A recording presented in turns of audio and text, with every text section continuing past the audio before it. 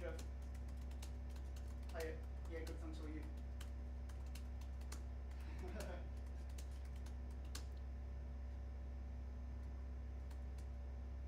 Yes, Oh, right, okay. Right.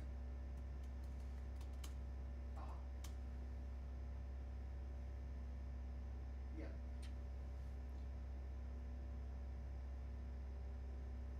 Right.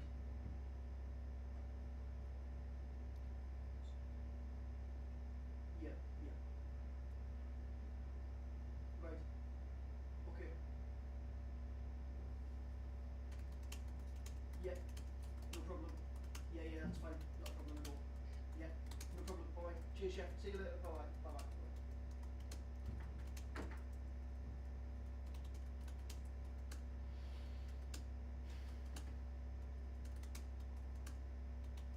Did you go to Zimbabwe? I did, yeah. What's it like there? Superb. Good. Oh, it's absolutely fantastic. You see Gary Ballons? Yeah, yeah. Was he there? He was there, yeah.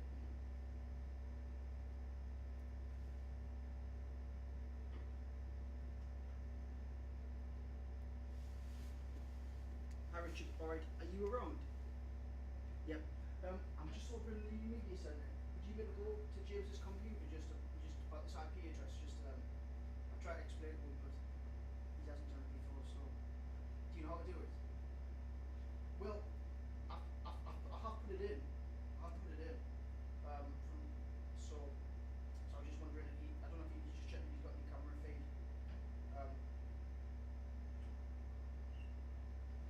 Okay, sweet. Thank you. Cheers. Okay, perfect. Great. Thanks a lot. Bye-bye.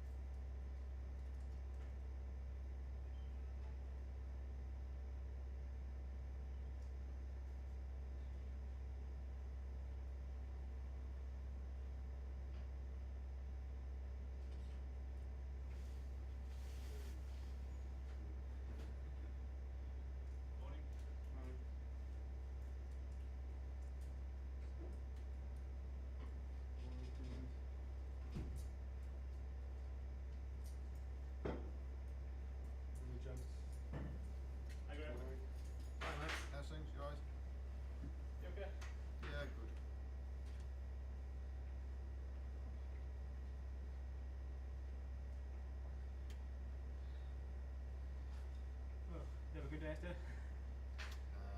Yeah. Yeah, alright. At least the one. Uh-huh. Is the main thing. Yeah, back on the horse. How about Scarborough? Scarborough. I hate Sky, I hate Sky. I love the ground. It's great, great ground to watch cricket on. It's not good for Wi-Fi and things like that. Wi-Fi's alright though. It's not bad. Yeah, there's a few problems yesterday, but I seem to evade them really because the laptop just like logged me straight in. Good stuff. You alright? Yeah, got a little one. Okay, I've had a ultrasound from after his hospital visit. They recommended for an ultrasound. That was precautionary, but again brought something up on his kidney. He has a swollen kidney which causes UTI, so we've got to go to the REI to Newcastle for a follow-up. But I think it's just normal. A little condition that goes away by itself, but just want to get it checked out. He's on prophylactic antibiotics. Just to make sure he doesn't get another infection. Really good. How's your family like? Yeah. I mean the little ones.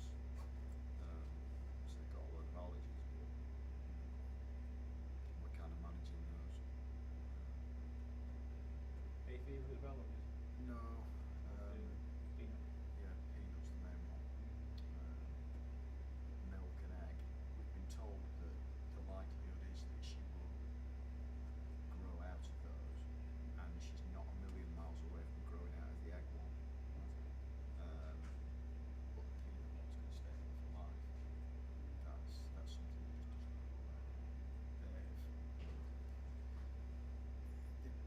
When they did all the tests, I can't remember exactly the figures and stuff like that, but I'm not over exaggerating it when I say that there's a scale for all allergies, all food allergies. There's the same kind of scale, and they mark an allergy as something like 6 or 7, and her egg one was about 12, and milk was about 15, and a peanut one was 100. It was and when they say 100, they stop measuring at 100, so it could have well Oi. been 190. So it's that gives you an indication of where she's at with that. So obviously, we'll just have to see. We were told initially a couple of years ago. We were told when she first got diagnosed with it. He said, whatever you do, don't get on a plane, don't do this, don't do that. And we said to ourselves, this was like an Ormskirk hospital specialist, and we said, it's unrealistic. We can't just not live a life because she's got an allergy. What happens if she becomes a sports star, a singer, Prime Minister or whatever? You're going to be flying, aren't you? You're going to be doing all she could be in a job where she's travelling a lot. So we actually went and paid to see the top allergy specialist in the UK, which was we paid £200 for an hour's appointment. Was that in College Street? No, it was in Watford. Well, it was based in Watford. And we just kind of thought to ourselves, look, at the end of the day, £200 for an hour. Alright,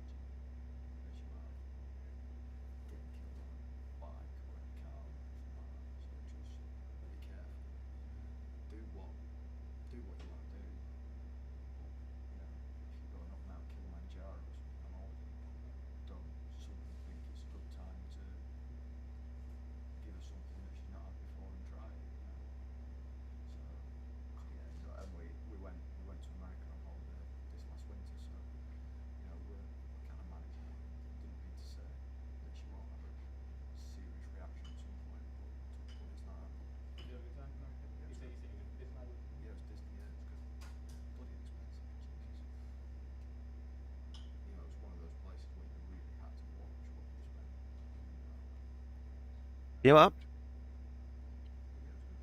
My best friend's there, isn't it? Oh yeah, well, I think this is a BBC-wide issue because I've just had an email from the people at online saying, can we dial in early because they had massive problems with their streams last night, and I said, well, so did we.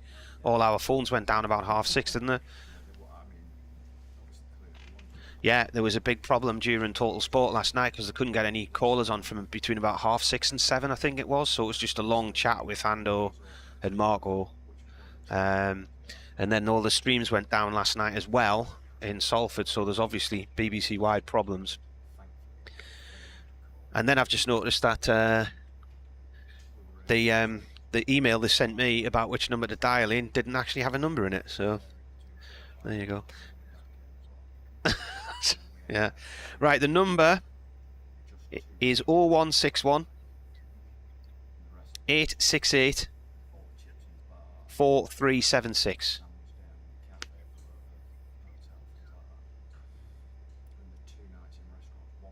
Right, great. Okay, bye. When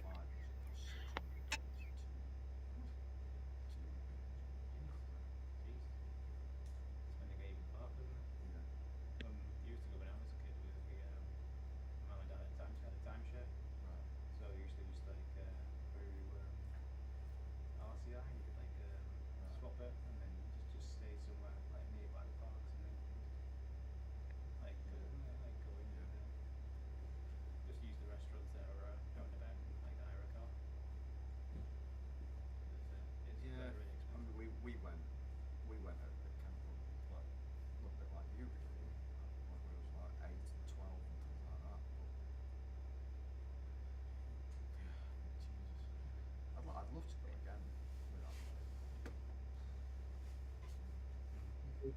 I read someone's like someone got fined for taking their kids out of school in Scotland because they went in September rather than August, and it was £12,000 for August and 3.5 for September. Yeah. It's ridiculous. Yeah. That's just the way into the day. That's what we're talking about. Well, we ended up taking Adelaide out of school for we went over Christmas, and we ended up taking her out on the Thursday, and they broke up on the Friday afternoon, and you just get a little mark in your name. I think we got something like 10. You're able to have 10 days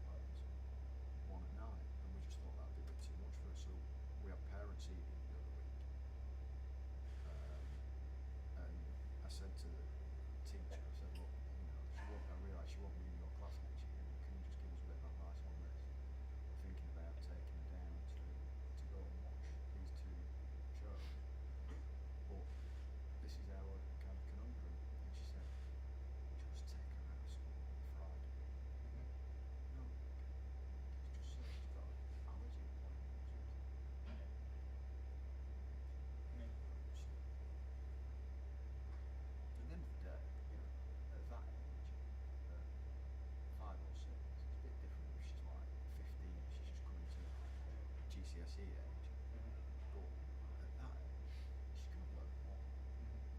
Like going to watch something like that than she is an afternoon in school.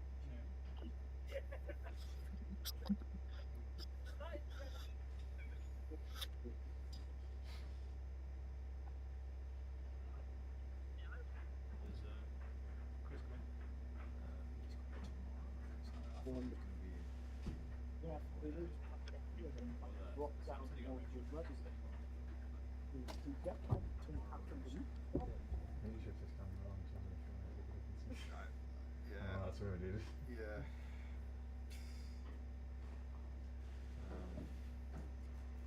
I'm gonna move on. You go just next to it.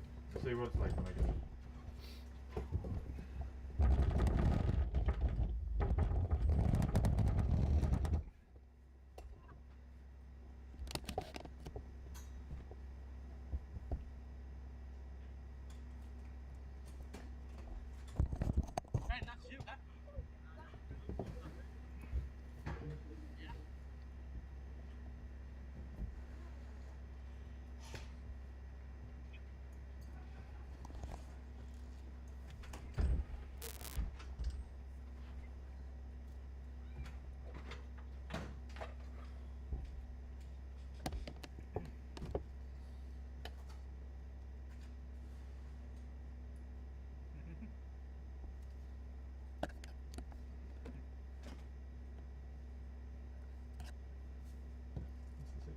Yeah. You alright?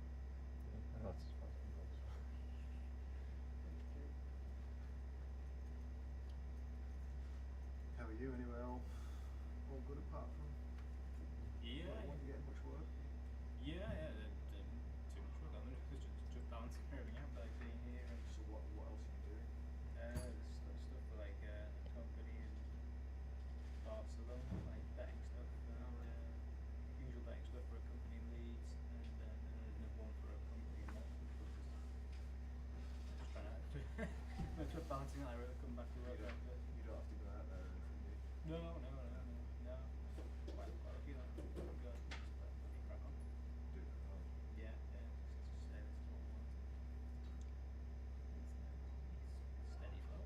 Can't really complain. I do a lot of betting work for a company called Freebet. Alright. Is that the one Jonathan works for as well? No. Oh, No, it's different one. So yeah, just do that cricket stuff. yeah, I feel like doing that. Yeah. Two IPL previews every week.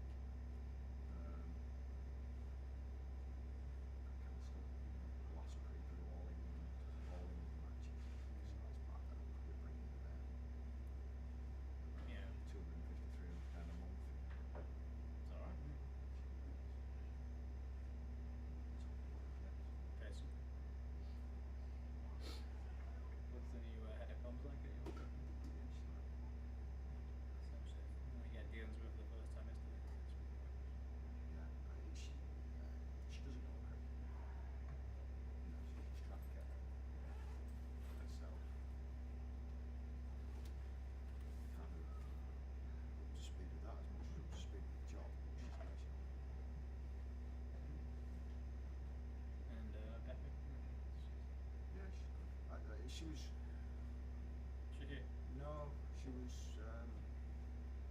potentially thinking about coming because obviously Sean's going to debut and Cliff as well, I think. So, You're alright. you're right.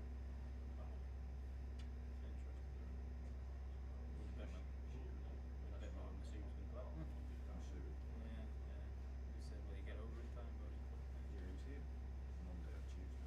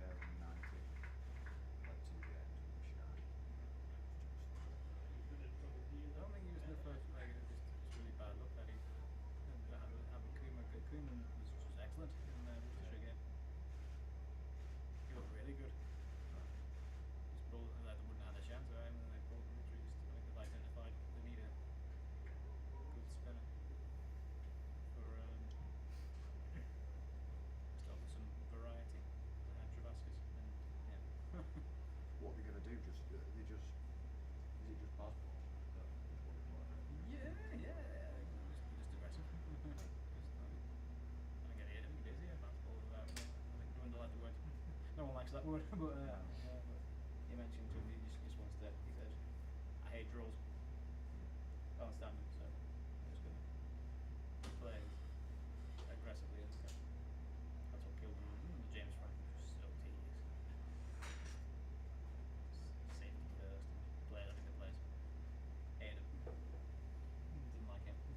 What's the, I don't, I genuinely don't understand the point of draws because in Division 2 cricket, because at the end of the day, you either finish third, it doesn't matter whether you finish third or 10th, does it really? No. You're not going to get promoted. Yeah, well, it's just getting placed in no matter what the place to call him James Frank. Not many tier shape of left. No, I'll give you his biggest Greg also left as well. Rushy would be good. Or is that why you left? No, but yeah, messy was very messy. Yeah, multiple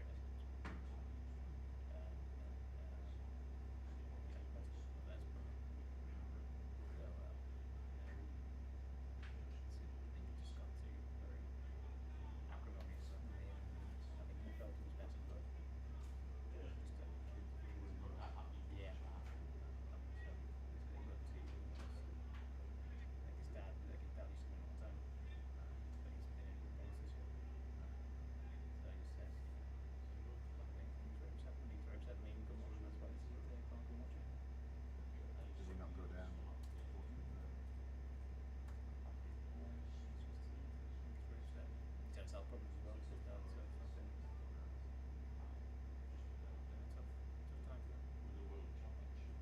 Some of it's up, it's been a tough time. At the end of the day, if you're having a divorce and it's you're the one who's having an affair, you could have looked at it. Yeah. What's your own problem? He thought it was best to get out of Yorkshire. And that thing settled down. His kids are 8 and 6 or something like that. So not a good age or anything. It's how we say it's going to be good.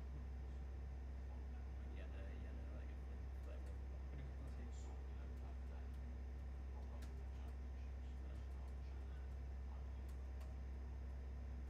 What's wrong with this club? Like players and naming players and like marketing and he manages getting it. Oh yeah, went back to Mom, didn't she? What's she doing now? I think she was at Newcastle. Newcastle Foundation. Newcastle. I think she was at the foundation first. Now she's working for the club. Like marketing. What's she got with that? Yvette Thompson. Yeah, like pretty much her dad and Are you still doing? no, usually Washington. Didn't know at the time. Small world, yeah. Oh, yeah.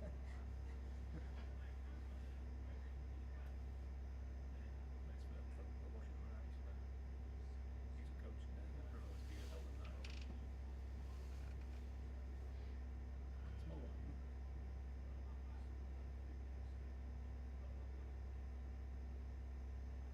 What's the word about the Saudi thing? Just exploring all options.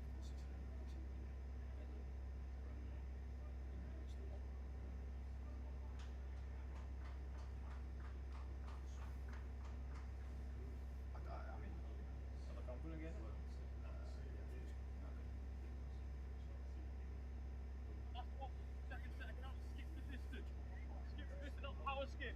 Power skip and finish it off and go into the bands afterwards. Nice and slow walk back afterwards. Nice and slow. Nice and slow. I don't really know what's going on.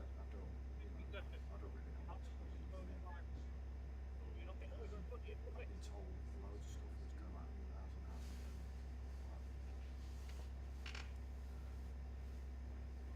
Yeah, this one, if it does come off, it'll be very nice. We'll see. Good.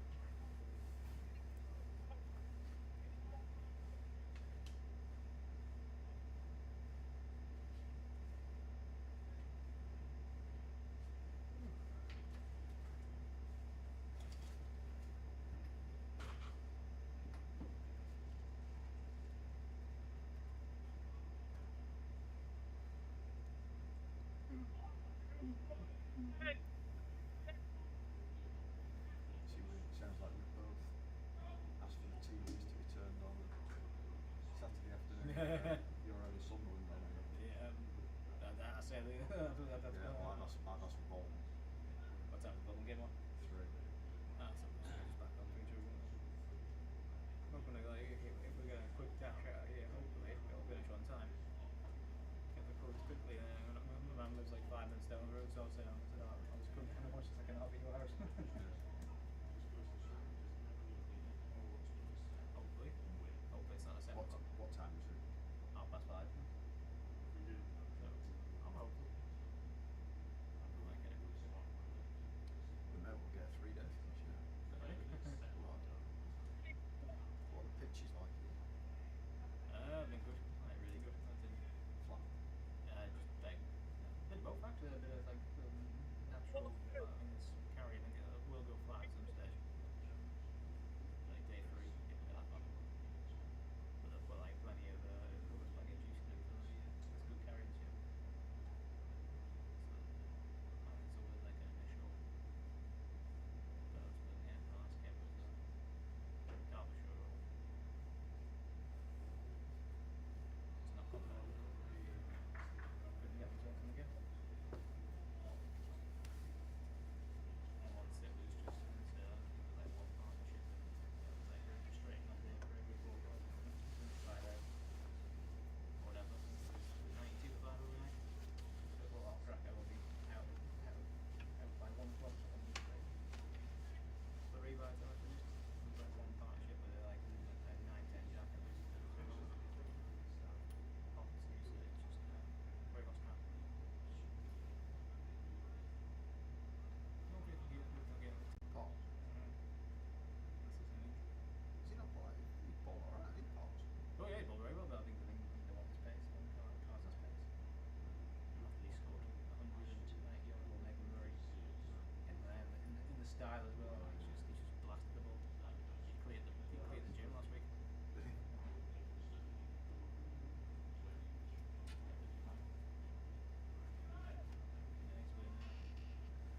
just needs to keep himself fit. Plenty of bowlers short going up because once if Potts and cars go in, they'll just have I did, and I thought when I saw the their range good. when I saw the Confidence turn king, with ratings this season. We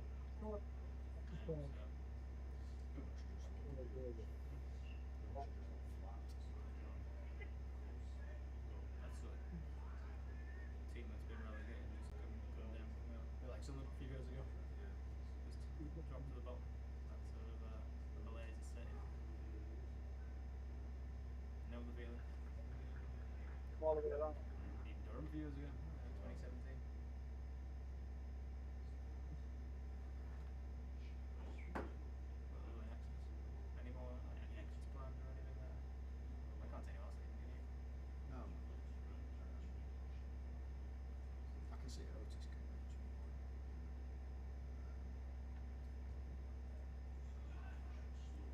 Just, I think he's probably a little bit of a stepping stone for him, a little bit of a kind of like couple of years breather. He lives up here, doesn't he? Just lives over the road there. Mr. Bullet, At the, here in Kempton. yeah, the roundabout, you know, the roundabout with the Marks and Spencers. Yeah. Petrol station. Yeah, just off there. And Danny Hayes, or the Diamonds coach, lives up here. I'm not so sure she lives Chester Street. Hen. And Kyle Coates lives at Chester Street. Yeah, Got like 3 coaches in the Yorkshire system, Chester Street on Durham. all the time. Amazing.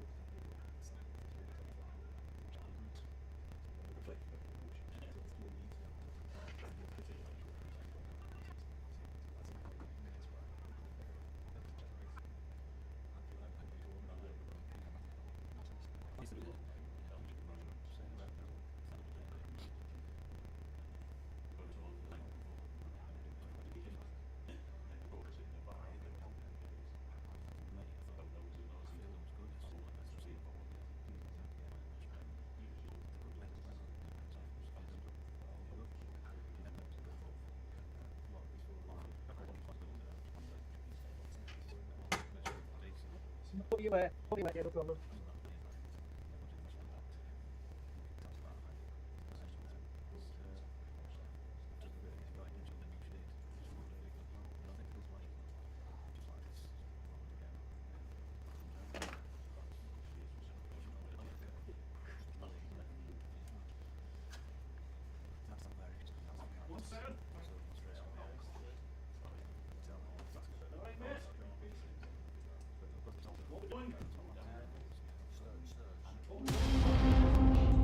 With the dawn of a new era on the horizon, it's time to awaken the sleeping lion.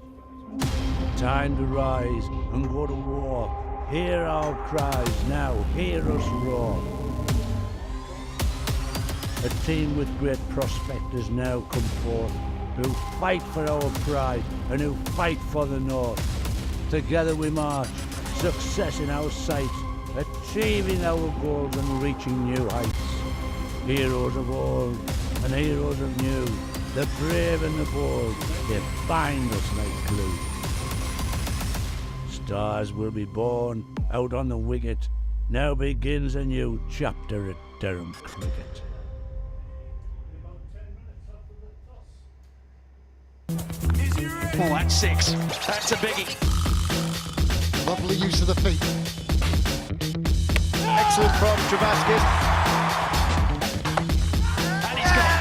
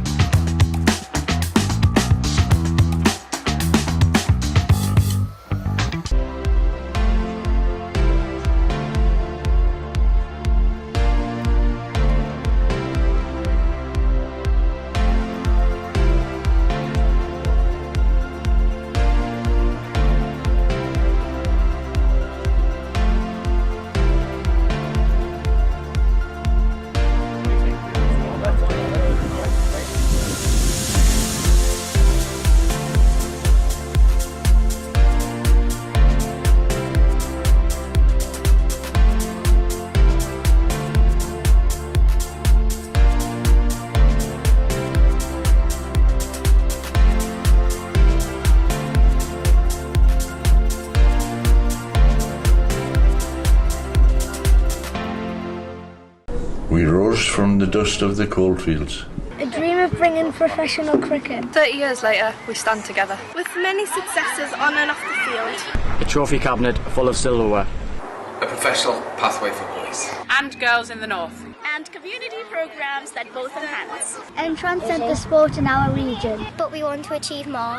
We want to reach every corner of society. Welcoming players for people of all backgrounds. Supporting the community to which we belong. We want to be at the forefront of inspiring generation. Inspiring people to be better players. Better people. Better members of society. We are working hard to welcome everybody. Developing inclusive environments. With a commitment to encourage Equity. Diversity. And inclusion in everything we do. We aim to make a positive change across cricket. Our wider community. We must be accountable. Cricket is a game for everyone. Our programmes are for everyone. Seat Unique Riverside is for everyone. Durham Cricket for the North, for everyone. Durham Cricket for the North, for everyone. Durham Cricket for the North for everyone. Durham Cricket for the north for everyone. Durham Cricket for the North, for everyone. Durham Cricket for the North, for everyone. Durham Cricket for the North for everyone. Durham Cricket for the North for everyone. Durham Cricket for the North and everyone. Durham Cricket for the North, for everyone.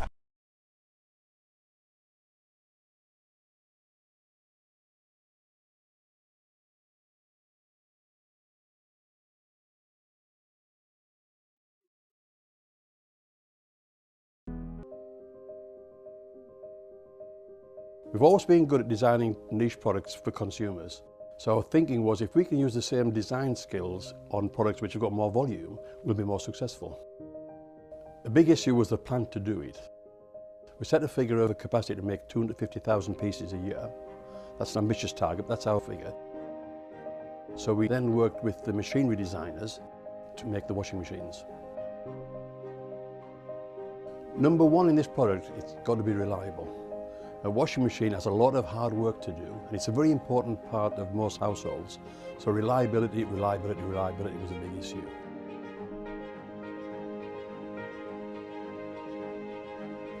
I think any new product, we've got to learn about it, and that's important. We've got to learn about it so we understand it inside out. And that's taken longer than we expected, but we've taken our time to make sure that it's right. There's a big appetite for buying British products, and rightly so, but we can't rely on that. We've got to make a product that competes with all the imports. And of course, remember, we've got our core business here of making domestic dehumidifiers and bottled water coolers and industrial dehumidifiers, so that takes our time, and we don't want to get this wrong.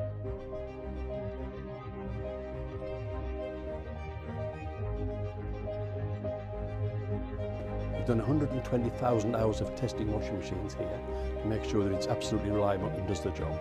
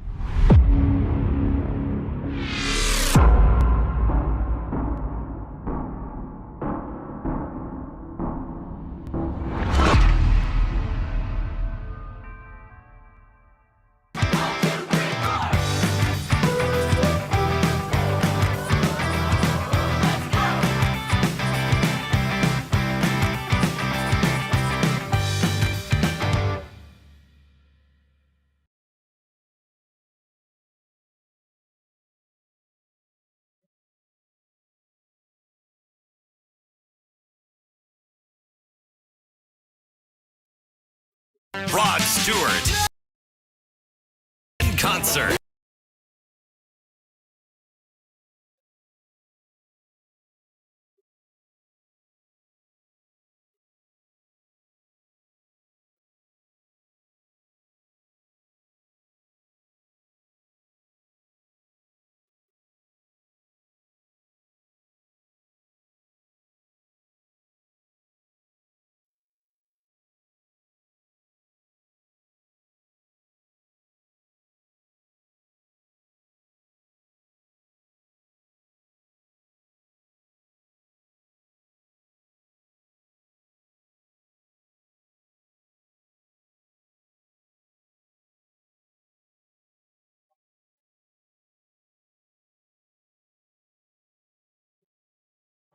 You know, with your couple on John.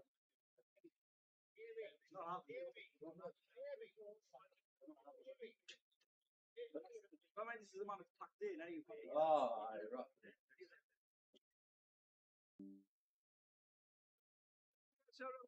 right. Hi.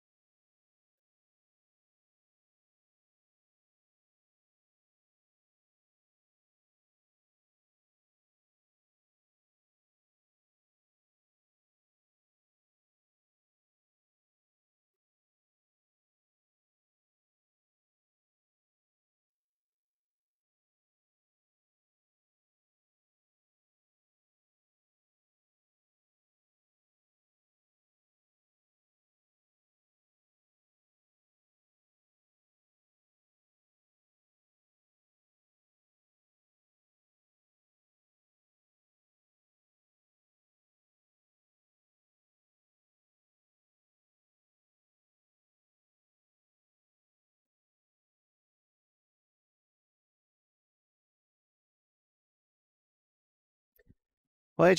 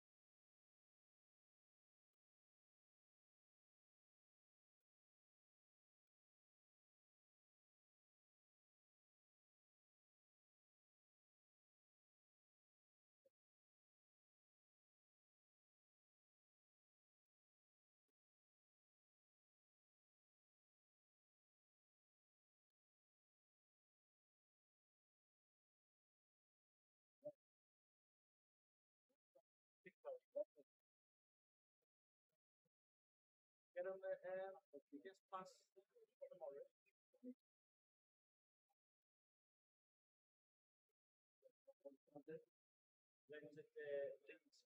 Right.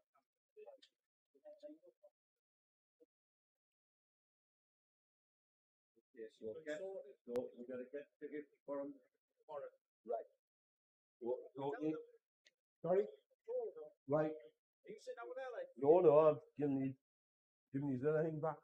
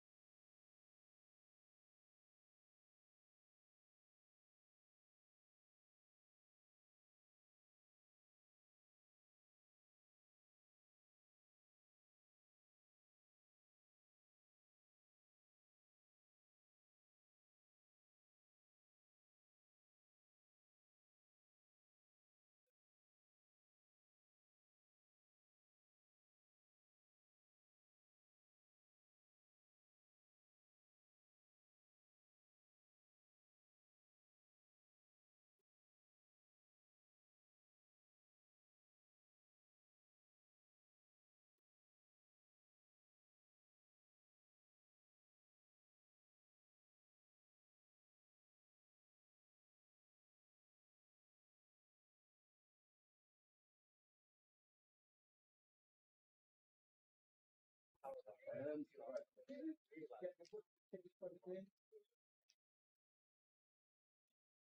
haven't bought one yet, have you? Right. Well, I'll come down and leave you the gate on after we get to pick up the gate. Okay? I'll give you the ticket for the gate, alright? Right. Well, I'll just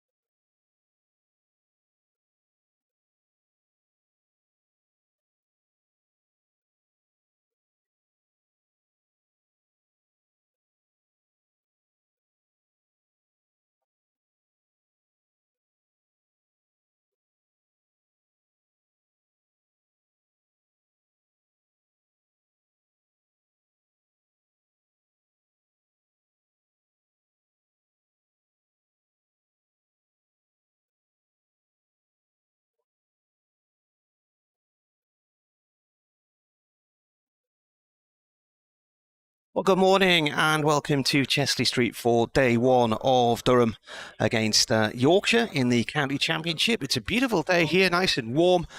We have sunshine. The forecast yesterday suggested we might have some heavy showers this afternoon, but that has since changed. So hopefully we will get a full day in. The news from the middle is that Yorkshire have won the toss and they have decided to have a bat, and Durham are giving debuts to Ejaz Patel, the New Zealand spinner, who we'll hear from in a moment, and Bas de Leede, the Netherlands all-rounder. Now, despite having the week off last week, Durham remain top of the table in Division 2, while Yorkshire, who are playing in the division for the first time in 11 years, are 6th, thanks to a draw at home to Glamorgan last time out. They've had a defeat by Leicestershire. Another draw in the equation as well, and their first match down in Bristol was washed out.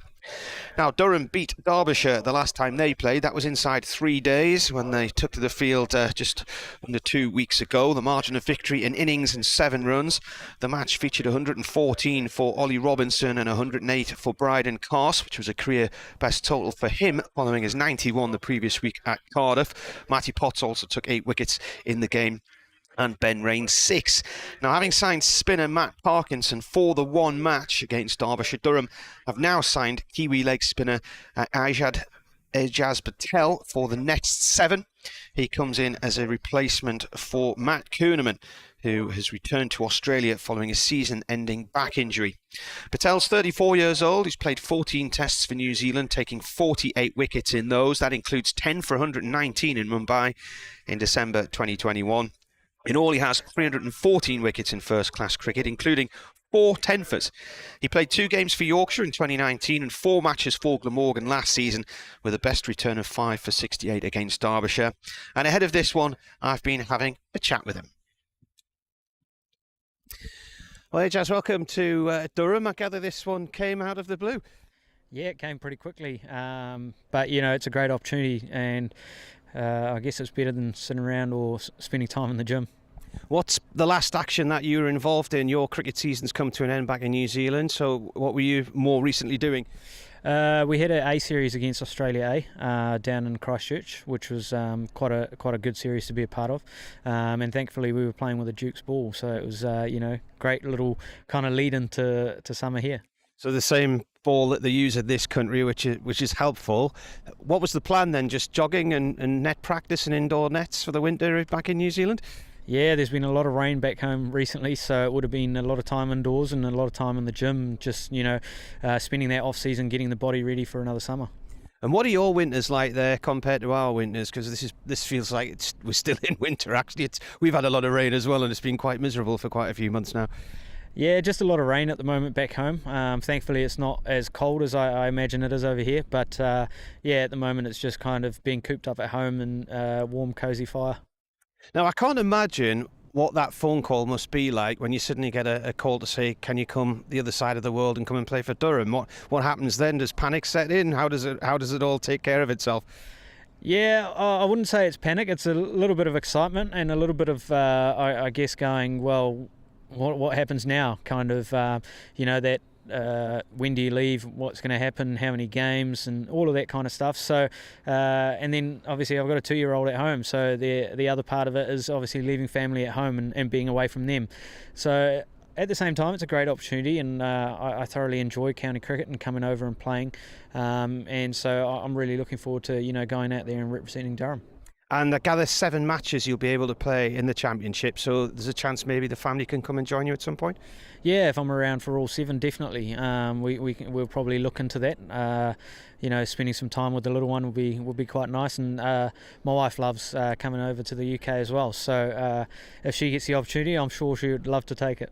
You haven't played on this ground before, I don't think. You've toured in England twice. You've played for Yorkshire briefly in 2019 and last year at Glamorgan. So you do have a bit of experience of the county championship. Yeah, I've been fortunate to spend a bit of time in England. I thoroughly enjoy the atmosphere around cricket in England. And yeah, you take away those experiences and what you've learnt in the past and kind of grow from them as well. I think obviously every time you go out there, it's a different challenge and a different wicket and a different opposition. But everything that you do take from experience, you try and use that to your advantage. And interestingly, first up, Yorkshire, who you did play for. Yeah, it'll be quite cool to see some familiar faces. Some of the boys that I played with in my time at Yorkshire, and I had a great time with them. So it'll be nice to kind of go out there and I guess compete against them for Durham. I've just seen Johnny Bairstow turning up in the car park, so their players are arriving for a net session ahead of tomorrow. How many of the squad are you in touch with these days? To be honest, just the odd message here and there, but I wouldn't say I'm in touch consistently with a lot of them. I was there for a very short stint, so I guess at the same time, cricket's such a big community and a big family as well, so you come into across a lot of people and a lot of individuals, so it's quite cool to kind of see some familiar faces and be able to reconnect and have those conversations. And you're coming in for another international in Matt Kuhneman, who unfortunately had to go home with an injured back, so he only managed to play the first 2 or 3. This is not a venue really that's known for its spin wickets, so for Durham to go down the leg spin route, as they have done this year, has been quite interesting. Yeah, I mean, I guess from a team perspective, that's probably one thing that they felt like they needed to, have some experience in. We know we've got a very, very strong seam attack and a very strong batting lineup. So I guess that's one aspect of the game that, the coaching staff and the management felt like they needed to kind of have a bit more experience in. So for us as spinners, that's what it comes down to, experience and having had that time in the game for long periods. That's how you grow, that's how you learn. The maturity of a spinner, we all know it takes a little while to mature as a spinner. So for me, it's a great opportunity to kind of, one, go out there and play some cricket, but also be able to pass on my experience and my knowledge to other spinners within the county. So that was Ajaz Patel, who arrived here, hot-footed from New Zealand the other day after a late phone call from Durham. And will be playing today. So debuts for him and Bastalader. So the teams look like this: Durham, Alex Lees, Michael Jones, Scott Borthwick, David Beddingham, Ollie Robinson, the wicketkeeper batsman, Graham Clark, Bastalader, Bryden Cars, Ben Rain, Matty Potts and Ajaz Patel. Stanley McAlinden and Liam Travaskis are the 12 and 13 men respectively. No Paul Coughlin. He's had a bit of a side strain, so he doesn't feature in this one. And for Yorkshire, it's Adam Lyth and it's Shan Masood playing in his first game, having arrived from Pakistan. And he is the skipper, the new skipper. Saud Shakil, Darwin Milan, the former Middlesex man, Mickey Edwards, Matt Fisher, Johnny Bairstow, George Hill, Don Bess, Jordan Thompson and Matthew Revis. It's slightly overcast at the moment, but it's a nice day. And there's, I would say, a sort of feeling of the big game atmosphere about this one this week, because they've brought some extra bits of kit in terms of food stalls and drink stalls and that kind of thing. And I can say hello for the first time today as well to Jonathan Dodge. Good morning, Jonathan. Morning, Emma. Good morning, everybody. All our listeners and viewers are well looking forward to, well, what is hoped to be a competitive game. And I say that given that Durham are top of the table and Yorkshire haven't played, with the exception of a few sessions here and there, as well as them struggling, have they? So far. Yeah, struggling for confidence, struggling for taking wickets. Yeah, there's just been a general feeling of a bit of inconsistency about the thing so far. But there's also those pockets of promise, where you know that players can do the job. It's just doing it more regularly, I guess. And so, well, there's some promise from that match last week in terms of one or two individuals with the bat, and certainly there was plenty of promise with the ball in the display they put up at Hove against Sussex when they would have won that game had it not been for the weather. But last week, of course, a rearguard action to find out for the draw, and it came down to the last 6 balls and 1 wicket remaining, and Jordan Thompson having to see out those last 6 just to ensure that they didn't suffer a second defeat so far this season. And again, as I say, there were moments in that game. Adam Lyth batted superbly. It was more than just a moment. It was 326 minutes for 174. Saud Shakil came in and showed some international qualities with some of the strokes that he played, but he didn't last long enough. As I say, Jordan Thompson hung around at the end and made 55, playing for a draw at around about 1 a ball, 55 or 59 deliveries. But there was a lot of field around the bat, as you can imagine, so he was able to exploit by pushing beyond that. George Hill also played pretty well in that second innings, but I think the concern is more with the ball, and of course there is no Ben Code in this game. He pulled up during that match, so couldn't bowl in the second innings of Glamorgan, and that's bound to hit you, isn't it? You've got somebody who's averaging in the low 20s with the ball, quality player, and apart from the extra workload to back up for him for the other players, if they're not also managing to get it through as accurately and consistently as he is, then as an overall collective of a team, you are going to suffer to some extent for that, and I think that was the case. For whom the bell tolls. The umpires for this one, Paul Baldwin and Ben Debenham, the match referee, Phil Whittercase, who I think didn't Phil have some involvement with rugby league at one time, was there? Good question. Yeah. If you don't know the answer? No. I thought that was one of your areas of expertise. It is, but I wouldn't know that. But clearly my expertise stopped at a certain level, Emma. Here we've got YJB, Johnny Bairstow, walking from right to left in front of us. He's just fresh out of the nets. There was talk last week when they needed massive score on the final day to win it, that there was talk that he'd said, let me go in first and we'll have a crack at it. Did go in third eventually, and wouldn't you know it, came out without a run against his name, unfortunately, in the second innings. He'll be hoping for better here because he wants to build, and he's obviously got a test recall in mind for the forthcoming Ashes series. I'm sure that might get a mention when Marcus North joins us shortly. Yes, and he hasn't had any sort of competitive cricket, has he, since August last year, following that fractured leg? No, not until that match last week. Yeah. 20 not out in the first innings, but ran out of partners. Unfortunately for him, he ran the last one of those out, Ben Code. But second time around, didn't hang around for too long before he was caught by, I think, Marnus Labuschagne in the slips. So hoping for better this time around for Johnny. And here come the players.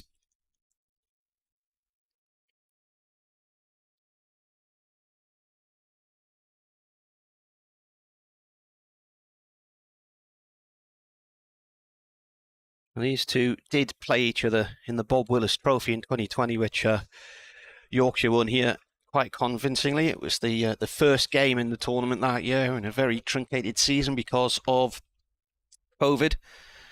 And that match actually started 111 days later than the season should have got underway. And the last time that the sides met in the county championship was in Leeds in 2016. And Durham set a target of 412 lost by 228 runs.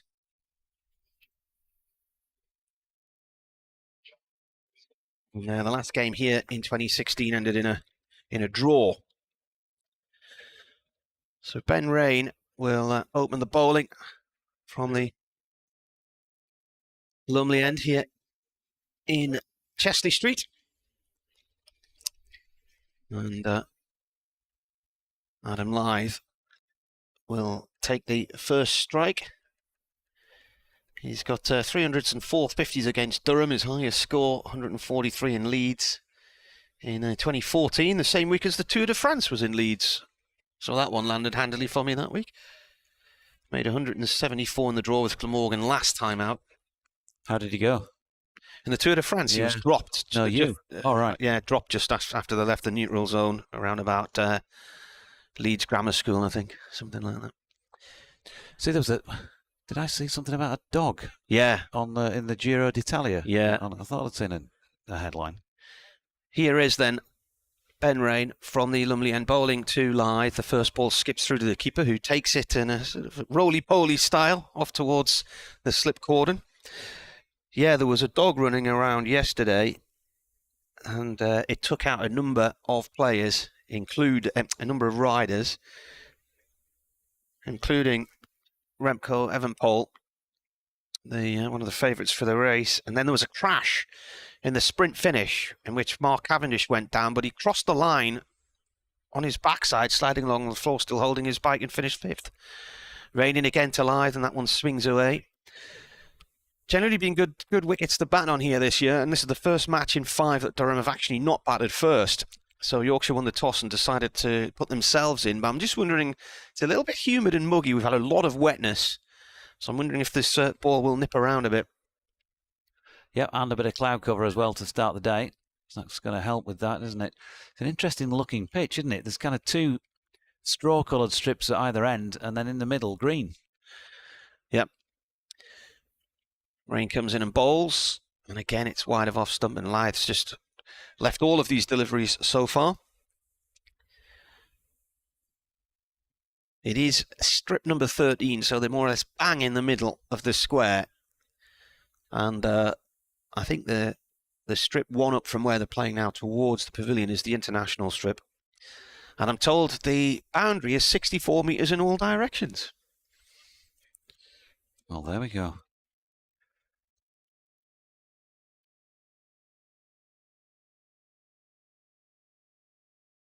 Rain comes in again and bowls.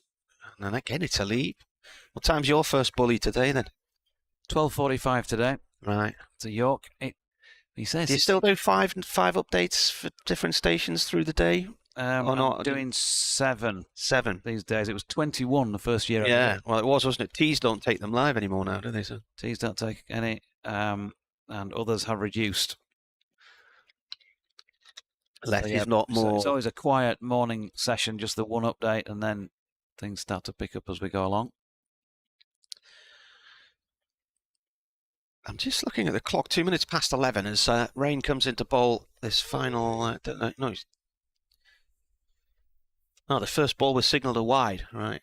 Didn't spot that. So 4 balls gone, 1 run on the board.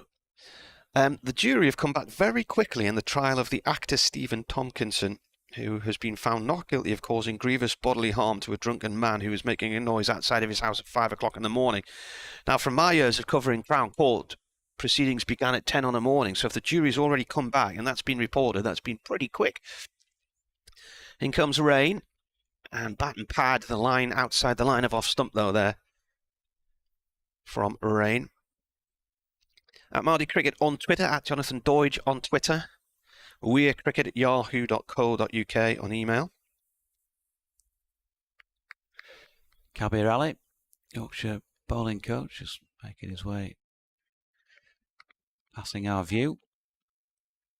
Heading off towards the nets by the looks of things. Rain's going to come round the wicket now for the final ball of the over. To Lyth, he comes in and bowls, and it's a wideish ball. Lyth thinks about trying to cut and then changes his mind and off the over. So Lyth so far this season with the bat has got 305 runs at an average of 61, that highest score of 174 last week. Ben Rain and Matty Potts have both got 16 wickets each. So they're ranked second in the division.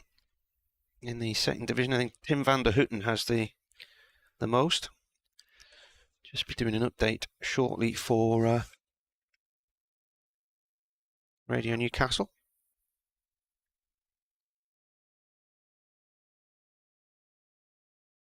I'll keep Here we quiet go. till you do.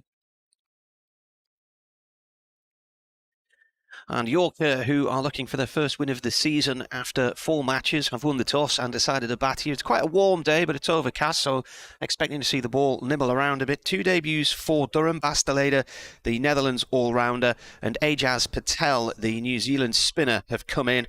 Paul Coughlin is recovering from a side strain, so he misses out. Start off the second over here, and a run off Matty Potts sees Yorkshire 2 without loss. Commentary on the BBC website and the Sports app. I'll have to remember which end we're at here, by the way. Lumley end is pretty obvious. Forgotten. This one. It's named after the abbey along the river. Is it? Yeah. You're not going to say Kirkstall Priory now, are you?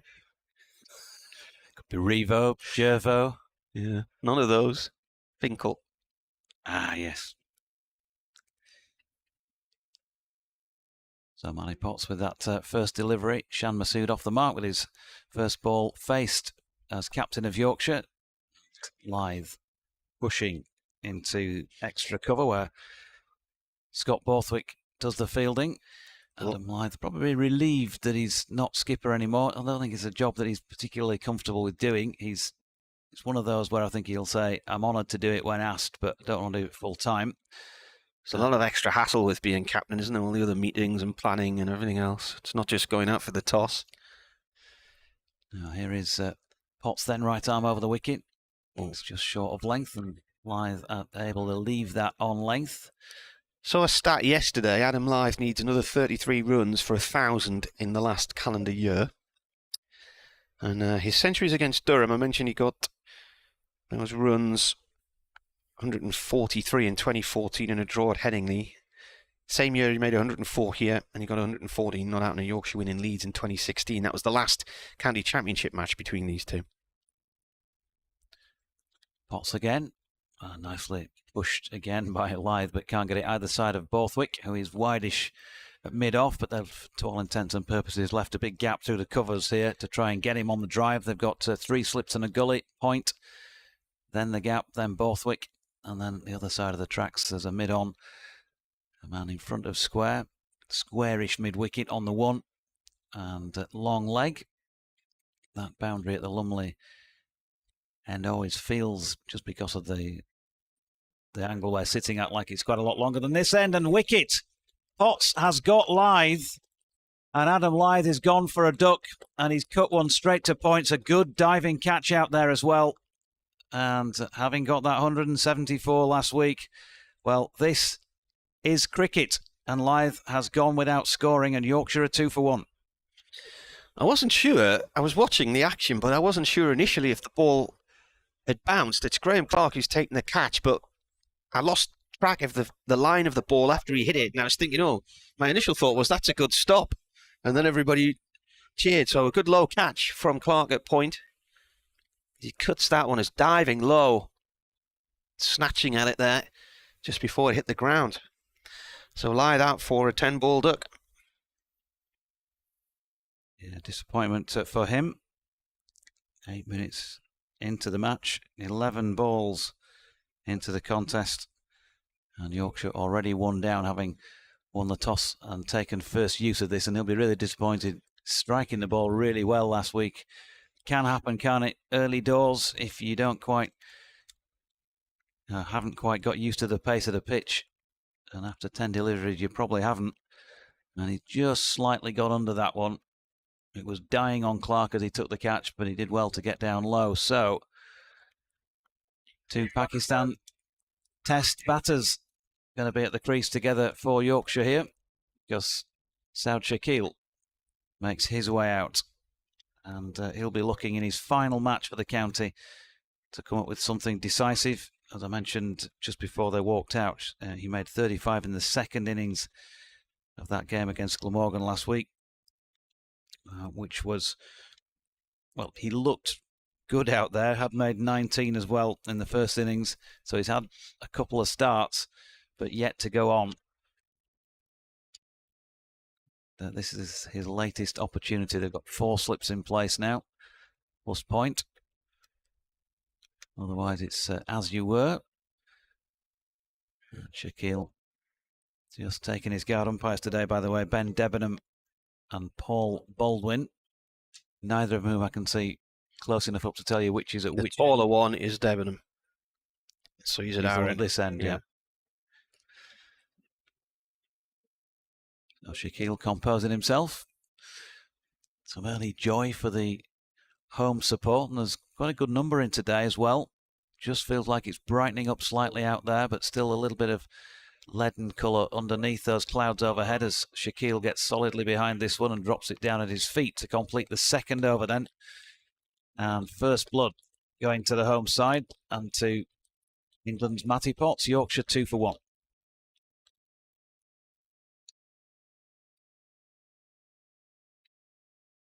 Playing wise, these two have met 37 times. Durham have won 8 while losing 17, and there have been 12 draws, including both matches in 2014. Durham have actually beaten Yorkshire away more times than they've beaten them at home. They've only won 3 times at home, 2003, 2007 and 2008. And the 2003 and 2008 years were double years. They've had a couple of wins at Scarborough. Oh, we're back there this year. Yeah. I was last there watching Durham against Gloucestershire 2 years ago. Durham home game in the One Day Cup. It was like 900 played 901 or something like that. It was a high scoring game, that one. Ball flying to the boundary. Masood is on strike as Rain comes in and bowls. Watches that one go past the off stump and through to the keeper. Durham have won twice at Scarborough, 2004 and 2013, and that 2013 match really was the title decider because Yorkshire turned a game on its head here when Joe Root got a big 100 and they won here. And you always felt at that point in time, that was late April, that if Durham could get the revenge in the August, they might be in with a chance of winning the title, and they won it and went on to win 5 in a row and did win the title that year. Rain in again to Masood. That's gone through to the keeper. Yeah, Shan Masood, 1,500 test runs to his name from 53 knocks, a highest of 156, but averaging less than 29. 4 test tons and 6 50s. First class, well, he's over 9,000 runs now, and of course made a serious impact when playing for Derbyshire. 21 first class centuries. Got 300s last season in all competitions, didn't he? All by early May. The county championship, sorry. As Rain comes in, this is defender. We've got a short leg in there in Clark. It's gone up towards mid-on though. No stranger to the area, of course. He went to Durham Uni. Yeah. So he got 219. So he's 300s in the championship last year. He got 219 against Leicestershire and 113 against Worcestershire. And it was all by the end of May. He was at Durham Union 2011. He's just been playing in the one-day series against New Zealand, which ended on Sunday. So he defends this one and actually flicks it away off the legs towards the Castle side of the ground for 1 run. So his best score was 44 in the 3 games played there. He's missed the first 4 championship matches this season. Which Yorkshire missed one of them in its entirety as well. Yeah, well, yeah. And his highest score last year for Derbyshire, by the way, 239 against Sussex. Do you know what he studied at Durham Uni? Cricket. You've got to study something as well, haven't you? No, do you? No? I'm just wondering. It's just question. It was a question, really, rather than a statement as such. Just Rain's going to come round the wicket to Shaquille from the Lumley end. Oh, he's nearly played on. He's got an inside edge. It's bounced over the stumps and come to rest on the other side. Very late. How on earth did that not hit the stumps there? It's come off the bottom corner of the bat. He's playing at a ball around about off stump mark 2. Quite away outside the line. Was angling in with the bowler coming round the wicket. Yep, there's playing it late and there's playing it late. And that was almost past him by the time he dropped the bat on him, but he's got away with it.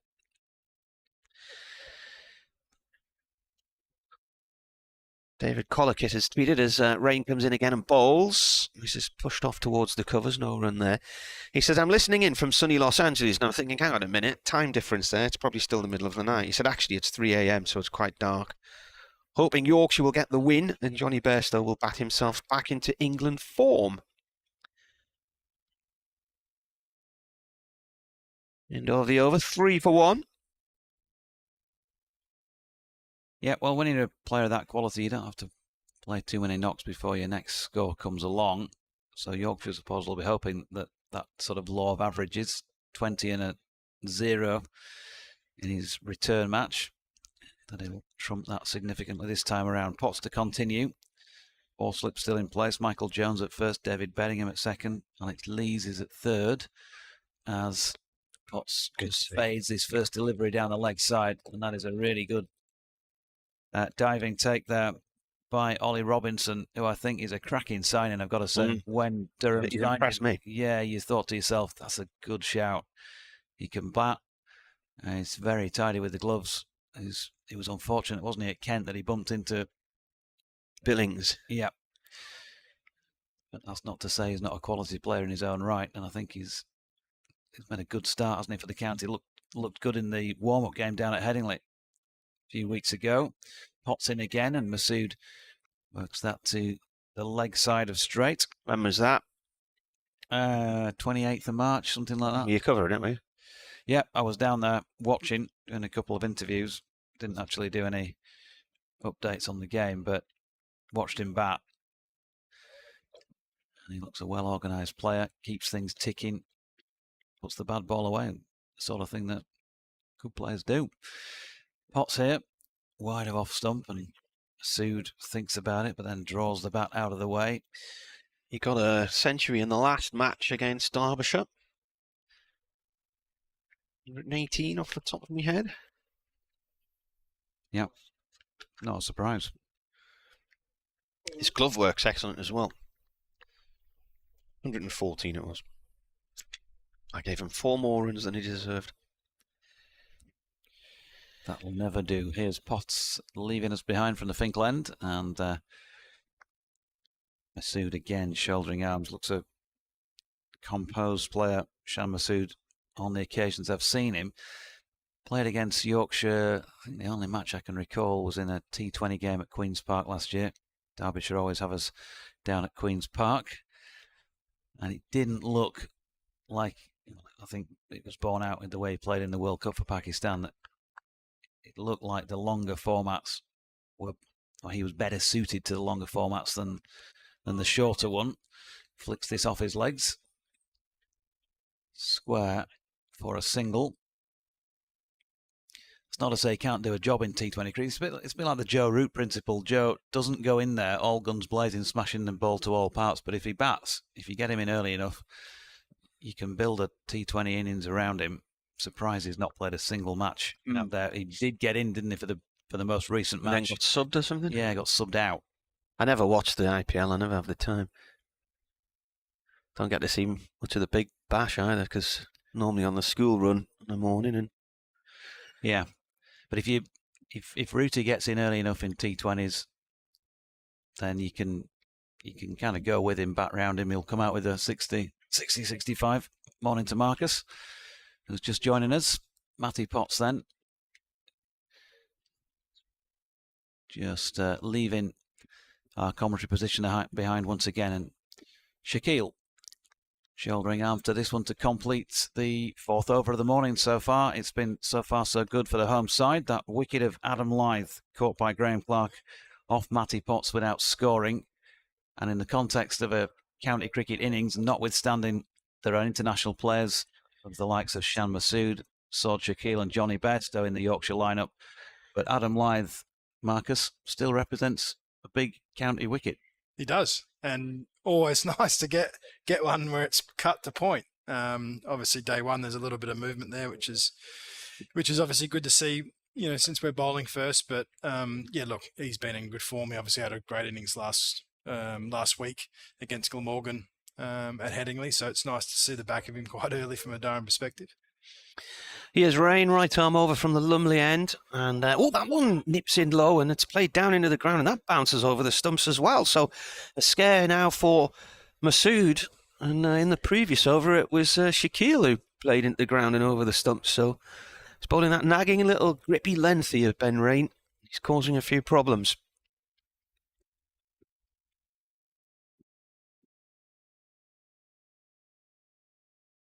He's got 4 in the slip cordon. Short mid-wicket as well as he comes in and bowls again. Masood forward to this one, plays it up to mid-on, no run. Potts collects. Nice morning for it, Marcus. Yeah, it's beautiful. It was lovely out there earlier, wasn't it? It was nice and mild and very warm. After months of miserable weather and just seeming like endless winter. Yeah, it's been tough for the local leagues and the clubs up here in the northeast over the last month. Haven't got a lot of play on. But from Durham point of view, we've actually been quite lucky. In comes bowler again, and this is played back up towards mid-on, no run there. I got sent a message last week by Stanley McAlinden's dad on Twitter, I think it was, and it was a scorecard concert against Morpeth last weekend. Concert out for 20, and one player took all 10 wickets. Really? So in comes Rain, he bowls. It's gone down the leg side, a little waft from the batsman. So possibly a sign of just how difficult local league wickets are at the minute. But yeah, we had a game against Glamorgan that was affected down in Cardiff with rain, and we've had moments of play lost, but in contrast to that, Yorkshire have had a real bad luck with the weather. I mean, they didn't get any play at all at Bristol.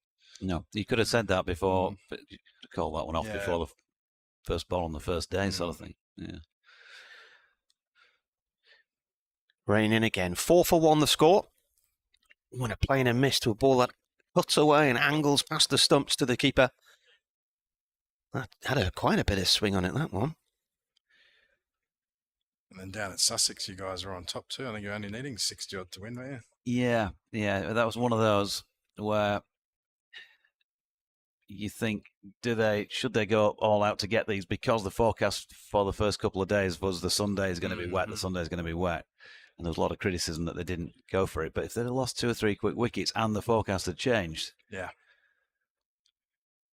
Next ball is played away nicely from Rain and punched out through the covers, and it's gone for 4 all the way up towards the Health Club boundary, and that is the end of the over. So the score moves on to 8-4-1.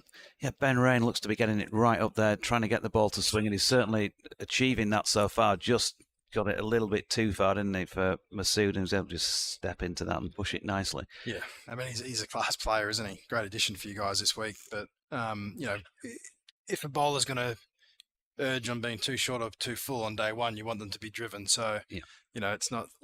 It's a good mistake to have. But yeah, look, Ben's obviously getting a little bit of wobble there, isn't he? A bit of nip. So there's definitely a bit of encouragement there for the bowlers. So Potts at the Finkel end, still those 4 slips in place, and now a man in at short leg under the helmet. First delivery to Shaquille, pushed out to Borthwick. There's no run. It'd be interesting in your thoughts on that whole situation. So, given that you need 60 odd with 7 wickets remaining at the end of a day, with a bit of extra effort, and given that players they do these days in the other formats and they're used to scoring at faster rates, would you take that on? You've got only 5 for a draw this year and 16 for a win. Where does that leave you in terms of a draw? I mean, you don't want to lose, obviously, but Potts is in and Shaquille blocking this one. Yeah, I think across the county game, I think we've already seen some declarations and the game move forward, and there's a change in mindset. You're right. That's probably been driven by a couple of things. One, the way England are playing Test cricket at the moment, and the other one is rightly pointed out is the draw point's been 5. So, I think we saw it with Notts and Middlesex at Lords, where Notts, was trying to be quite optimistic with a potential result there.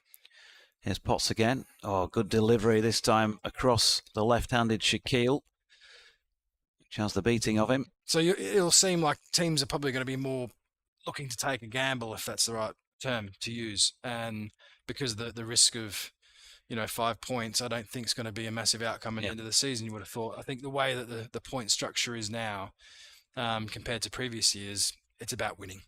It's not necessarily about drawing. So if you lose the odd game along the way, but you're winning more than you're going to be right up the top of the table. Potts coming into ball again to Shaquille here, who pushes this one to Borthwick at short extra, wideish mid off, no run.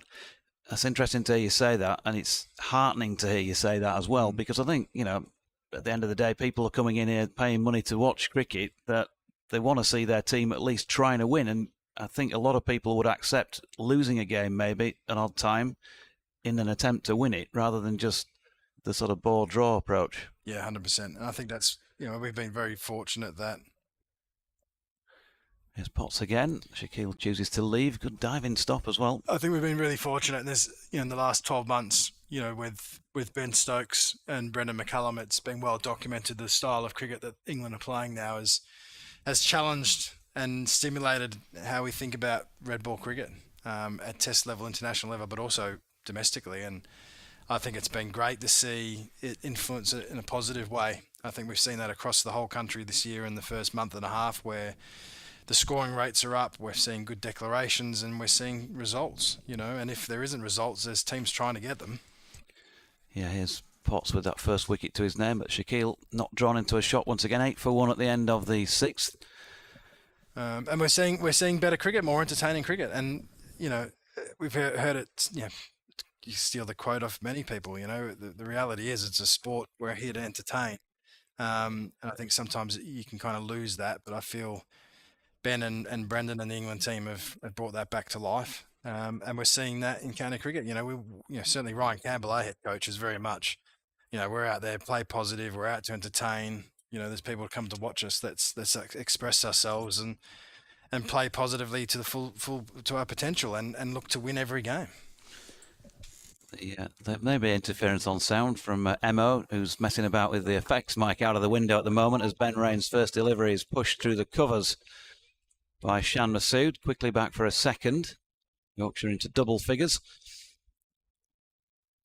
So, last week, for example, Yorkshire was set for 8-9 on the final day to win it. And you'd look at that, wouldn't you? Up until recent times, you just go, you're joking. You're having a laugh. We're just going to have to bat the whole day. But and whether this is true or not, and I haven't heard it from the horse's mouth, but there was a story going around at Headingley that Johnny had said, let me go in first, we'll have a go at him. And it turned out he went in 3 and got a duck. But, that's just the way cricket goes sometimes, isn't it? Would you be encouraging your team to go for a score like that on a final day? Rain balls, that's a leave. Definitely. And I think there's no doubt, I have no doubt that Yorkshire started our innings to start well, positively. And you just assess as each hour goes by. And obviously the promotion of Johnny up to 3 was, if Johnny got going, as Johnny normally does, you probably look back and go, I would have backed Yorkshire to chase them down. Yeah. You're probably looking at 180, 200 from him. He's got to be up those sort of figures, hasn't he? And people playing around him. Here's Rain. Got 4 slips in place still. And that is a defensive shot forward, defensive from Masood. I'm not sure if he got bat on that or not there. In fact, he's missed it, hasn't he? It's gone low through past the off stump. I can't think of an era of cricket at international level that's stimulated and changed thought process of how we look at the game as much as England have done the last 12 months. We've seen some great sides over the last 20, 30, 40 years. The West Indies, Australia had a very dominant, era, but these guys have really shook the game up. Yep. And just like you said, the mindset is how do we actually win the game? Rain in again. Has that short mid-wicket in place and another played and miss there from Masood. I'm going to tell you a statistic now which surprises me because I'm surprised it hasn't already happened. Keith Barker has just got his 500th first-class wicket. Now, given how long he's been in the game, I think he took something like 50 wickets against Durham in about 4 seasons. I'm surprised he wasn't there a long time before now. Yeah, good player. Derek. You wouldn't mess. No, with Derek Keith, Alex says, looking forward to the game. Hopefully Ashthorpe and Marcus will join you today. Well, Ash is away with the football lads in Leicester.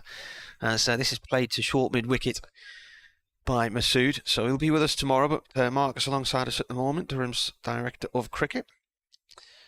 And you said, great people. Love being able to follow all the Northern Diamonds games as well with Ellie. Jonathan Doidge was great yesterday. How much is he paying? How much are you paying him for this? There's at least £1.50, I think, for that. £1.50. Well, the rate's gone up, has it? Ian said yesterday it was going to be too cold here today. Today he's now announced he's in short sleeves. So there you are. Day. It's warm, isn't it? Yeah. 10 for 1. Rain in, bowls, and played back past the bowler for a sneaky single here by Masood. Potts comes running in to field just behind the stumps. Doesn't take it cleanly the first time, but gets it the second time. So end of the over. 3 runs from it, 2 at the start and a single at the end. And Yorkshire 11 for 1. Adam Lyth, the man to go if you've just been joining us. Just joined us. A 10th ball duck caught by Graham Clark at point off the bowling of Matty Potts in the second over. Low diving catch. You can get in touch, by the way, at Jonathan Doidge on Twitter or BBC West Yorkshire Sport at gmail.com, as Penny has done. And Penny Sutcliffe is always, brevity is always the key with her emails. And with regard to Lyth, well, she just entitled it Lyth ... with the words flipping egg.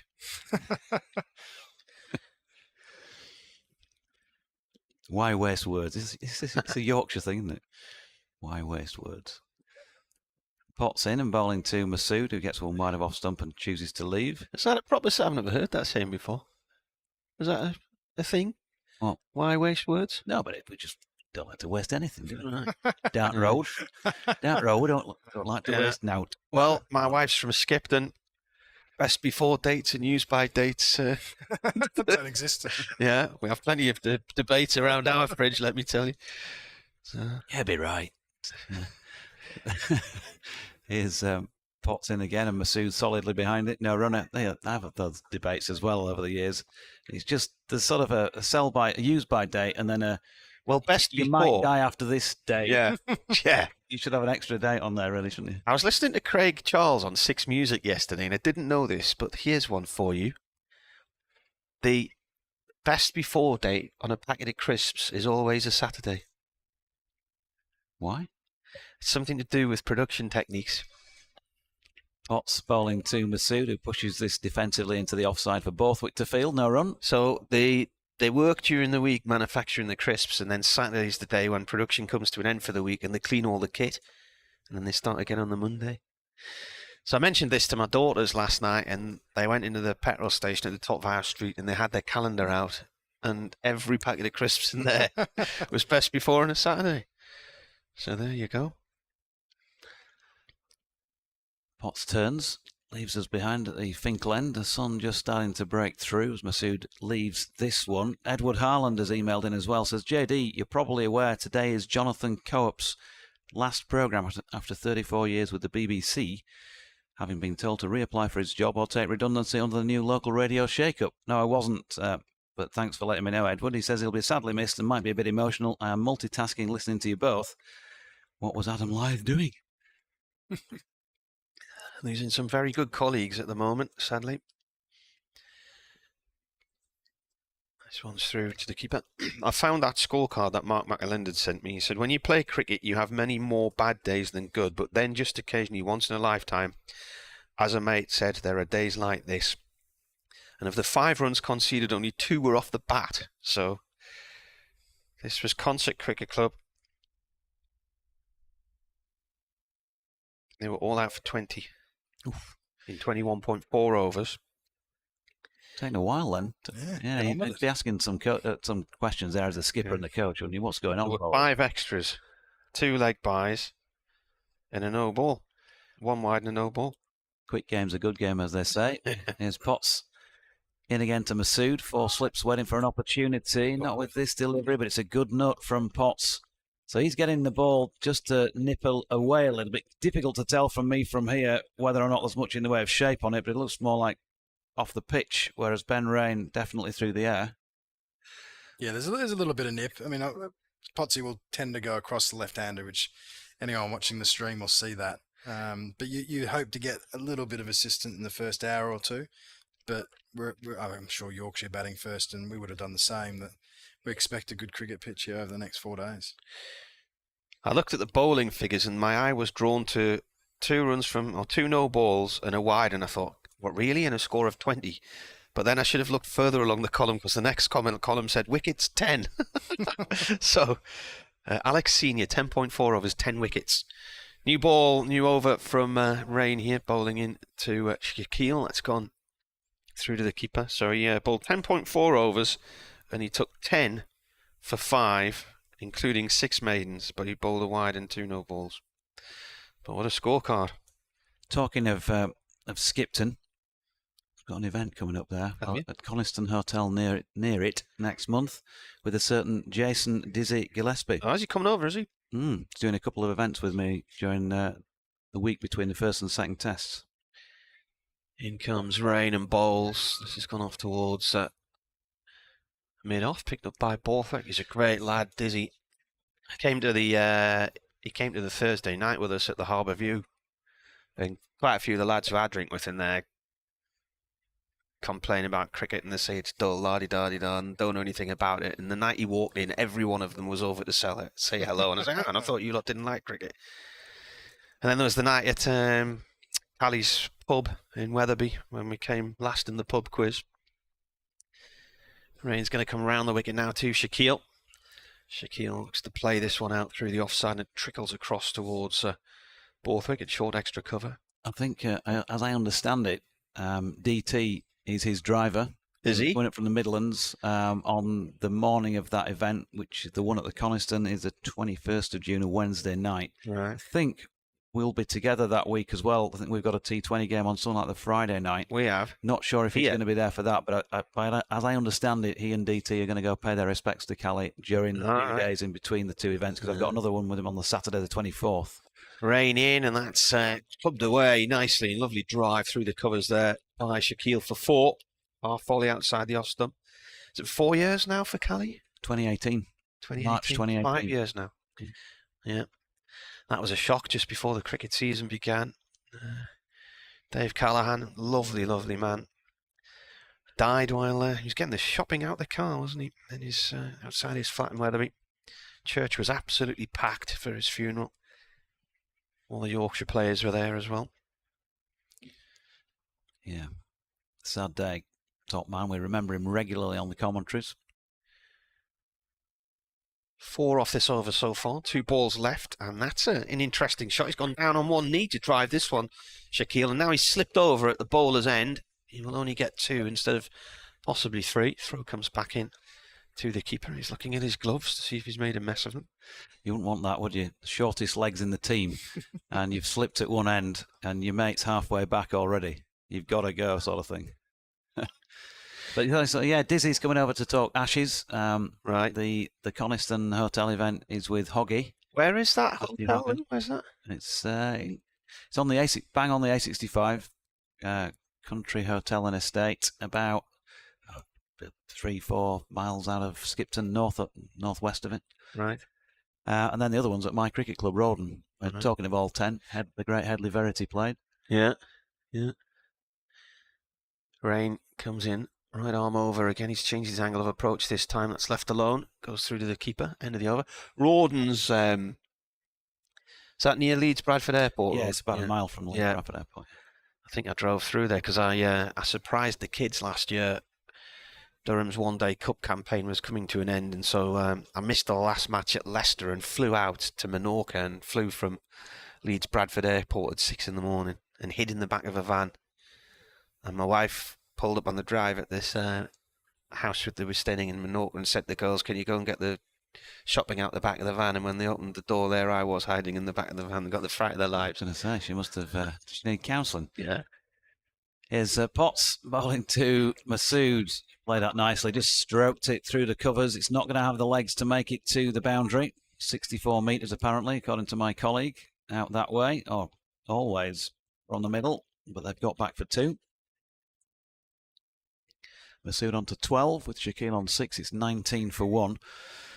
On the back of that scorecard from the concert match, Mark's been back on and he said, never forget your best figures in cricket. He said, but my favourite wicket was hitting a guy flush in the box with a full toss, and while he writhed in pain, the umpire gave him out LPW. I suspect there might be mention of a Test double century. Yeah. At both those events. Against Bangladesh. Here's Potts in again, and Masood flicks off his legs to mid-wicket. There's no run. Night Watchman. Yeah. I was moaning about Night Watchman. Well, generally, it's the futility of the Night Watchman, isn't it? Only last week. So apparently Johnny asked for a Night Watchman to go in ahead of him in the first innings, and Mickey Edwards went in, and he came and went in a few overs. And there was still about 4 or 5 overs to go when a second Night Watchman went in. Came out with a duck, Matthew Fisher. Oh, short ball. And Masood, well, he didn't take particularly convincing evasive action there. Couldn't get underneath the ball, and he's had to let that hit him on the shoulder, I think it was. Ballooned up. I think there might have been a bit of helmet in that as well. He totally lost sight of that ball, didn't he? Yeah, stoppage by the looks of it. You are right. Yeah. Concussion stoppage, maybe. You wouldn't have used Night Watchman, Marks, did you? You couldn't really, where you were batting, could you? Oh, yeah, if the time was right. You never want to go out as a batter at the last couple of overs of the day. I just don't. What I don't understand. What number? I thought you. Well, you were always top of the order. Yeah, but I batted from anywhere the opening to batting at 6. But yeah, I can kind of understand it if there's not a lot happening out there. You just want to make sure that you don't, lose your wicket early because you're just trying to get yourself in. If aerial conditions are decent and the pitch is playing well, but last week at Headingley it's hooping around. Yeah. Michael Neeser's bowling really well, and they're sending a guy who's batting at number 10 or 11, and then they expect him to be able to play maybe this. He's hoping he'll be playing and missing it because he's not good enough to get a nick to it. But then they send another guy who's at 9, so they both lose the wickets, and then the guy who wanted protection, Johnny, ends up going in then for the last 2.5 overs. It just looks worse on the board, doesn't it? You've lost those 2 extra wickets. That's Telly Savalas's phone, isn't it? Or was it Jim Rockford? Jim Rockford, wasn't it? This is Jim Rockford. Yeah. So we're missing no action here, folks. On the streaming, we'll see that, but on the audio services, you won't realise. He looks okay. I've been watching him through the binoculars there. He looks fine. I think he clipped the back of the helmet. Dr. Dan emailed a while ago. He said, "Good morning, gentlemen, and a special welcome to Jonathan, who I don't think I've previously heard on the radio. I expect to be with you for the whole day, and I'm anticipating good cricket. I'd like to get some live sketching of the match done today. While I will have the video feed from YouTube, photographs from either of you would be appreciated, and I'll check your Twitter timelines regularly. Best wishes, and hoping the rain holds off, Dr. Dan." Well, the first picture I tweeted today from the ground, Dr. Dan, was the stumps. So there you are. There's your first test for today. Andrew's emailed. Good morning. Did you have a good week off? And would you call this game a derby? Well, it is in cricketing terms, although it's 96 miles between grounds. Week off was okay. It was mixed. The weather didn't really help much. I did go to see Mark Steele at the Tyne Theatre and Opera House on Friday night, which was excellent.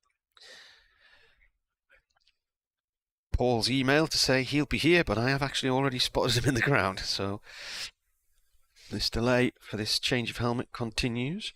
Lily has also tweeted in. Have you seen that? From Malton. Yep. Morning, Jonathan and Martin. Great to see Shan Masood making his debut for Yorkshire. Looking forward to the game. Yorkshire need to try and get a win. And David Collicutt out in sunny Los Angeles, regular correspondent, says it's actually 3 a.m, so quite dark here. Yorkshire, hoping Yorkshire will get the win, and Johnny Bairstow will bat himself into England form. You might have read that, actually. Yeah. So apologies for the repetition. So Masood hitting the head by Potts on 12, and they're just giving him a new helmet now. So welcome to the county championship for this year. And Richard Shaw, right. I posted a photograph of the Yorkshire team sheet just before play started. And number 12, 12th men are Finlay Bean and Ben Cliff. And on the sheet it says Bean/Cliff. So Richard Shaw, right, droll as ever. Fellow broadcaster and lover in particular rugby league, but does tune into our broadcast from time to time. Says in within music notes. Bean Cliff, it's me, Kathy. I've Dreadful. come home. Absolutely dreadful. Sorry about the singing. If you can call it Now that. that's the Worth Valley, isn't it, where Haworth is? Isn't that the Worth Valley Railway goes to Haworth? Yeah, I was down there the other week on the cobbled street of Haworth. Yeah. And look around the Bronte Museum. Short ball first up following the restart from Matty Potts. So just reminding Shan Masood that he can get it up around the throat area, but he dealt with it much better this time. A nice controlled pull backward of square for a single. David Coleman says, thanks for bringing some sunshine into our living rooms today, as it's absolutely chucking it down here in Bradford. Adam Lythe's best before date was clearly pre-lunch on day one. Potts in again, past umpire Debenham. Shaquille with another delivery that slants right across and goes further away off the pitch. Ollie Robinson taking that across first slip. Michael Jones there, I think. Cracking day. Always love coming up here. How long have you been here now, Marcus? Well, I moved over here with my family back in 2014. 14, was it? Yeah. Yeah, going to say, I knew it was a while, quite a long time, but so clearly you must love it as well. Love it, yeah. Won't be no plans to go back. This is home now. So kids are little Geordies now, and well, now they know. We'll have some debate about what a Geordie is in a minute from your man. Potts in, and Shaquille solidly behind this, pushing to Borthwick to completely over with Yorkshire on 20 for 1 after 10. They are Gateshead area, so I suppose that counts, doesn't it? They're very much settled. The family, the two kids are, one's in high school, one's starting high school next year. They both love their cricket. So it's been really nice. What year were you here? Was it early 2000s? 2004. 2004. Yeah, I played at Durham. Placed Herschel Gibbs, who was unavailable. Yeah, he was meant to come, and then Cricket South Africa suddenly wouldn't allow him to. Well, I originally signed, I think, for 6 weeks at the start of the season, and then, like I said, South Africa then didn't let him come, and thankfully I was unable to play the year, which was good. Great experience. Pastor Leder is can have a ball here. So I've seen him on video and I've seen him on the telly, but I haven't seen him in reality. Netherlands all-rounder playing in his first match for Durham. Had a bit of an ankle problem, I think, at the start of the season, which picked up in the nets. But here we go then. Right arm over from the Lumley end, and Masood leaves that one alone. So has he played any? He's played one first-class match for the Netherlands against Namibia in 2017.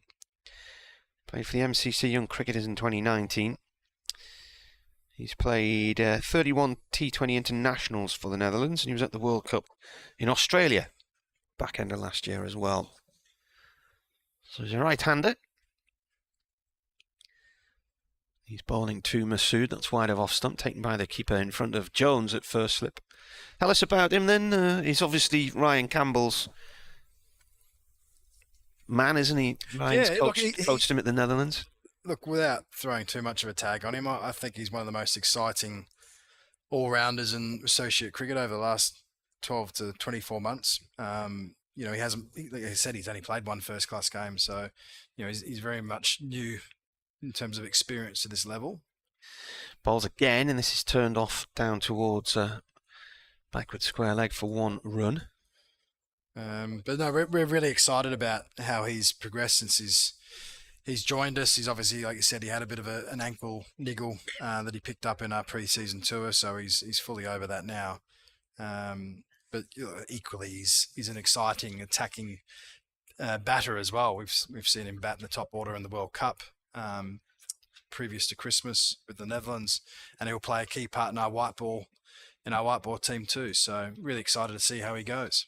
Here he comes. And Shaquille cuts that down into the ground, and it rolls out to Patel in the covers. Was it Bass who was born in South Africa, or was it Brandon? No, Brandon's South African, yeah.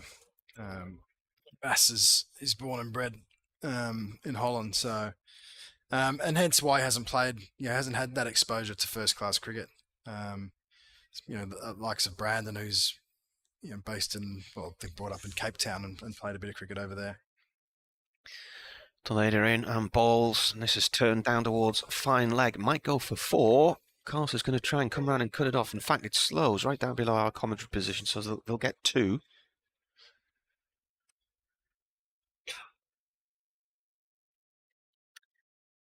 .23 for 1 here on the BBC Radio Newcastle, BBC Radio Leeds, and the Yorkshire stations, and around the world on the internet, and the YouTube channel as well. 3 from the over so far. Shaquille on 8. This one is played gently out towards short mid-wicket. No run. Ooh, and no ball is signalled.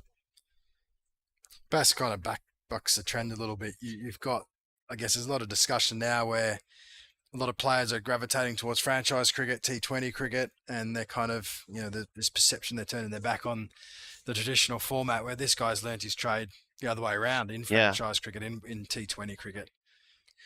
Here he comes again, and that's a leave. And he's got a huge thirst and desire to play first-class cricket. So one of the big reasons for him coming to join us, really, is to, one, give us that extra strength and that skill set, but, to have a guy that's equally ambitious in this format is great. And he's fitted in very, very well into the dressing room. And, like I said, we're excited to see how he goes, and we're confident he's going to have a big impact for us over the coming years. Did a chat with him and Brandon Glover a few weeks ago. I'm just trying to remember the stories now. It's about a month ago now, isn't it? There isn't a thing on tonight, is there? Is it next month? Later in the month, is it? 23rd. 23rd, right. Matty Pott's going to continue from the Finkel end. And, a little change in the field so far. And why would there be? Yorkshire certainly haven't got away here. They lost that early wicket. 25 off 11. Shaquille on 8 and Masood on strike on 14.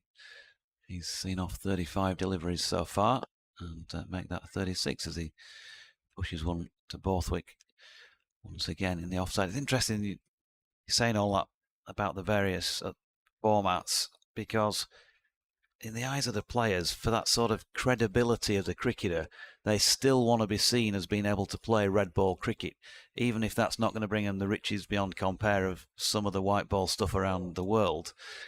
You've got to, there's a take the money attitude as well at some stages, and you can understand that. It's a short career as Potts bowls again, and Masood just slightly doubled over in trying to play at this one.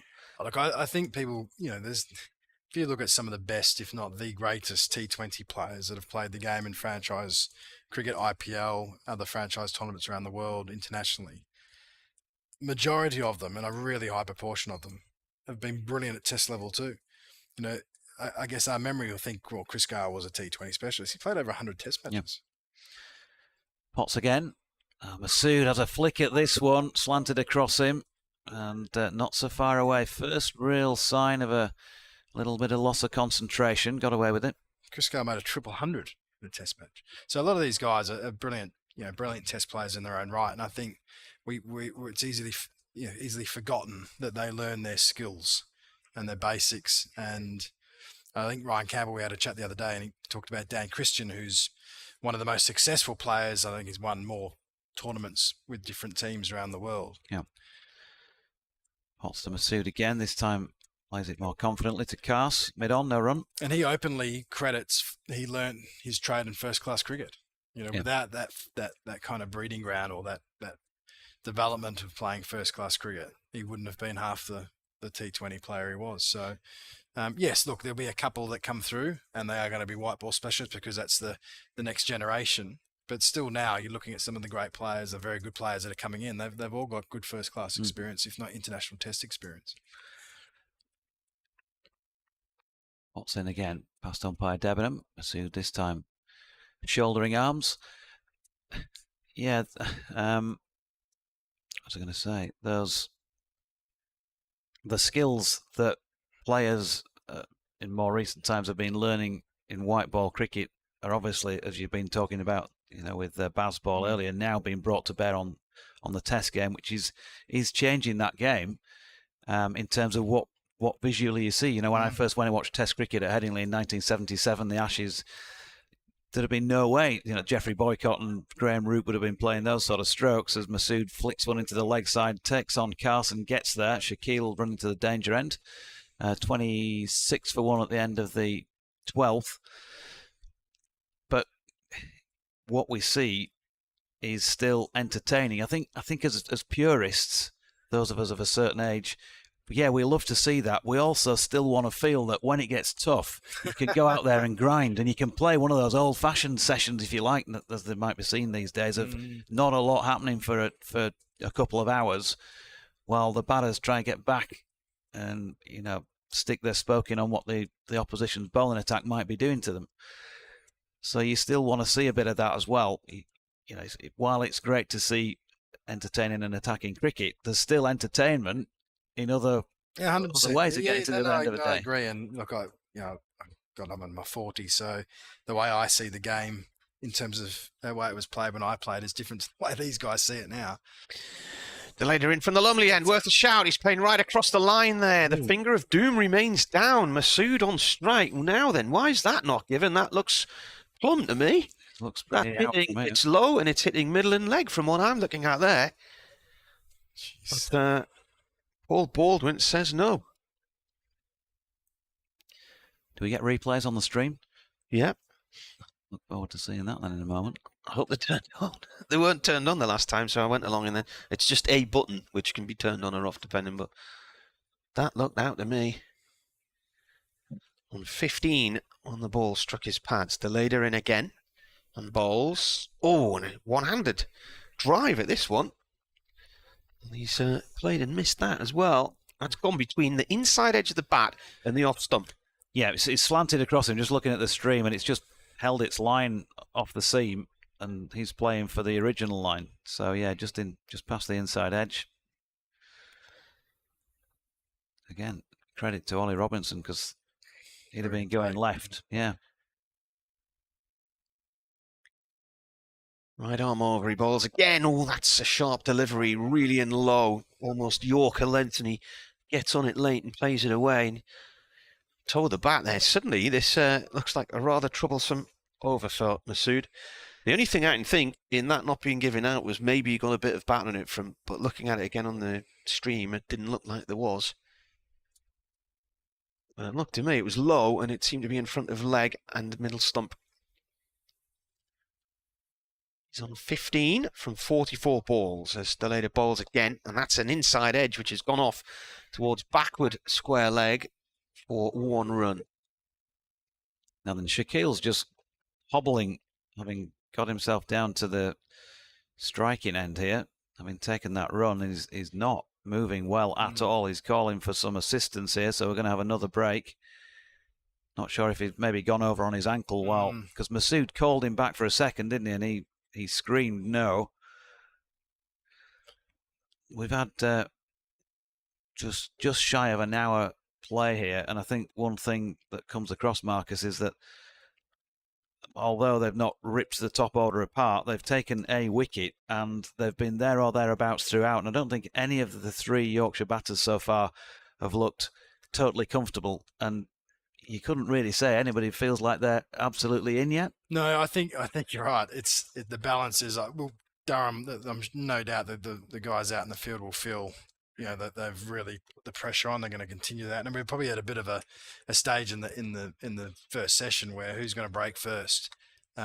Yorkshire obviously riding out the pressure. A bit of traditional cricket going on, like you said. They're not counter attacking like the Bazball theory, but they're kind of actually riding out and absorbing some of the pressure, and kind of what you'd expect these two international batters out there.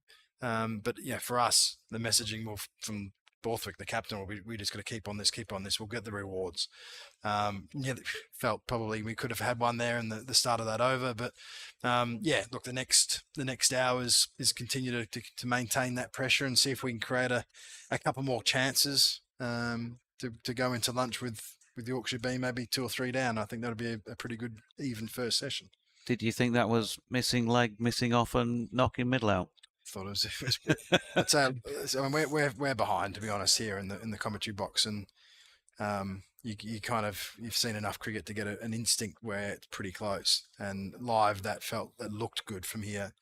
If anything, we're on a slight angle, and I thought it might have, for being given not out, it might be going down leg, but it certainly looked in line. But obviously, we've got the benefit of looking at the replays, haven't we? Those guys are going to make the decision within half a second. So, but no, look, we're bowling really well, and I'm sure we maintain this pressure. We'll create a few more chances.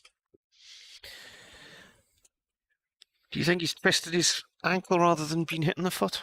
Do you think maybe it's when he slipped? Can you remember when he slipped a little bit? He slipped a couple of overs ago, didn't he? When he hit one out to covers, and maybe it's a little bit sore, but bit of magic spray and it'll be right to go.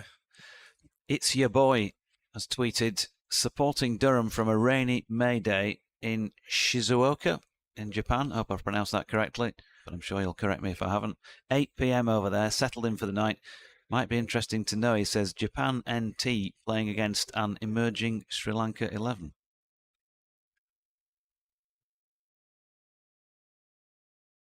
Dan Diper has produced a sketch of Maddie Potts' dismissal of Adam Lyth. Quickly done. Nicely done as well. Yeah. I'm gonna have to bring up something. I'm not having to go at anyone, but it's Matthew. Why does everyone call him Matty? I know it's on his Twitter handle, but because he has always been known, and he called himself Matty Potts, and he goes under Matty on his Twitter handle. But his name's Matthew, and he came out when he played for England in his first test. I think the ECB media team, I think might have been Ruben, might have put an announcement out to say that his name's Matthew. Okay. Well, he never sent an email to me. Matthew it is. I'm telling you guys now, his name's Matthew, and I know, speaking to him, he prefers Matthew. But it's just something that, What's his nickname? Potsy. That's it. This is not another Potsy, no. It's midday, and at this rate, lunch is going to be... How many overs have we got? 12 overs. Well, the first delay for Masood was a good 5 minutes. This is easily 5 minutes. Well, that's another case in point as well in the modern game, the slow over rates, Marcus. Now, I don't know, as a batter, what your feelings were about that when you bowl inside might have cost you a point or two, if that indeed ever happened. The other week at Sussex, for example, they worked really hard. They looked like they were going to lose the match against Yorkshire, washed out, as I mentioned, on the last day. Then they lose 4 points for slow over rates. I listened to Paul Farbrace's interview with Adrian Harms, our BBC colleague, about that, and I don't know what he could say, barring what he did say, which was, got to take it on the chin. It's something that we talk about and we try and work on. But he said, and you may share this frustration, he said, we'll talk about it and we'll get round quickly and the keeper will be in place. Everybody seems to be ready. And then there'll be a discussion for about 3 minutes then about one field position change after about 2 deliveries of the over, which is what's slowing things down mid-over as opposed to particularly the end of one over to the start of the next. Yeah, look, compared to international cricket, I think domestic cricketers are outstanding and they actually get through it pretty quickly. Look, it's always going to be something that's debated, the over rate and losing points. And I give you an example. One thing that frustrates me is that our last game against Derbyshire, we won in 3 days. We won, I think, just after lunch, maybe halfway through the second session of day 3. And we ended up losing a point for slow over rate. Now, to me, that's where the game, that's not common sense to me. Yeah. It hasn't influenced the game in a negative way. We haven't lost a ridiculous amount of overs. We're not against broadcasting of live TV like you do at international level. So that little things like that frustrate us. And I think we saw something. I logged onto the stream to watch Leicester and Derbyshire because I noticed right at the end that there was that controversy around whether it was 3 overs, whether it was 1. It was obviously 1. But I thought, well, 3 overs and they're going to be trying to chase 50 odd and they're going to have a bat. So I thought this might be a bit of entertainment. And then you've got Leicester bowling 1 over within about 30 seconds so they don't lose a point. I think there's another example of the game just not doing itself any favours. Yeah. I understand what it's there for, and it's there to encourage a good pace of the game. And I think they've got to have those guidelines to encourage that. But I just feel that and I know that the response will be, well, you can't be too grey. It's got to be kind of black and white, because that's what rules and regulations have got to be. But I just feel that's just an example of the game just letting itself down, where, you know, there's no reason for teams to be deducted points, certainly if you're finishing within 3 days out of 4. Yep. Be doing an update for Radio Newcastle in a sec. Players eventually about to get underway again here. That must have been a 10-minute delay. Delayed at start of a new over bowling. Not at the end of the over. It's not the end of the over. There's still a ball to go. Confused me, because when he went down injured, I thought I wasn't on air at the time. So 1 ball left of this, the 13th over. Update coming very shortly. Jim McGrath, by the way. Shut up then. Yes, Durham gone off to a great start here, because Yorkshire chose to bat Adam Lyth, though, going for a 10th ball duck, clipping a ball from Matthew Potts to Graham Clark at point. Clark taking a really low catch. Excellent piece of work from him. That was towards the end of the second over. We've had a couple of delays since then. One of them to Shan Masood, the Yorkshire skipper, who was hit on the head by Potts. He had to be checked over and has got a new helmet. And then at the other end, Saad Shakil has injured his ankle. The physio's just been on for about 10 minutes, giving him some treatment. He's faced another ball since then, and he's now walking off the field very slowly, so it may be that he might not be able to bat on here, or if anything, we'll need a runner. At the moment then, we've only had 12.5 overs because of the delays. Yorkshire 27 for 1. Yeah, and Shaquille is walking away towards the dressing room and calling. You think he's suggesting, retired hurt. Yeah. So David Milan coming down the steps. Marcus has just shown me a score from elsewhere. Glamorgan, Worcestershire. Yeah, Worcestershire 28 for 5. 28 for 5. 13.3 overs. Nessa with 3. He bowled really well last week. He's a fantastic bowler. Some serious, and he was swinging the ball late as well, which is obviously so much more difficult to deal with. So Shaquille retired, not out for 8 from 23 deliveries. Going to need some treatment. Looking at those scores, looks like there's a bit of weather in the Midlands. There's no play at Leicester, no play at Derbyshire. It's always raining down there. It's not called the Wet Midlands for nothing. You look at all the overs over the years that Durham have lost in county championship games, and indeed one-day cups and T20s. A lot of it's been down in the Midlands. 4 years ago, we had a really wet start to the season, and every away game in the one-day cup was affected. No, it was 4 years ago. Yesterday, I think they should have played at Grantham. Never got a ball bowled. Game at Yorkshire abandoned. Issues at Warwickshire and Worcestershire, I think, as well that year. But Darwin Milan is now in. Was that the year of the Essex game at Headingley that was complete washout? Probably, yeah. That was after the building work at the bottom end of the ground, wasn't it? Yeah. So you've lost 2 entire games in 4 seasons then. I think that was a year Durham lost an entire match at Northant's second game of the season as well. That was before I started doing the job. It was the year before, actually. Right. 2018 it must have been. Milan faces the first ball from the leader. It's gone down the leg side, and that is the end of the over. So he was on 8, wasn't he, when he went off there, I think? Yes, yeah. He was 8 from 23 deliveries. Been out there a long time to have only faced the 23. Jan Masood seeing much more of it. So we have a change of bowling at this Finkel end then. Matthew Potts is having a breather. 6 overs, 2 maidens, 1 for 6 in that first spell. And he was there or thereabouts throughout it, and has that sole wicket to have fallen of Adam Lyth, caught by Graham Clark at point early doors. Lyth making a duck. If you've joined us at more recent times, Saad Shakil has now made it back into the pavilion because of an injury to what looks like his ankle, so he's retired not out. Retired hurt, as we used to say.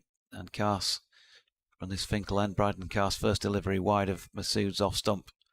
So Yorkshire, well, it just seems to be at the moment one of those seasons, and when you're having times like that where nothing's quite flowing, every time they look like they might get into a bit of flow with something else comes along. There's been one innings with the ball where they bowled Sussex out for 140, whatever it was, a couple of weeks back at Hove, where there was a good collective effort. Cars fading one down the leg side, which Masood does have a little flick at. Good diving stop by Robinson. So, Twitter feed here from Bertus de Jong. Baz de Leede on debut for Durham against Yorkshire in the County Championship today, and only his second first-class match. His first was for the Netherlands against Namibia in their final Intercontinental Cup game at the ICC Academy in Dubai in late 2017.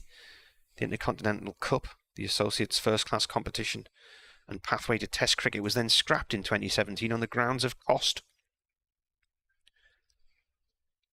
Here comes Cars again, past umpire Debenham, right arm over. Masood to Potts coming in from mid-on. He said, scrapped on the grounds of cost after Afghanistan and Ireland were awarded full membership. The Netherlands have not played red ball cricket since. He goes on to say, de Leede becomes, by my count, the 19th Netherlands international to play first-class cricket in England, the 8th to have been born in the Netherlands. And then there's a retweet of the LBW, which says, mate, that's plum. Jim McGrath says, pitching just outside leg stump, perhaps, question mark. As Masood drops another delivery from Cars into the offside, Borthwick in quickly. David Atkins says, enjoying the action and commentary on YouTube. Glad to see the weather is better in Durham than in Twickenham. Down south. Thought the sun always shone in London, Marty. It's a bit miserable down there. It's too far south at times, you know. Bit too provincial for me as well. There's nothing down there, is there? I worked there once, did a rugby union final, a commentary. Well, in fact, I worked there a few times. Yeah, I did a couple of rugby league. I did the first game of the 2000 World Cup Rugby League, England-Australia there, as Cars is in, and that's flicked to leg by Masood, and they pick up a single. Ben Rainey to do the fielding. I said the first game, it wasn't, was it? It was a typical sort of rugby league start, really, in this country. Then the 2000 Rugby League World Cup started in somewhere like Belfast with the biggest game of the lot, Ireland against Scotland, I think it was. And then the second game was the same day, but a sort of 6:30 start at Twickers. Mm-hmm. England, sadly, unfortunately, as usual, losing to the Aussies by something like 22 points to 6 or something. Can't remember exactly. I've seen so many of them now. If it was Australia, I would just keep it quiet if I was you.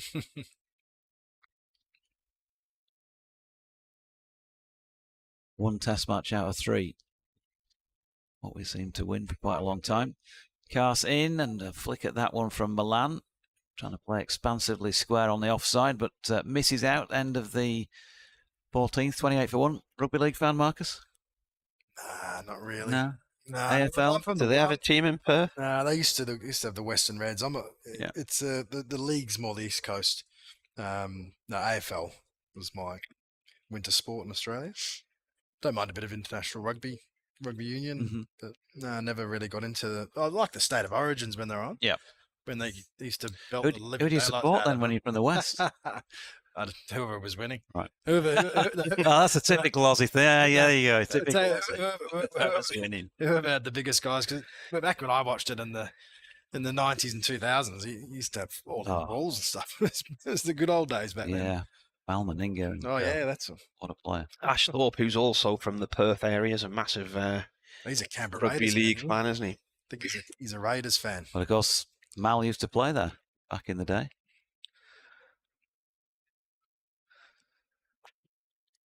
Great game. Alex Lees CT was trying to get me into AFL only last week, actually. Really? Yeah. Right, here's the leader to bowl to Shan Masood. He caused them all kinds of problems in his last over. Here he comes. Masood forward to this one. Meets it low outside off stump, plays it back to the bowler. So if I said to Marcus, Barmy, he wouldn't think that was an insult. Barmy, AFL? Barmy? Neil Barm? You're looking Neil at the wrong Barnes. person. He's talking to me. Barmy. He said, DT, he'll be with us now, DT. He'll correct me on that. I'm almost certain he said Barmy. But it was noisy in Woodies, just up Otley Road from Headingley. Yeah, been there many times with DT. And me. Have you been there? We ate there once. All right, did we? In comes the later. That's gone off to cover area number one. Yeah, we had something to eat. There. Yeah, we did. Me and you went for fish and chips one totally night when there was a T20 washed out, wasn't it? Well, we had a complete washout as well. I think the first time he came down, and we ended up in there with DT. All right.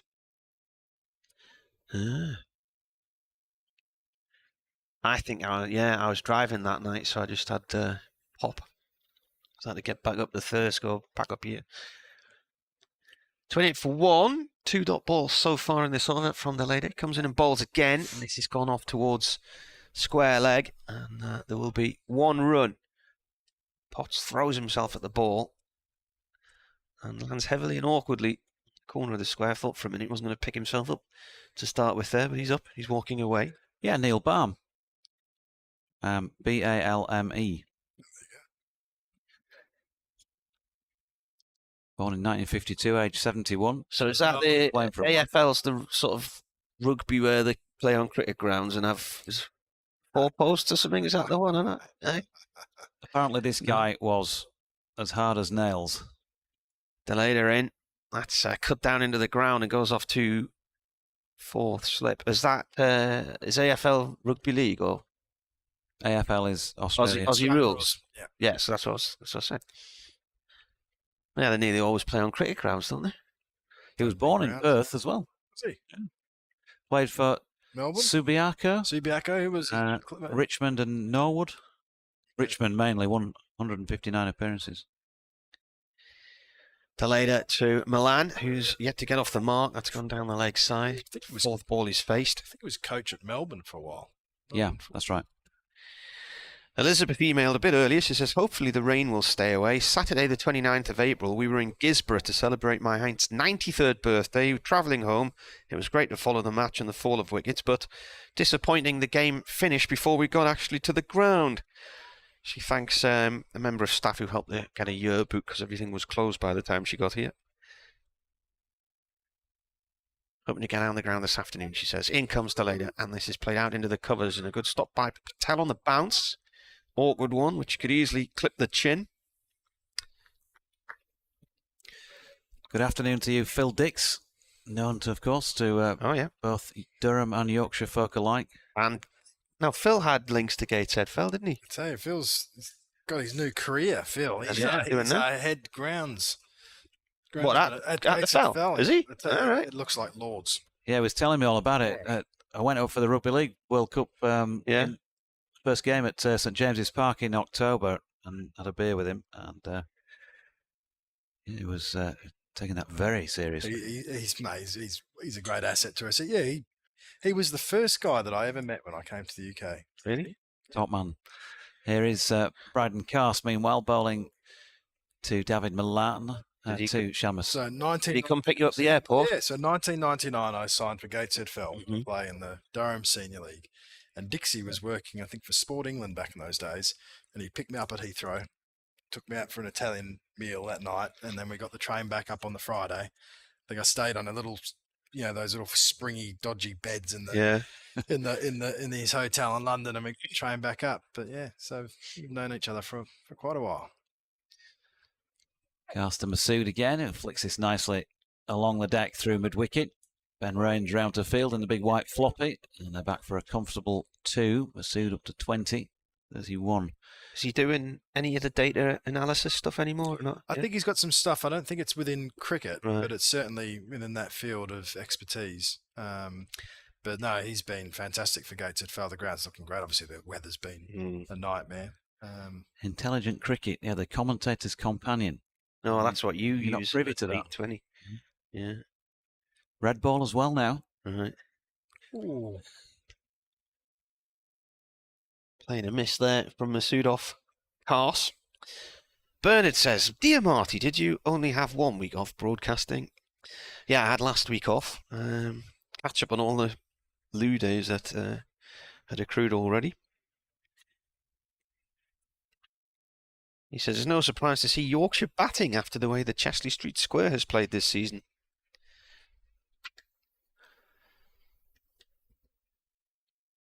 Here's Cast then. Sun shining now at the riverside. Over the wicket. Plays that one across Masood once again. There's no run. I don't wish to be jumping any guns or anything. Oh, here we go. And it would be a headache I'd rather not have, to be honest with you. But I did notice that Durham's T20 in Leeds in a couple of weeks' time is at 11:30 on a Sunday morning. Yeah. On the night before, double header. On the night before at 5:30, it's the Championship playoff final at Wembley. Now, without, as I said, jumping the gun.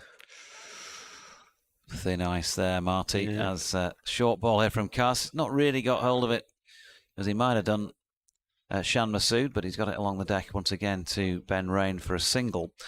Shall we bring the commentator's companion into play here? Let's give you, in working action, Bryden Cass has taken 105 first-class wickets, 23 of which have been left-hand batters, of which both these are. David Milan now on strike, 82 of them right-hand batters, so 78% of his wickets against right-handers.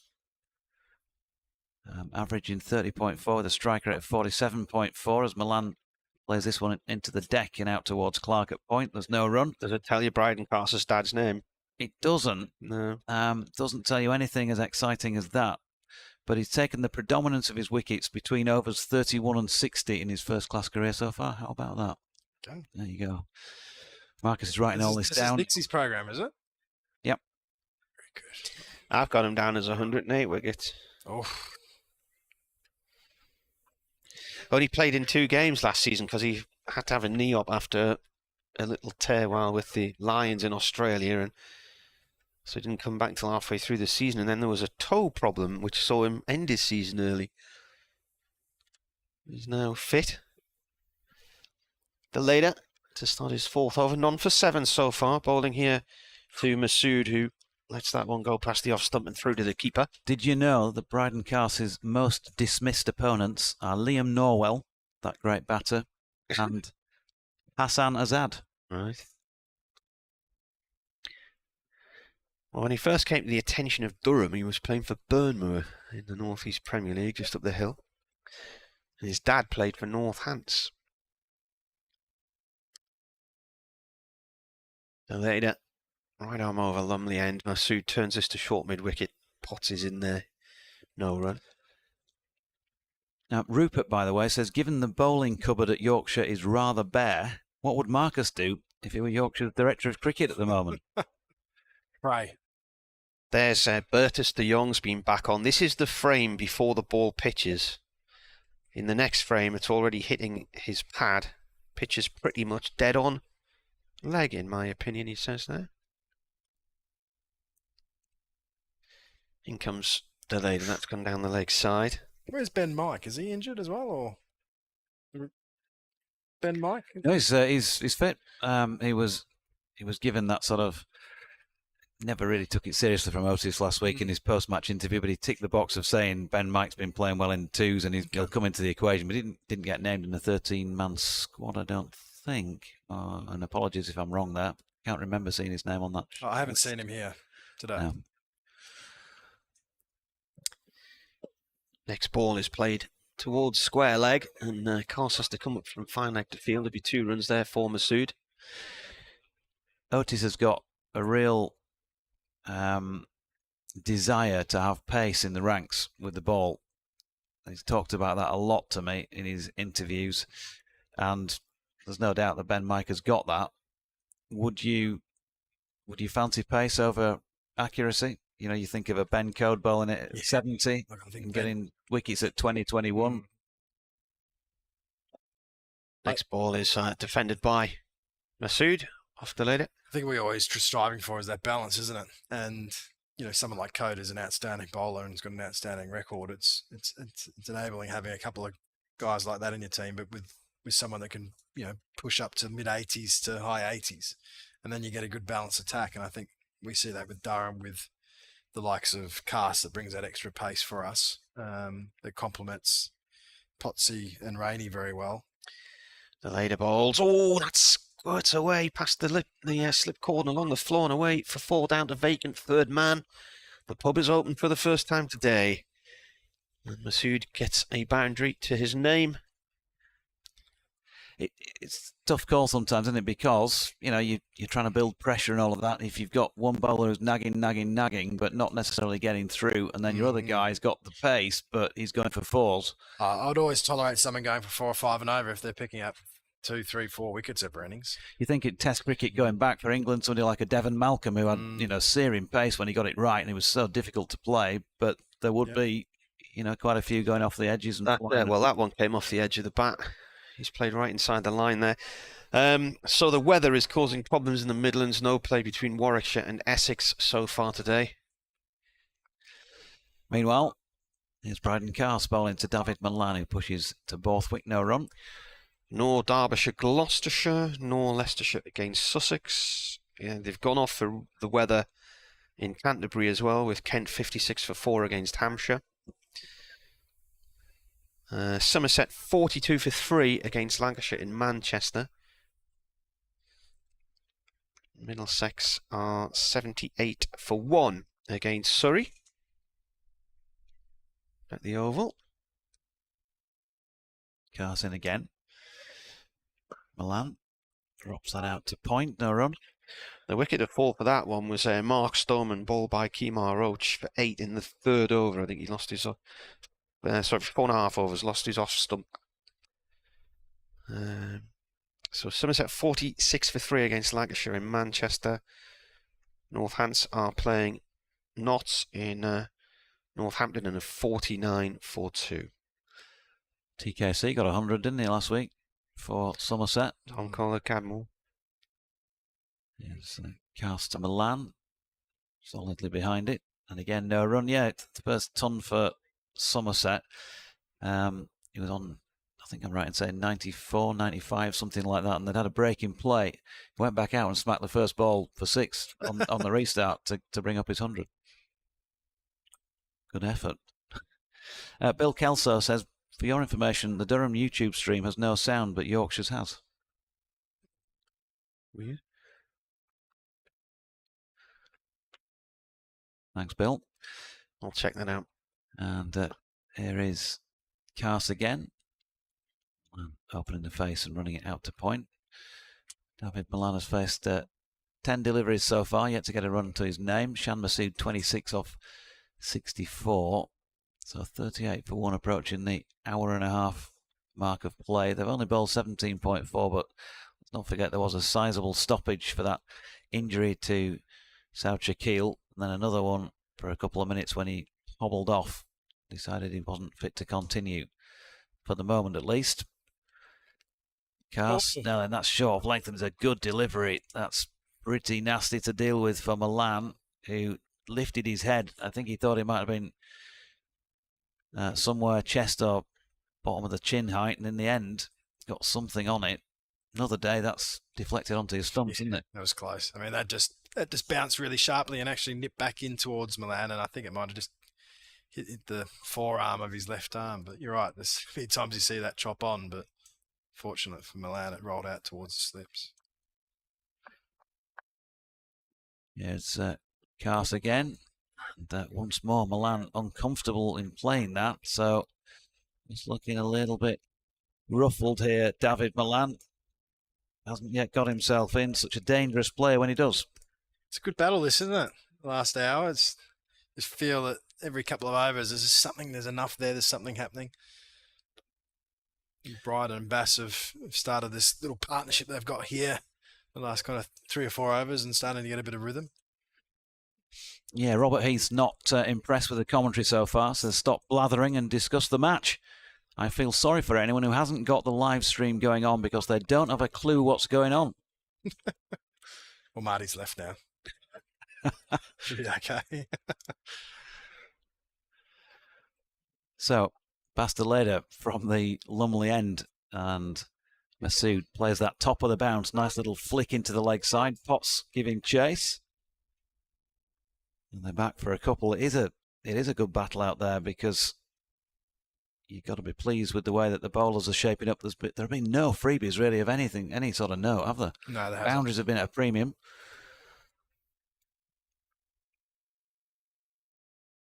And so that just makes it tougher for Yorkshire to kick on. The sort of start that they can often get away to. You think about somebody like an Adam Lyth, throw him a loose ball early doors, and you'll be looking at 16, 20 on the board and a few boundaries. It just gives you that little start, lifts any pressure that an opener might feel. Gives his teammate a little bit of time to have a look as well. As Masood flicking this one to leg. Ajaz Patel has come in there at short mid-wicket. Spent a pleasant evening in a curry house with Ajaz and some of the Yorkshire staff back in 2019, I think it was. Last game of the season. He signed for a couple of matches. Played against Kent at Headingley when Billings and Stevens went ballistic for a session and came up with over 200 runs in a session. He was bowling a few of those. Masood pushing back up the pitch to Deleda. No run. And then, went to Edgbaston last match of the season and pretty much watched Lake Birmingham for a few days. There was about 4 sessions played over the 4 days. Tom Kohler-Cadmore actually got a ton himself in the time allowed. And, so it was a short and sweet stay for Ajaz. Well, not particularly sweet, really. But he's developed since then, there's no doubt about that. Here's Deleda. Nice flick off the legs by Masood. Languid feel to that. And he's calling Milan back for a second. Coming to the danger end. Takes on the arm of Bryden Carse and gets back for 2. So Masood, the first Yorkshire player who's really got a start here. 31 to his name from 68 deliveries.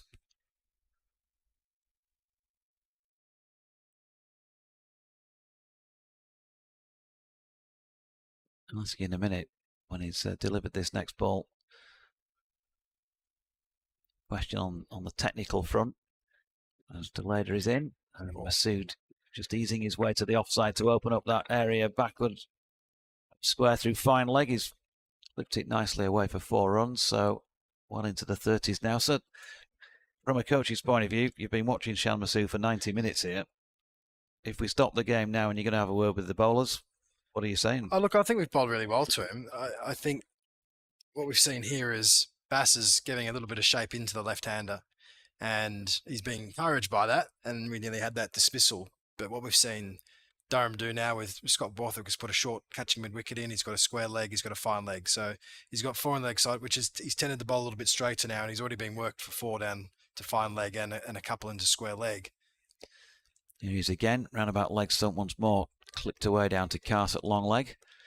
And they'll pick up another single. And just trying to think, I was a left-hander batter, and if I'm facing a bowler that's shaping it in, as much as they kind of can still hang it out in that channel, that kind of 4th, 5th stump line, and then have the odd one that comes in, that's where, for me as a batter, I'd feel vulnerable that I could be getting nicked off, so it's beating me on the outside of the edge, but of a bat, but also can beat me the inside if he gets a bit straighter, where I feel that if you can go too straight, it becomes quite predictable, and as a batter, you can start to line it up a little bit, and consequences, you can start to leak a few runs. So yeah, and the man in at short mid-wicket, is he there kind of, is he a fielder in the batter's eye line, someone else to think about, or is he genuinely there for a lazy sort of flick? Yeah, it's definitely there for the eye line, and it's there for the, so the batter, you're exactly right. So as a left-hand batter, you just don't feel free, you can hit through the ball, you've got to be quite accurate in where you're looking to place it. Here's Carse to Masood, who's got over the top of the bounce of that one and squeezed it out in a gap backward of point, so they're going to get through for 1. No ball called as well by Ben Debenham. The sound's okay, so I don't know who your correspondent is from Yorkshire, but I've had lots of people telling me the stream's working fine. So 50 up with a no ball. And I think we've seen Masood play very well outside the off stump. Talk about that corridor, that channel that I was just mentioning a few moments ago. He's actually left the ball really well. So, over a period of time, then that's going to test the patience of the bowler. Yeah, so he's going to straighten up, and that's exactly probably what Masood's wanting the bowler to do. Cast to Milan this time. Full length delivery, flicked to Potts at mid-on, a run. Nick says the sound on the Durham stream for me. Tony says not wrong with the sound on the Durham YouTube stream. Hearing you loud and clear. And Sean says afternoon, all the streams working fine. Have we started the is Middlesbrough in Yorkshire debate yet? Drove past the Riverside Stadium on the way up last night. I could see it across the way. Yeah. And I was thinking of that question because every time I come up here, yawn, we have the same question. So in comes Carse again over the wicket. Milan having a little fiddle at that one on its way through. I think length was the key as much as anything there, wasn't it? He couldn't get forward to it, couldn't smother it. He's playing that static from the crease. Not yet looking in any way comfortable, David Milan. Some days it's like this for him. Some days he can go in and look fluent from ball one.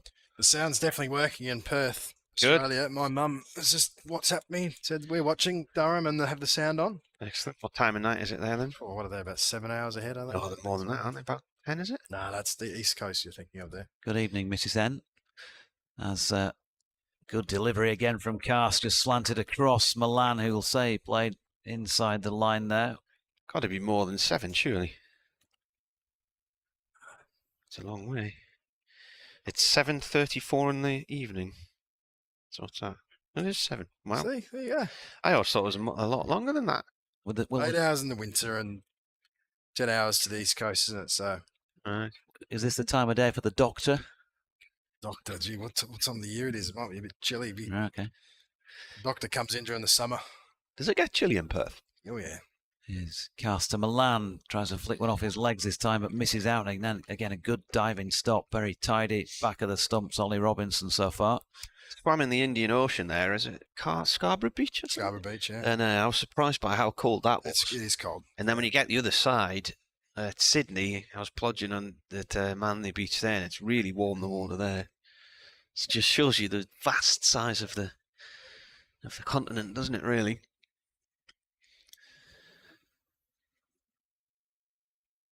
A word from Matthew Potts as he returns to Bryden Cast, who's coming in again past umpire Debenham. It's short wide. Milan gets nowhere again and has a flap at this one. It's not looking like a Milan knock, this at the moment. Normally, such a composed player who seems to know. I talk about him regularly on commentaries. It's almost as if somebody's put the bumpers down on a 10-pin bowling alley, and he'll play. He'll play within a really compact area, and if it's outside that area, unless he's got proper width to go at the ball, he'll just play the leave inside the line. I don't reckon there's too many times that Milan in his career will be 0 off 17 balls either. Maybe getting a bit touchy. Yeah, there. I think he might just be. And straight to delivery this time. Flick to leg. Rainfields, end of the over. 58 for 1 Yorkshire after 20. Can you remember during the Bob Willis Trophy when we had to commentate with the window open? It's freezing. Yeah. And, and halfway through his innings, he decided the window was suddenly an issue. Came over. He'd been out there for ages, hadn't he?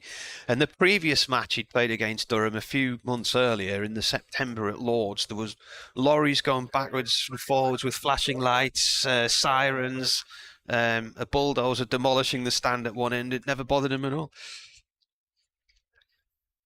Gents, I'm gonna leave you. Right, It's been a okay, pleasure. thanks for Enjoyed coming in. that. And I might pop in during the next 3 days. Yes. Saturday's Good man. always a good one. So maybe see you again, Tap. We have a player with us tomorrow, don't we?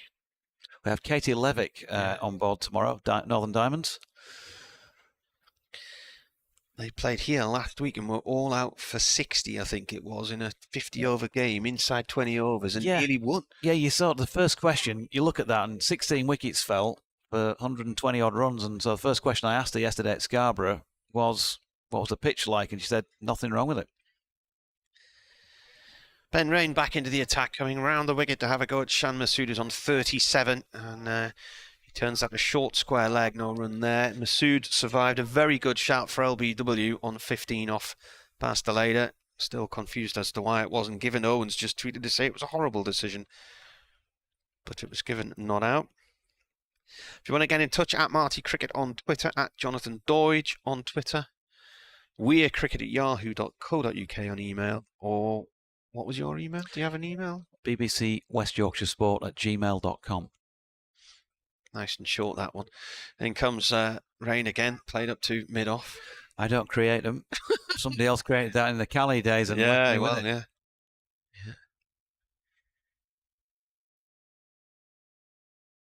Sun's out at the moment. It is actually, we've got the Simpsons skyline in front of us here, haven't we, really? Yeah. With a fluffy cloud. Feel about it, yeah.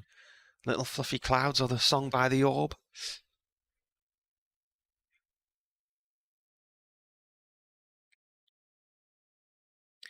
David Coleman asking if we know of any newly appointed player being captain and not been available for the first 4 county championship matches like Shan Masood.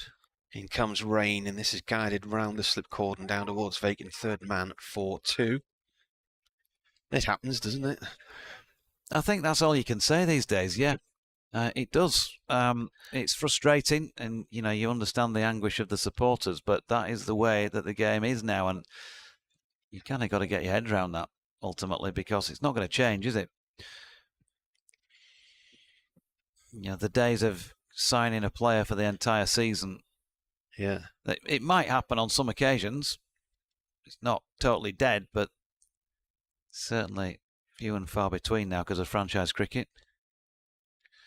Next ball's off down towards vacant third man as well, and this will probably go for 4. It's gone right into the corner. Oh, now if there'd been a yard either side, it would have hit the sponge, but it went into the V right in the corner, and it was dragged away from the rope there by Michael Jones. Yeah, great chase that. So 5 off the over, and there's 2 balls left to come from. Yeah, so franchise cricket, and obviously international cricket, there's so much of it around the world. That was the case in point with Shan rather than franchise cricket in his case. Frustrating, but who's got the answer? If you've got the answer,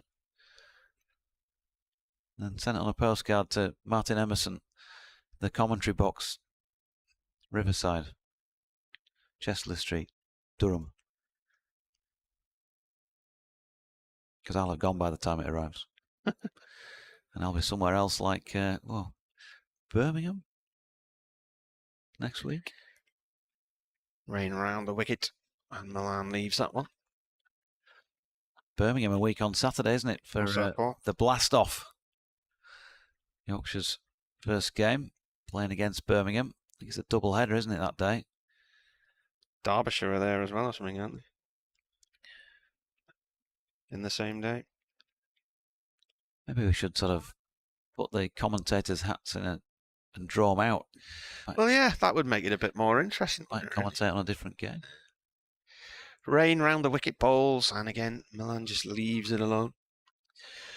What's Milan done against Durham over the years then? Formerly with Middlesex. On the wrong page entirely, he's not going to be on there. Where is he? Darwin Milan, 34-year-old, 22 tests for England, 1,074 runs. The last was against Australia and Hobart in January last year. 18 one-days as well. 58 T20 internationals. He was the leading T20 batsman in the world at one point, wasn't he? Against Durham, he has got 450s. His highest score, 97 against them at Lord's in a Durham win in 2014. That was the week before Durham then returned to win the One-Day Cup final against Warwickshire. 2014. Last that time Durham won any silverware. Here we have Bryden Carse bowling to Yorkshire captain Shan Masood. Short ball, and he's cut that away out into the covers. Tumbling stop by the Durham skipper Scott Borthwick. Through for a single. Land still to get off the mark. None from 20 so far. Masood 43 from 76.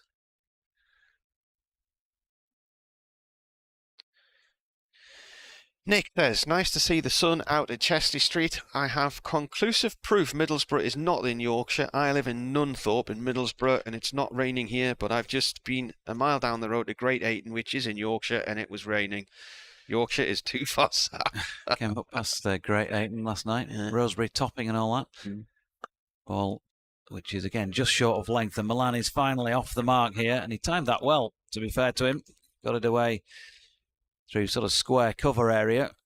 Borthwick with another sliding, diving, tumbling on a stop. He's going to need some decent washing powder already, as Milan 2 there takes Yorkshire on to 58 for 1. Talking to one of the teachers as I was dropping my daughter off at school yesterday, she just spent the weekend at a cottage in Great Ayton for her sister's birthday, and all the she's got to do an update. Right, all the coronation and whatnot. It's a lovely area around Great Ayton, and one of the benefits from going over there, if you want to go cycling around the hills, is the car park's free, or it was last time I was there, as cast balls, and this is steered back to him inadvertently. So park in the train station car park at Great Ayton and cycle up round the Captain Cook Monument and up round the top through the forest and over the top of the moors, back down Rosebery Topping. Some nice cycle routes around there. And the train journey down through the Esk Valley is gorgeous as well. Good place to get on the train and get the train down to Whitby for a day out. Beautiful scenery.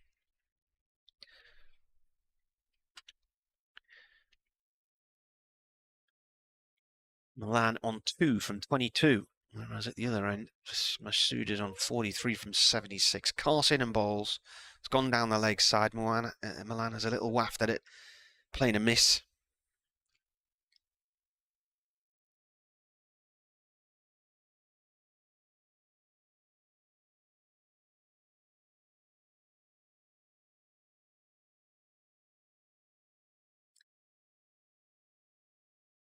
Going to be quite a lengthy finish after the 2 big delays we had earlier. Masood with a helmet check and then a replacement of the helmet, and then Shaquille with the ankle problem. He received treatment for a good 10 minutes, then hobbled off on 8 to be replaced by Milan. Carson, and that's pulled up into the air and out towards deep square leg for 1 run by Milan. Had there been somebody at square leg, I'm not sure he would have played that shot because he would have put it straight down their throat, but he had a bit of room to aim the ball into.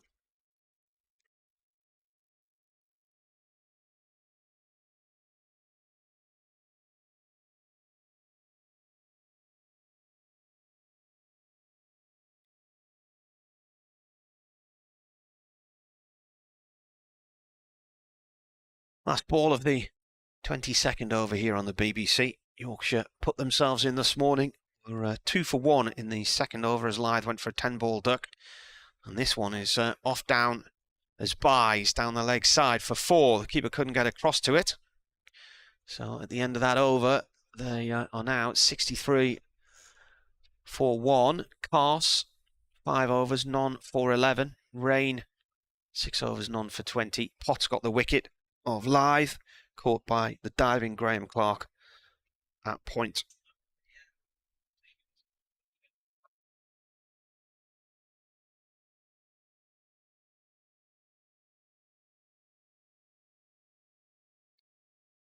Ash has just responded to Derek's tweet from earlier on. Derek saying he was looking forward to hearing from him, and Ash has said, "I'll be in tomorrow. Appreciate your kind words as always."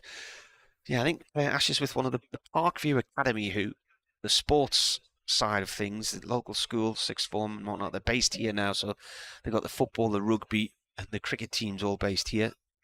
They use this media centre for classrooms and whatnot, and I think Ash is in Leicester with one of the football teams today for a cup final.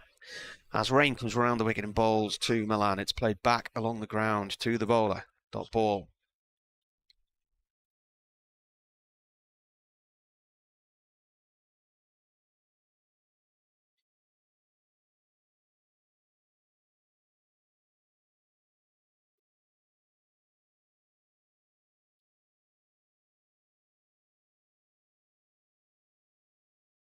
Sun is shining here in Chester Street. Rain around the wicket from the Lumley end. Milan guides that along the floor down towards third man again.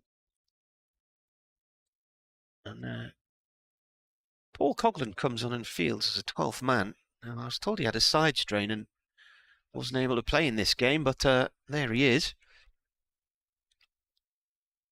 He was in the football warm-up before the day's play as well.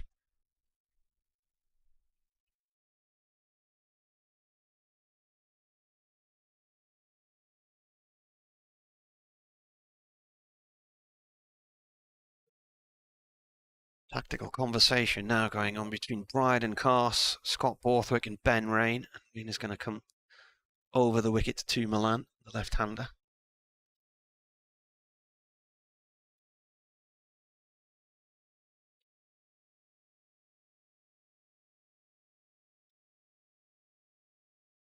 Two slips and a gully in place as he comes in and bowls. That's played to 2 point, no run there. So I mentioned that Milan got 97 against Durham at Lords in a Durham win in 2014. He made 73 in the last appearance against Durham. That was in Chester Street in August 2020, the Bob Willis Trophy. Limited overs cricket. He's played for 15 or more teams. Middlesex 06 to 09, Yorkshire 2020. Rain balls. And this is defended by the batsman. It just trickles away on the leg side. Comes to rest between both sets of stumps. Did your update go well? Oh, just seamless. Yeah. Absolutely. After ruining, was it? Yeah, I would have thought so. I think, there'll be somebody knocking on the door with some sort of gong on the back of it. Without you hiding behind the settee this time. 65 for 1 the score. Rain in and balls. Milan with a bit of a leading edge this time. That goes to short mid-wicket. Must be something going on in the athletics track behind us, because there's been lots of coaches coming and going this morning. So we're at that point in the year where school athletics meetings and things. Used to love school athletics events in school days. Fantastic. Did you used to compete? Yeah. What were your specialist subjects in athletics? Trying not to be sick after the 800 metres was a big one. Rain in. And they tickle down the leg side, and he's appealing for LBW, and the ball rolls all the way down towards the sponge in front of us. Jones slides in. I think he's just kept that in there. He did clatter the sponge, but he dragged it away. And the throw's gone way over the keeper and all the way up past the bowler's end, actually. Jones apologises. 3-run there. Yeah, I remember in the final year at school where we did any athletics would have been the 4th year comp, because in the 5th year you've left by then, haven't you? O-levels were sort of mid-May, and that was it. You were out the door. Yep. And I volunteered, because you competed in the school events in your house point groups. And I volunteered to do the 800 metres, thinking it would be a bit of a sort of jog and then a bit of a faster bit to the end. Well, it's just a sprint. It was horrendous. Could hardly breathe by the time I finished. Ajaz Patel's going to bowl his first delivery for Durham at this Finkel end. Token over of spin, or maybe a couple before the lunch break. It's 9 minutes away at the moment. Milan on 5 and Masood 43. Yeah, never got quite as far as 314 wickets in first-class cricket, including 4 tenfers. Did the 100 metres a few times, 200 metres, the relay. Yeah. Couldn't throw the javelin. Could not work out how to throw that at all. I used to do the sprint hurdles, the high jump, 400 metres. I was in the sprint relay team during the war. Here he is, Ajaz Patel, slightly round side arm first delivery. He's clipped off the legs by Milan, down backward of square leg. They've picked up a single. It's taken Milan a long while to get anything like going. We've seen evidence of a bit of frustration out there for him. God, has he taken there? Leg stump. He is, isn't he? Leg stump. Yeah. Slip in place and a short leg. There's a backward point cover mid-off. As Masood flicks this one along the deck to short leg. Also, man in a catching position. Jones is at a short, straight mid-wicket really. Plus there's an more orthodox mid-wicket on the wicket ends. And then a deeper mid-on, not quite long on, Bryden Cars. Patel just flicked off the legs by Masood. He'll pick up a single. As I say, he sort of went through the mill really, did Ajaz Patel in those couple of games he played for Yorkshire when he managed to get on to bowl. But he's clearly got something with several tenfers to his name. This latest delivery worked backward of square by Milan for another single. I can tell you he's a thoroughly decent chap from having been in his company just 2 or 3 times. Really nice guy. Mortgages going up again. Yeah, saw that this morning on the news. Rate rise in a row. Give us some good news. Have you got the Fluffy Bunny story, please? It's Patel, left arm over. Eat the bunny. Milan. I thought he got the shots. Masood, I should say, pushes back. And there's no run. I mean, basically, the big I'm not an economist, but the big rise in cost of living is heating bills generally, isn't it? Patel in again, flicked off the legs this time by Masood along the deck. And a dot ball to complete over number 24. 3 runs from that. Patel's first over for Durham. 71 for 1 Yorkshire, 6 minutes before the lunch break. I just can't understand how making people pay more for their mortgages helps. Well, what they're saying is they don't have enough spare money to go around elsewhere, go spending on other things, and therefore prices have to come down because people are not spending. So if you put the mortgages up, but they haven't got anything to you've spend. got to. Who's got the You've money got to to pay spend? that. It's Rain. Start of a new over, and good shot from Milan, and it's away for 4 past point up towards the pavilion. First boundary for him. Just a bit of a loose delivery there from Rain. Neil Allison says, currently watching YouTube in sunny Lanzarote and missed the debate whether Middlesbrough's in Yorkshire. As our educated man, you should know it is. Is he talking to you? Yes. Well, it's not been in Yorkshire since 1974, has it? It's a bit like saying Sunderland's in Durham. It's not. It hasn't been since 1974. Rain in, and that's through to the keeper. Quite low and wide. We have been here before on several occasions. I'm not sure we need to repeat it all. No. Just like when I said to you, well, you're a Geordie. And you said, I'm not a Geordie, I'm a Mackham. And I said, you're all the same. You all sound the same. Well, you all sound the same down there. Never forget your reaction to that. Geordie. Well, you've got quite a strong Bradford accent, haven't you? Can have sometimes.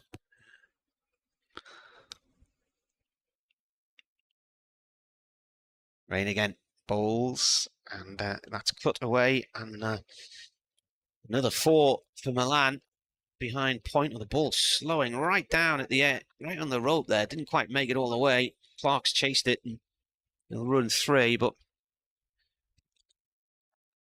plays the cut shot a lot, and he's getting runs, and that's the 51 partnership from these two in 71 balls.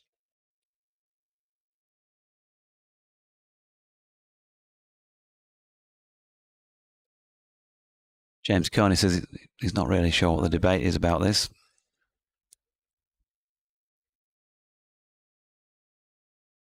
Halfway through the 25th over as we approach lunch on day 1 in the sunshine in Chester Street. Pleasant day. Oh, and a play and a miss from Masood.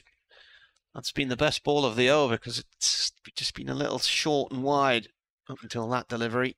That was just wide of off stump. James says Middlesbrough's definitely in Yorkshire. The River Tees being the boundary between Yorkshire and County Durham. It's a part of the wider Tees Valley Civil Authority, but this does not preclude it from being in Yorkshire. That would be like saying Manchester is not in Lancashire. That's James in Carlin Howe, brackets East Cleveland. Rain round the wicket this time too, Masood. Let's play towards short mid-wicket, no run there. Carlin Howe, is that down towards Redco Way? I'm trying to think where that is. Freddie says, hello commentary team, my 6-month-old son Frankie and I are making the most of my parental leave and trying not to miss a minute of the county championship. I have 2 slightly nerdy questions. Do you think changing the maximum batting bonus point requirement to 450 runs has led to more draws? No, because Durham have gone for wins and got them. Rain in.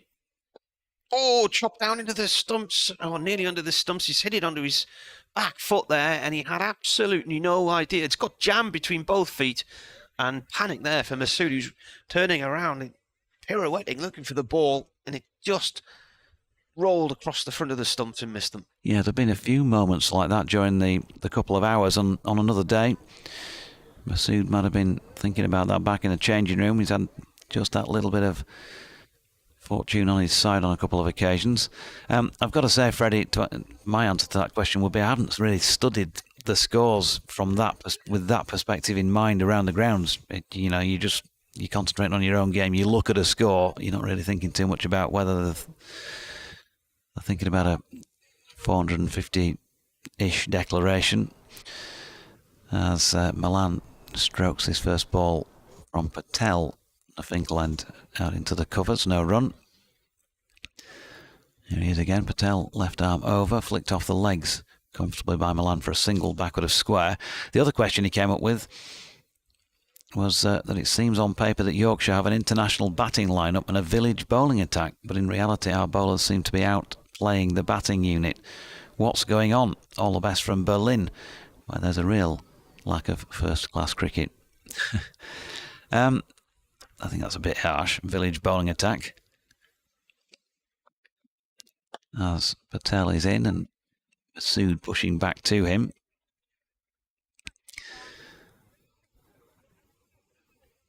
Maybe get a chance to answer a little more after another 3 deliveries here, because he's on the turn pretty quickly, although now I think handing something to umpire Ben Debenham. Patel in again, number 26 on his back. We had him down as 24, didn't we? Earlier on. Latest delivery flicked into the leg side by Masood. Milan rests on his bat at the non-striking end. Patel back in quickly, and Masood once again respectful forward push. It's going to be the lunch break after this delivery because 1 o'clock has ticked over. News is just starting on Radio Newcastle. And final ball of the session then. Masood sees it off comfortably enough. So 79 for 1 at the end of that first session of this match. 26 overs complete in the 2 hours. A little bit on the slow side. There was a fairly sizable stoppage though for the injury to Saud Shakil. David Milan is 15 not out, and Shan Masood in his first innings as Yorkshire captain is not out on 44. We'll probably have an update to do. Just briefly to answer Freddie's question, what's going on, I think, is that Yorkshire have not bowled well enough collectively in the season so far. They've had some good hours here and there, but there's not been concerted pressure being able to be applied from both ends. I think they've accepted that in the interviews that I've been putting out there. The bowlers themselves and also coach Otis Gibson. So that needs tightening up batting wise. Yeah, they've got some depth, and if they can get the bowling right, then that should bring them some joy with some points, and who knows, possibly in this match. It's not been a bad start, has it? It's been a difficult first session because who fight for our pride and who fight for the North. Together we march, success in our sight, achieving our goals and reaching new heights. Heroes of old and heroes of new, the brave and the bold, they bind us like glue. Stars will be born out on the wicket. Now begins a new chapter at Durham Cricket.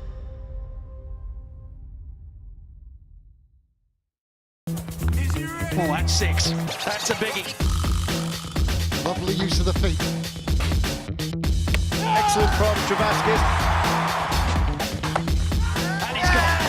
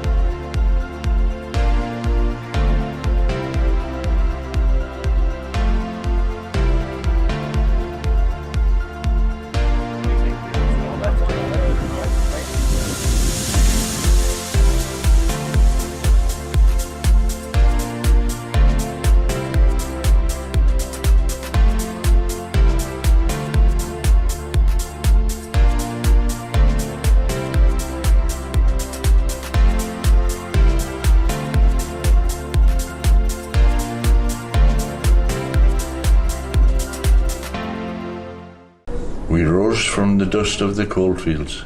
A dream of bringing professional cricket. 30 years later, we stand together. With many successes on and off the field. A trophy cabinet full of silverware.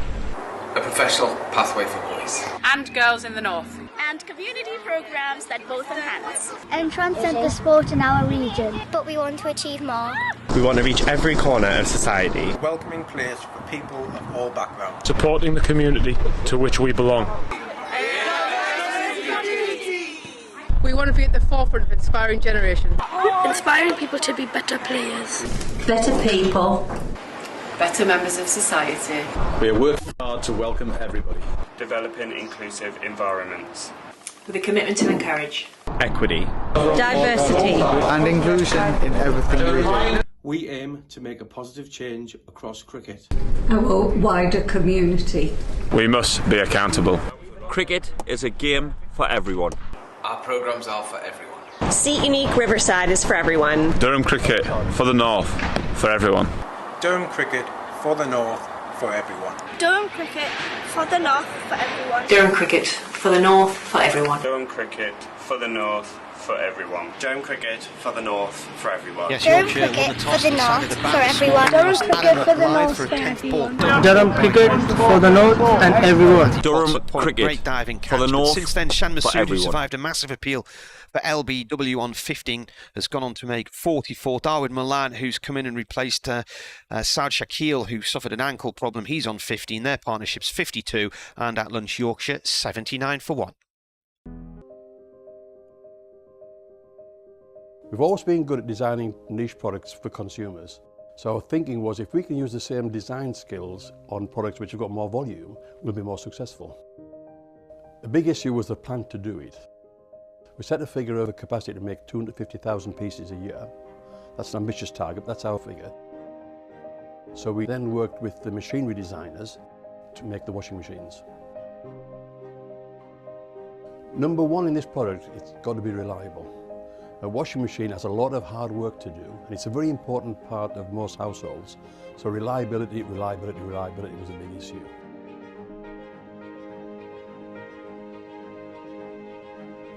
I think any new product, we've got to learn about it, and that's important. We've got to learn about it so we understand it inside out.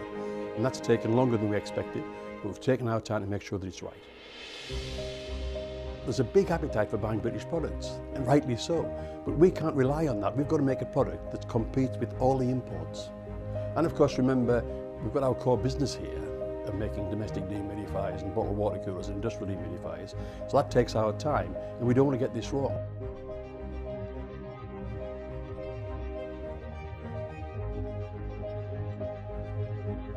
We've done 120,000 hours of testing washing machines here to make sure that it's absolutely reliable and does the job.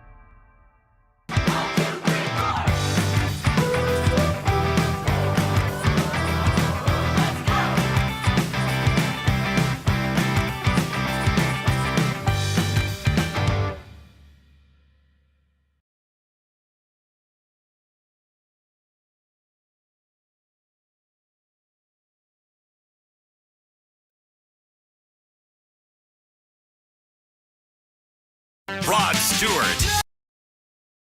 In concert.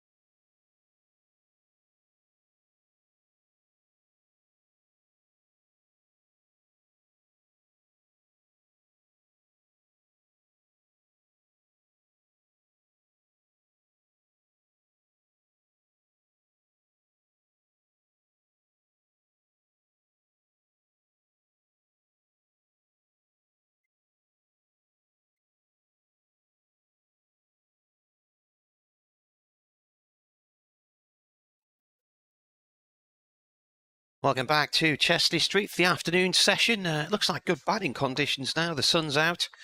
Cloud cover that we had earlier today with the ball zipping around has moved away. And you would fancy these two, who have already put on 52, Dawood Malan and Shan Masood, can go on. Will lunch have been a rude interruption to progress? That's the big question. Yorkshire were 2 for 1. Or 1 for 2. No, it was 2 for 1, wasn't it? 2 for 1 towards the end of the second over. Lost Adam Lyth for a 10-ball duck. But since then, although Shaquille had to go off with I believe, an ankle injury, they've battled back. 79 for 1 they resume. Matthew Potts bowling here. This time from the Lumley end into Malan. That's played off to mid-off. Malan on 15 from 38 balls. He had a very scratchy start. Was struggling to get the ball away. Looked like he was finding it difficult to time things. But then helped himself to a few cut shots through the gully area down towards third man. And Masood, he really struggled early doors. Hit on the head by Potts with a bouncer when he was on 10. Needed some attention from the physio then. Had a helmet change. Then survived a massive shout for LBW 5 runs later. As Potts bowls, and that's so. And he's pulled up sharpish there, and he's hopping. The ball's gone wide of the off stump. It's angled right across it, and he's just suddenly pulled out there, hopping away as if he's really hurt his foot. Didn't look good at all. No, and speaking of injuries, by the way, Yorkshire supporters will want an update on Saud Shakeel.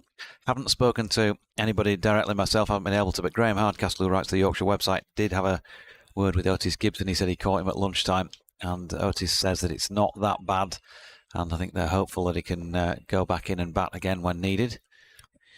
Potts in once more. He manages to bowl properly this time, and the ball goes off from Malan. Inside edge across towards backward square leg for 1. Yeah, I don't think he quite got that where he wanted it. That was the sort of story of a little bit of the start of his innings. It was just finding a scoring opportunity that took him ages to get off the mark, and he was just showing a few signs of frustration, understandably, but credit to the home side in how they bowled at him to not offer him an easy way to get into this innings. He's since gone on a little bit, 16 off 39. Potts again bowls. Goes off towards sharp mid-wicket, no run there.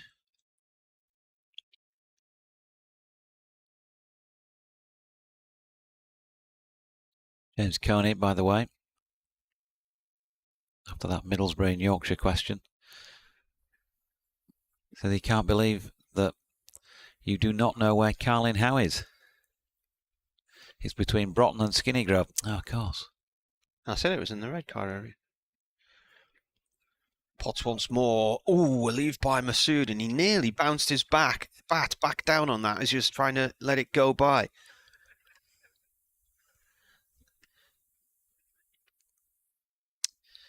I've had an email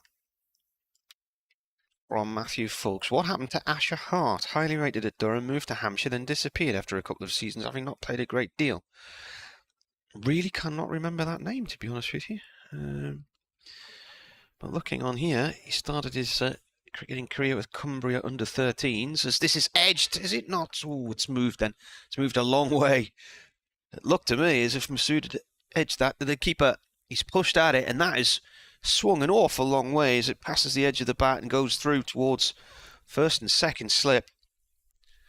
Just looking on this database to see when he last...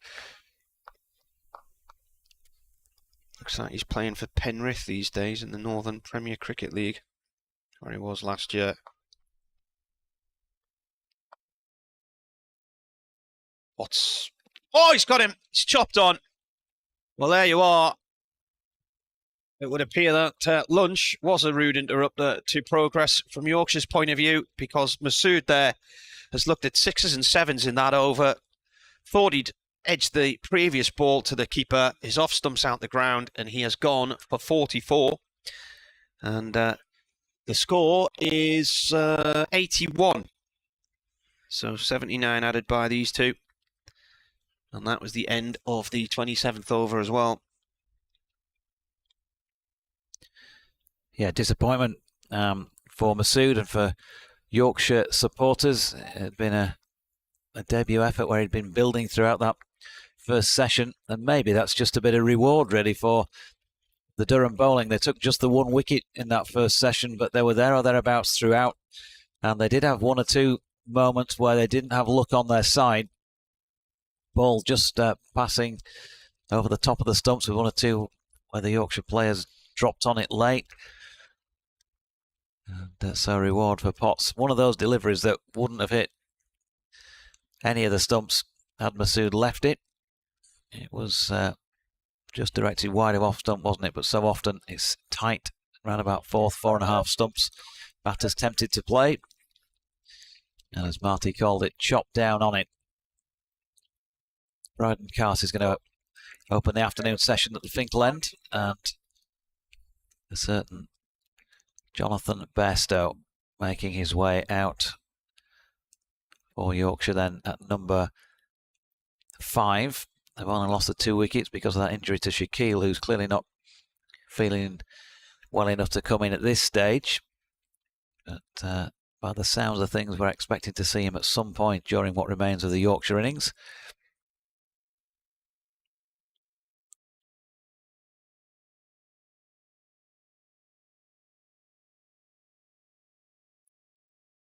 Bairstow at the non-striking end, of course, because that was the final ball of the over.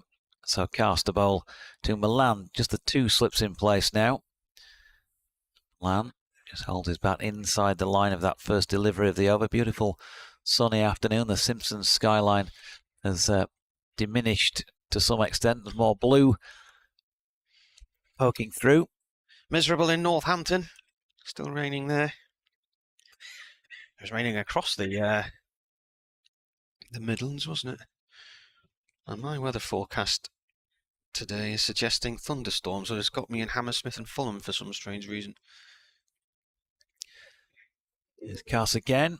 Short of length and bound, I don't think as much as Milan's back foot movement suggested it might, but he pulled it to Potts, who's running round from mid-on to field. They get a single. Milan on to 17. Bairstow then to face his first delivery of the match at 82 for 2. Looked at varying weather forecasts this morning, and Met Office suggested there wouldn't be any rain here. It would be a nice sunny day. It's the case. 3 slips in place for Johnny. Right-handed, of course. I've also gone with a gully point. Left the covers free. Wide-ish mid-off, mid-on, mid-wicket and long leg. And you'd think that conditions for batting might be starting to improve a little. Not that they've been bad so far. There was some swing earlier on. The ball starting to get older now, going on for 30 overs old as Bairstow solidly behind this first delivery. She's back to Carson, his follow-through. Net weather says sunny. Temperatures around about 14. It does look and feel warmer out there, and there's plenty of people in T-shirts. The breeze is basically an easterly breeze, about 6 miles an hour. Storm risk at the minute, 16%. But precipitation, none. Bit of gardening from Johnny, 33 years of age now.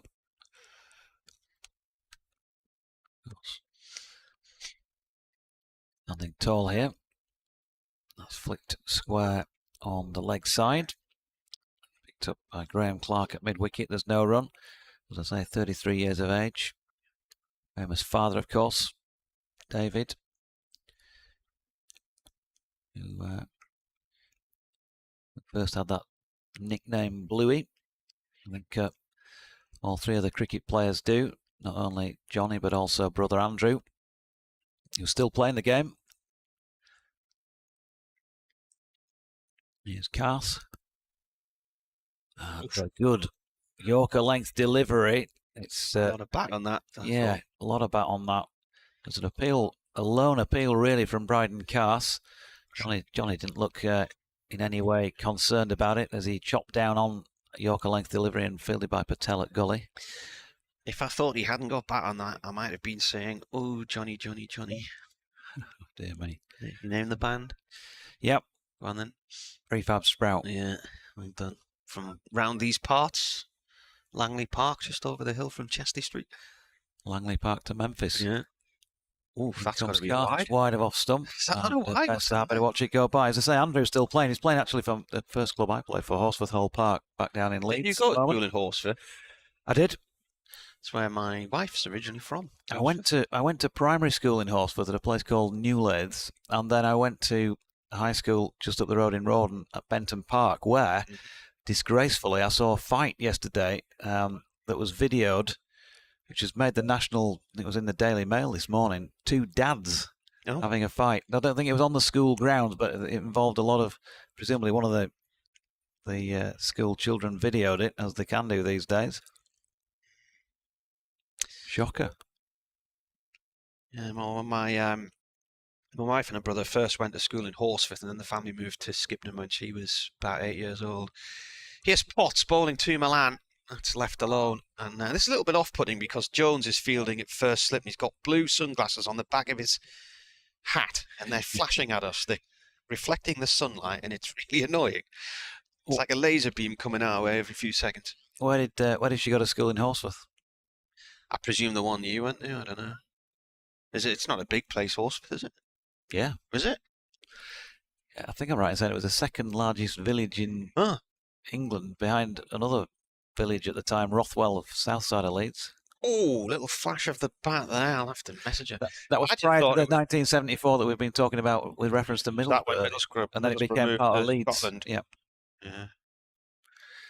I don't know what the population of Horsforth will be now, but it's growing. They keep building houses, but not the rest of the stuff that you need to go with that. Like more lanes on roads. We came into Horsforth one day and she showed me where she used to live, and there were these beautiful old white houses. And playing a miss there from Milan. The speed here of Potts, by the way. Milan's playing at thin air. Southway, perhaps? Yeah, she lives in Southway. Ah, that's the posh bit. That's just... So the school was just near the house because we drove down the road past the school from memory. Well, that's up near Yarnbury Rugby Union Club and Horsforth Golf Club up there as well. So that's the posh end, is it? Just before you sort of cross into Rawdon, yeah. Yeah. Yeah, it's on that side going over towards Rawdon, yeah. Potts to Milan. Milan forward to this one, plays it into the ground, and it goes off to Gully to Clark. No run there. So I reckon if she lived up there, she probably went to West End Primary School. That was the end. That's it. That is it. It's all coming back to me. My boys both used to go to when they were growing up. All our yesterdays.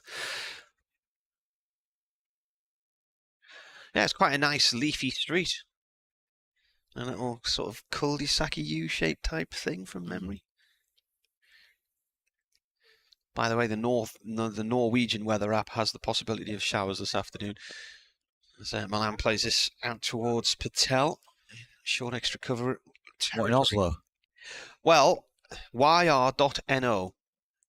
It's quite an accurate weather forecasting app. It is Norwegian, but people in Cumbria use it because it's generally considered more accurate than others. So I've started using it just to get an idea.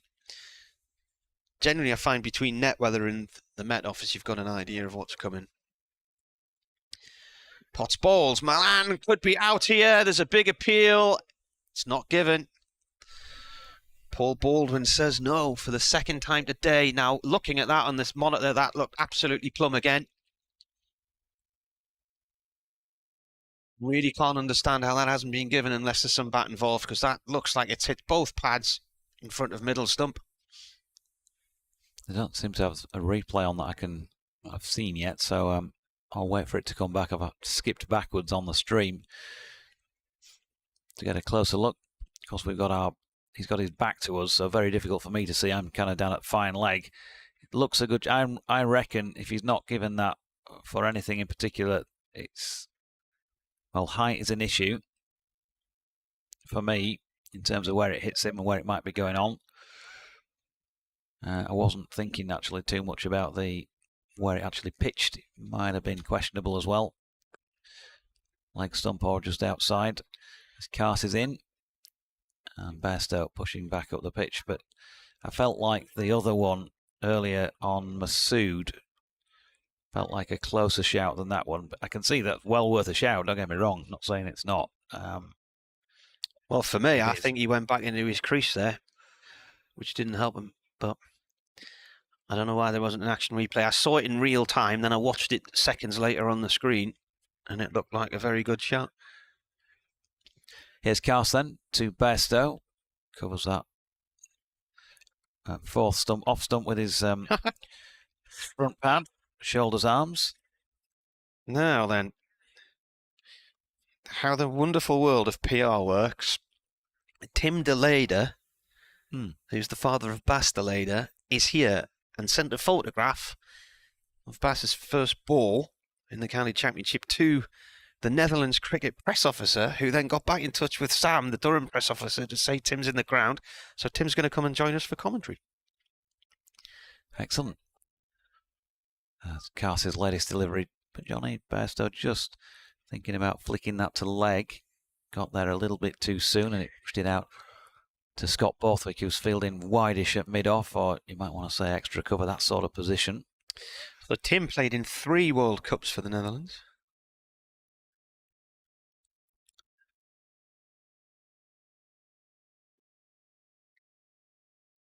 Yeah, I remember covering some of those for other broadcasting outlets. Are there others? Here's Cars. Ball short of length, chopped into the deck by Johnny Bairstow, and another sprightly diving stop by Ollie Robinson. Did he take that? He did take that off. Yeah, he did in front of first slip.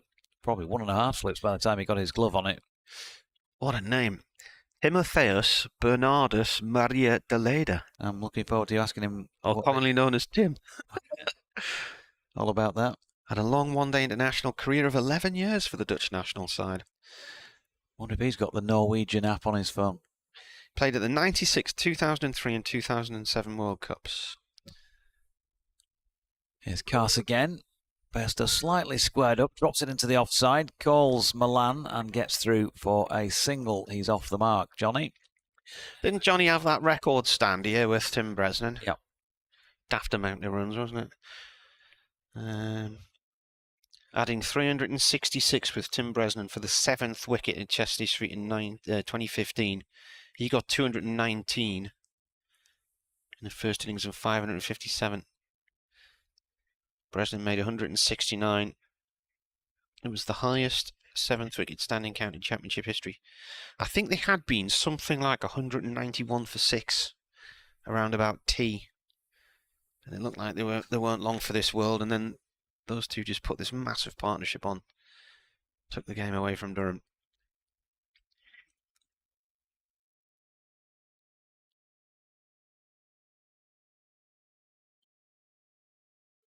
Carson again, and this time Milan just easing that one out into the covers, and they pick up another single. So 84 for 2, 79 for 1 it was at the break.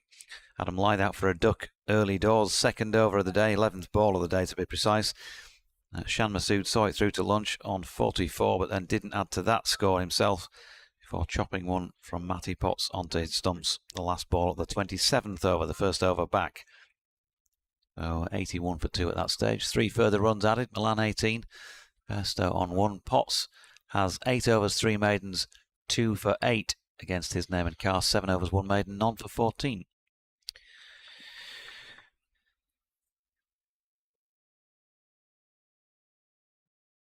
In comes Potts. Milan plays late at that one, gets an inside edge off towards square leg. 1 run.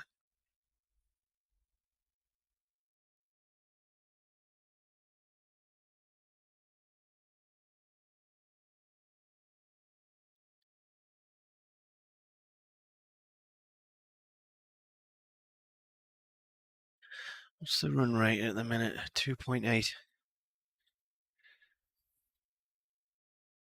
Hawaiiman asks, how fast is the grass growing?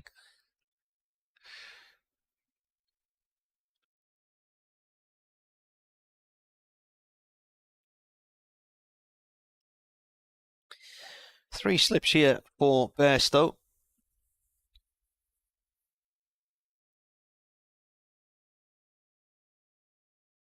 What happened with his leg then? He just slipped as he was hitting a tee shot, did he? Not really ever got to the bottom of that one, have we? Potts balls is played off to mid-wicket. Wonder if it was one of those par 5s you can drive with a tailwind. He was just trying to give it a bit of extra welly, do you reckon? Yeah, maybe. Might have stepped into it, you know, and played a lofted drive. Yeah.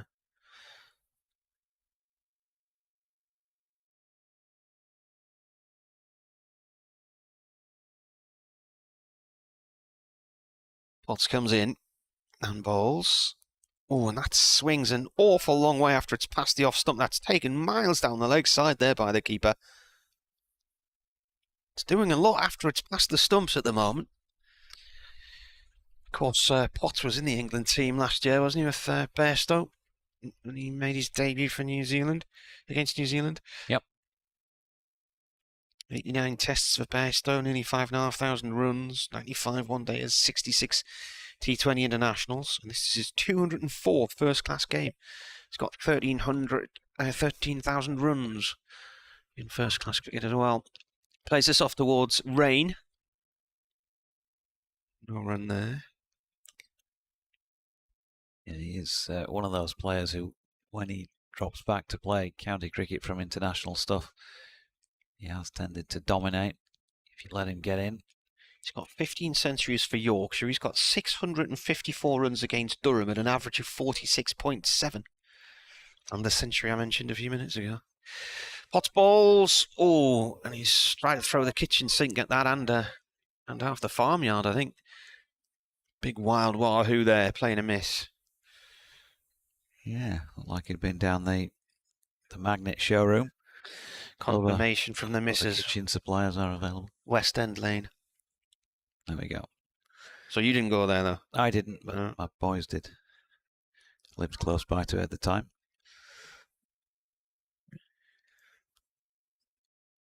30.5 overs gone. Potts bowls. And Bairstow turns this off behind square leg. It'll be a leg by.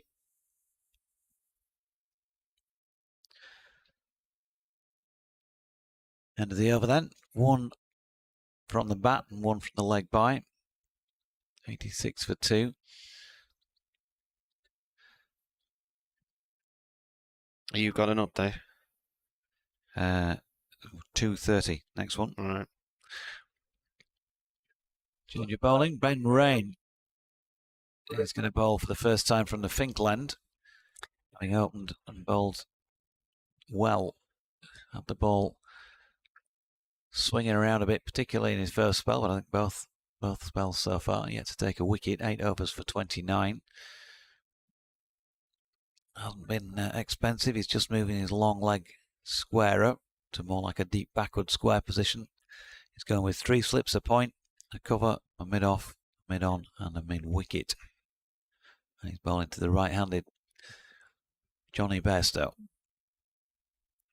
Number 44 on his back, Ben Rain. First delivery does jag a little, but it was already probably aimed around about middle stump, and with the bit of jag, takes it leg stumpish, hits Johnny Bairstow on the thigh pad. Drops out into the leg side. Fine scene here as usual. Lumley Castle away to the right. Staying there later in the season, I think.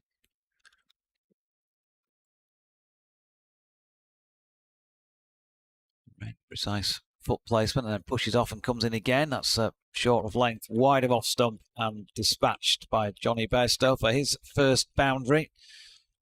Caught the middle of that one, out towards the covers. Backward a point, and so 5 to him, 90 for 2. Southway's confirmed. So where were you, the rough end of town, did you say? Absolutely not. What was it? It was down in the Victorias. So I was right at the other end, the south end, if you like, probably. Right. Yeah, been going on for a mile between Southway and that end of the suburb. Here's Rain, a little bit of in duck, and Bairstow plays that one comfortably. There is no run. Gotta do an update in a sec. Oh, I thought they were going to go to they said swimming, and I thought, oh, I've got some swimming news, but then it's about swimming in the North Sea. I'll turn this up so you can hear it, actually. Can you hear that? Yep.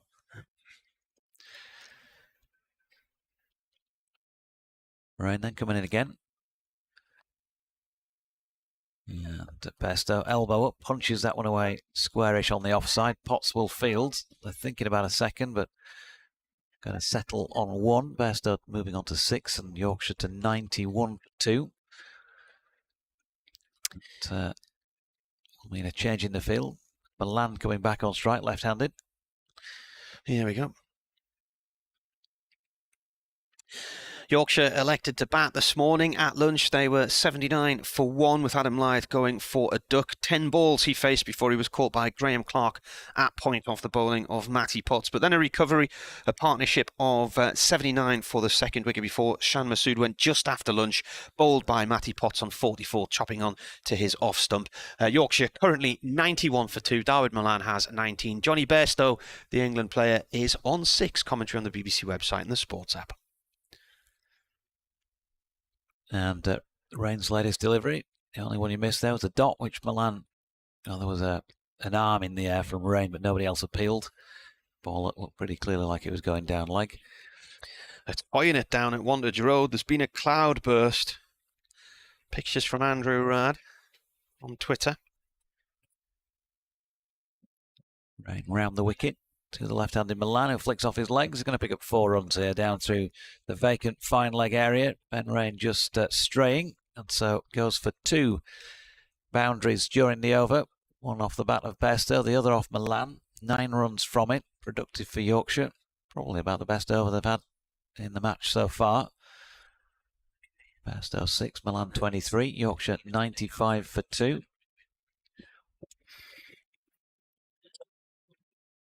To 6 minutes after 2 o'clock. Over 8, we were talking about that with Marcus North earlier. Over 8 currently showing at -1 on the board. And it's going to be Potts. 9 overs, 3 maidens, 2 for 9 to his name to continue from the Lumley end. In comes Pot, the widest delivery there, and the keeper takes that between first and second slip. Well, pleased to say welcome to Tim DeLader, who's from Bass, has made his debut for Durham today. A proud moment for you? Yeah, very much so. It was his dream from the age of 14 or something to play professional cricket. So when the dream comes true, it's a very proud moment. Absolutely. So when did you find out? Was it yesterday or?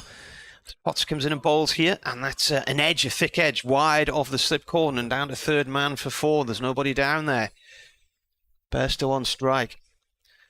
No, I found out last week. Ryan Campbell called me and said, well, he's going to make his debut. So if you want to book a ticket and come around, more than welcome. So obviously I did. My wife couldn't make it, but it's nice, very nice to be here. Did you get on the ferry or did you fly over? No, I flew over because I was on my own. It's a bit handier and very comfortable connection also with the local transport. So got here just after the first wicket fell this morning. Here's Potts, bowls, and a cut from Bairstow to backward point to Patel. So Amsterdam, Schiphol into Newcastle, was it? Yep. It's only about a 50-minute flight or something, isn't it? Yeah, I think we had the wind against, so it was an hour, but not long. Yeah.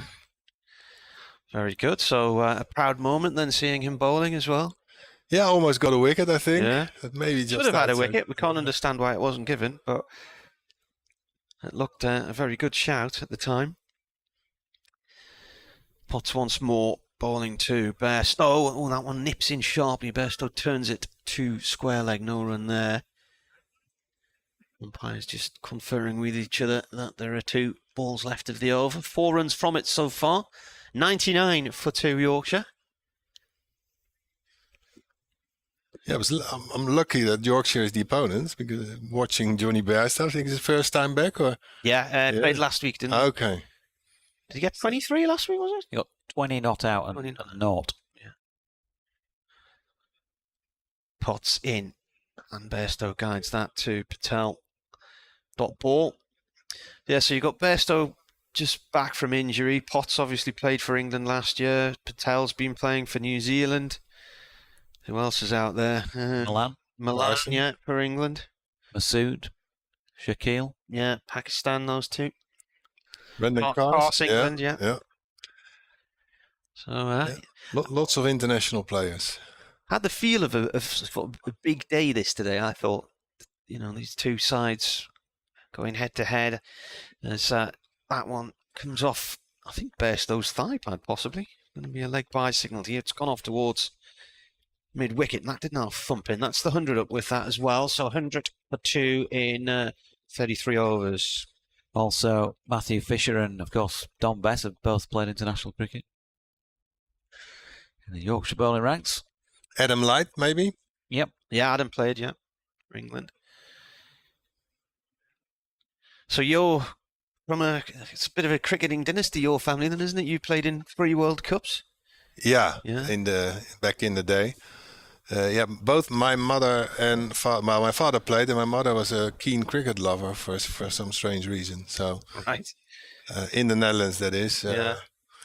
So that's how I am from 4 brothers. And we all played cricket, and we just played football and cricket. And for me, cricket was the better game.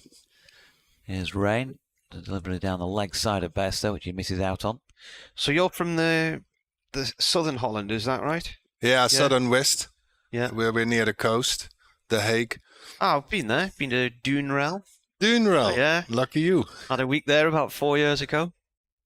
In the actual park? Or? Yeah. We were glamping. Yeah. Well, we had 3 or 4 nights there. Then we had a couple of nights in a backpackers hostel in Amsterdam. Sounds good. There's Rain bowling to Bairstow, chops it down. But the Hague's a beautiful area. I mean, I hadn't realised until we went there. There's about, is it 16, 20 miles of massive sand dunes all the way down that coast? Yeah. Maybe even more. It's right up to the north of the country where the islands start. There's a few small islands there.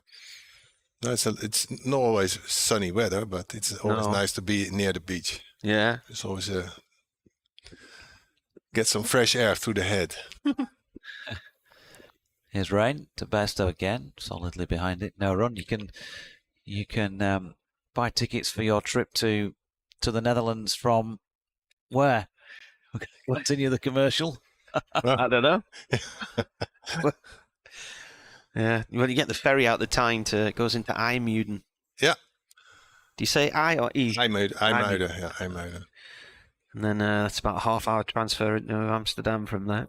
But that is a long trip, I've been told. It's like an overnight ferry. Yeah, but longer because we do a Hoek van Holland Harwich, which is overnight. It leaves at like 11 and you arrive at 6. But this is like 13 hours. So. Yeah, this one you leave about 4:30 in the afternoon. You arrive in port the next morning about 8, 9 o'clock, something like that. Dot ball there. Johnny Bairstow got his hand through it actually, but he hit it straight along the deck to Potts at extra cover. So timing it pretty well by all accounts. He's been out there for 28 balls now for his 10. And Rain places his feet carefully again, and in he comes. It's wide of off stump now then. This time Johnny chopping down on that again. It doesn't bounce as much as he obviously thought it was going to do. But it's safe. 100 for 2. I've never been actually I've only been to the airport to do a change to go elsewhere, but I've never actually to Schiphol. Yeah. I've been to Holland a few times. Spent any time in the country. When we got the train down to Dunrell, and it's only about a half-hour train journey to The Hague from there. Yeah. And then on the way back, there was something wrong with the line, and we had to go via Gouda. Rain wide of off stump. Bairstow watches it go by. End of the 34th, 100 for 2. So we came out the sort of southeastern side of Den Haag, past the football stadium. Yeah. And then to follow the Rhine for quite a few miles. Is that right? Is it the Nether Rhine? Must be, yeah. And Gouda train station was really modern, big arching station over the railway line. and then back up to Amsterdam from there. So we got to see quite a bit of Holland on that trip. Nice. We weren't planning to see. Yeah, and a detour in the Netherlands never takes long. No, because it's such a small country. Yeah. Potts to continue here. He's bowled 10 overs, 2 for 13, 3 maidens, and he's got Milan on strike. Milan plays the ball up to Borthwick at mid-off, no run there. Are you a cycling fan by any chance as well or not? My wife is cycles. Yeah. We are not watching cycling, but she is a very fanatic cycler. So and Holland is ideal for that because there's no mountains, so no climbs or whatever. Just had all the spring classics in Holland and Belgium. You're obviously a cycling fan. Potts comes in here and bowls, and an attempted cut from Milan to a ball, leaving him outside the off stump. It's gone through to the keeper. But there's a guy who lives in the northeast of a Corbridge way called Harry Pearson, and he's written books about cricket. But he's also written a book about cycling, which I read a couple of years ago. He went and spent quite a few months living in the Netherlands and in Belgium around the sort of border country, watching all the big one-day races and whatnot. So fascinating read. Quite a bit about beer in there as well. Yeah. Potts bowls, and that's a leave from Milan. So what is the club cricket scene like in the Netherlands then? Is it strong? Are there many clubs? Cricket is a very small sport in the Netherlands. We have around 70 clubs, and we've had those for like 125 years. Yeah. The last 20, 30 years, the cricket climate did change a lot because we used to have hockey and football clubs combining their sports with cricket, and with the introduction of artificial pitches, which were immensely popular to start off with in hockey and later football. A lot of those clubs have cut out cricket because there was no room for it anymore. It's a shame. So we don't have a lot of authentic Dutch people to pick up the game anymore because the kids are either stuck in football or hockey, and they have extended their seasons.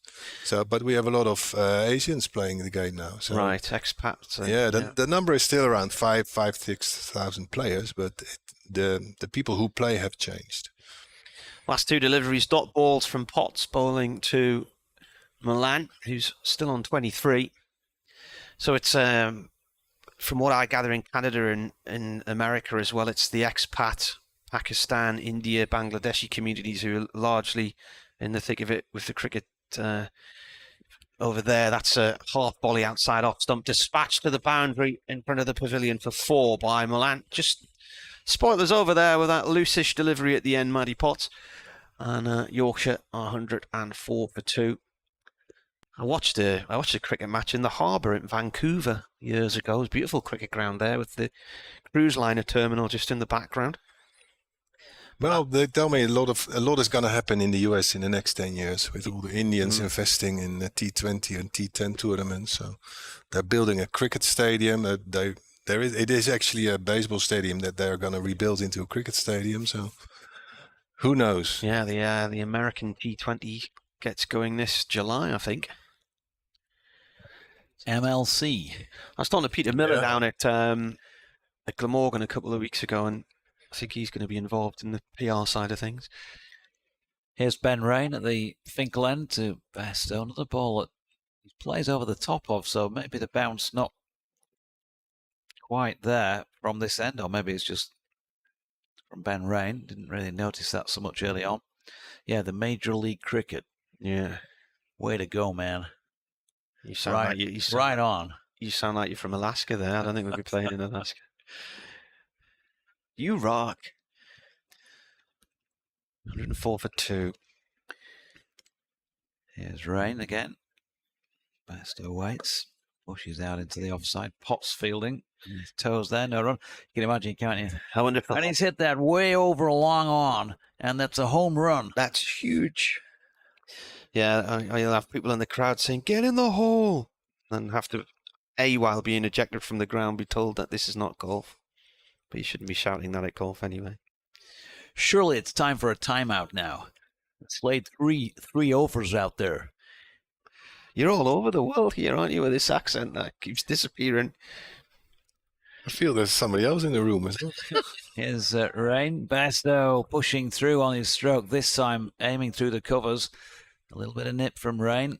Moral victory for the bowler, and Johnny's walked down now to have a word with Milan about what just happened. Did you play any first-class cricket or not? No, never. No. I had stints at North Hants and Sussex and Surrey. Right. But when I was asked back by Surrey to join them again for the whatever season it was, I had started the study and I thought, well, I didn't like the 4-day game that much anyway, so I'll give it a pass. Ball short of length from Rain here, turned to square leg by Johnny, who gets through for a single. 27 to him, 105 for 2. When would you have been at North Hants? Let me think. 1991, I think. Oh, so Simon Brown would have been there, was he? Yeah, Simon Brown was there, and the coach who went to New Zealand. Ooh. And who the umpire now? He's Jeff. Better. Well, Peter Willey, was he there? No, yeah, he probably was there playing first 11. Obviously, I played some games in the second 11 at that time. Richard Montgomery, who later went to Sussex, was there. I can't stand it. He was a better. He played for 10 years, I think, or maybe 15 years as a better in the first team, and now he's an umpire. Oh, but dot ball there to Milan. Had some time at Sussex with Paul Parker. Yeah, he played here. And Alan and Colin Wells. Yeah. Peter Morris. Paul Parker was part of the original 1992 first-class team for Durham when they started as a county championship side. Here's Rain again to Milan, who pushes out to Clark in the offside. No run, end of that over. One from it, 105 for 2. Dean Southall down Doncaster way has mailed in. Donny. From Donny.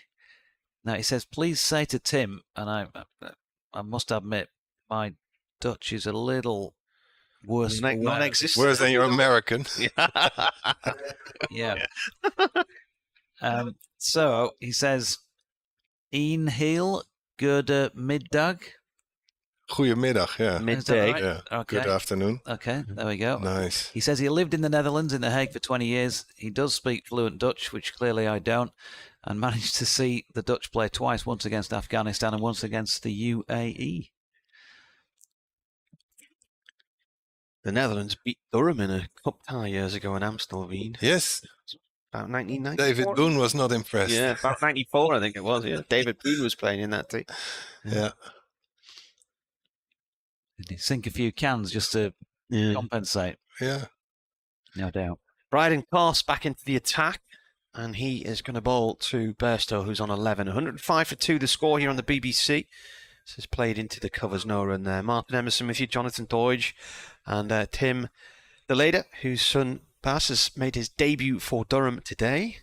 I did a little talking with him and Brandon Glover a few weeks ago in front of the members, so we were on the bar stools in front of about 100 guests and having a chat about their careers and going to the World Cup and whatnot.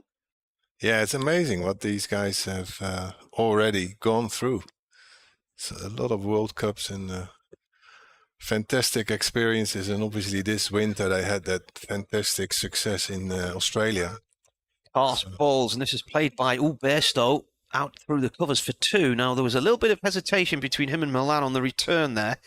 The throw's come in, and it's missed the stumps, missed the keeper, and whacked into Bairstow's pads as he was running past the stumps at the keeper's end.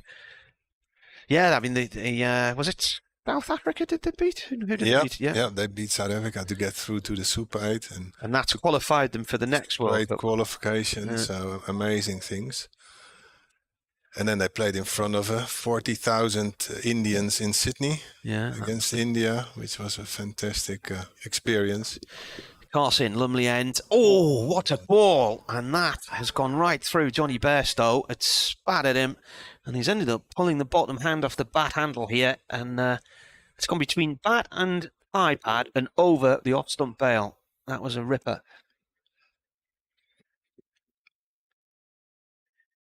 In 1983, we toured with the Dutch under-15s. We toured Durham School. I see the sign there. Oh, yeah.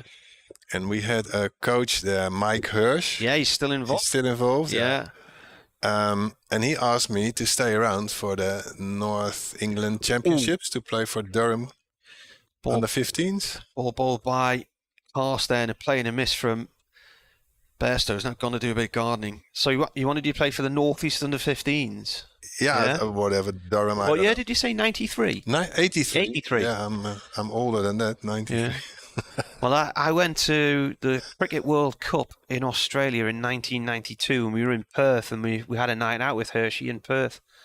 And he still comes over every summer, I think, and works at Durham School. And he's brought so many Australians to the North East over the years as well.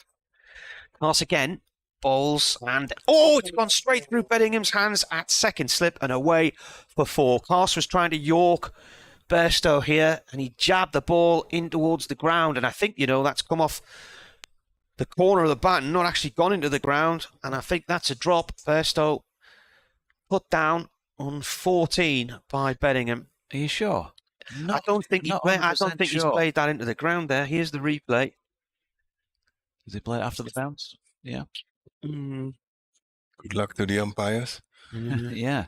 That would have been an interesting decision to have to make had he taken the catch. Well, I thought initially he'd played it into the ground, but then it just didn't look like it on there. Cuts again. And this is defended. Goes up to mid-on. I'll not write it in the notepad then. So, Bairstow not dropped on 14. It was going like an absolute train. I suppose it's one of those for umpire Paul Baldwin. Are you giving that if it's taken? Paul Baldwin is from Germany. He used to umpire our games. Yes, his background was something to do with his family with the armed forces. Yeah, definitely. I spilled Cork all over me. And probably some names you remember. We played two brothers Rosebery. Yeah, Michael and Andrew. The brothers Weston at Durham School. Yeah. Philip Weston and Robin, yeah. Here, meanwhile, is Ben Rain over the wicket and slanted across Milan. He does have a little flick at that one again. I played cricket against the Rosebery brothers and the Westons when I was at school and whatnot. Michael ended up coming back here and captaining Durham in 1996, but he spent the majority of his career as an opening batsman with Middlesex. Andrew played for Leicestershire, I think. Yeah.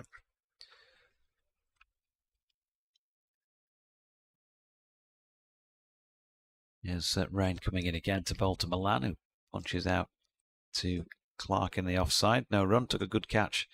Graham Clark to get rid of Adam Lyth first up. Ball was dying on him at point.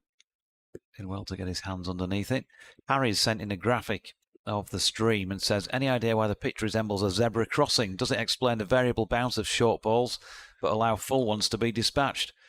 Can that be deliberately manufactured? It's like having Sky's The Slot graphic. Oh, right, yeah, the stripes across the wicket. Here's Rain again. And Milan drawn forward into playing at that one and misses. Little victory for Rain again. Yeah, from the angle he's given it, which is, well, clearly from the streaming angle, that looks like it's on the floor above us. Where down to the right of that and lower, so the strip at the nearer end looks like it's nearer to the stumps at this end of the pitch, at the Finkel end, than it does on that overhead or higher shot. You'd be thinking from the angle we've got that it's just full at this Finkel end. The lighter strip. Here's Rain, meanwhile, bowling again to Milan. Fades one away down the leg side. No run. It's sort of a little bit stagnant, isn't it, out there, really? It's been hard work scoring runs all day. Just the one wicket early in each session, plus that injury to Saud Shakil. But nearly 38 overs bowled for 111 runs. Run rate according to the board, bang on 3. 27 on strike. Beautiful sunny day in Chester Street as that's turned to Potts at mid-wicket, no run. I was thinking about that last night, the northeastern pronunciation of Chester Street, which has got a definite.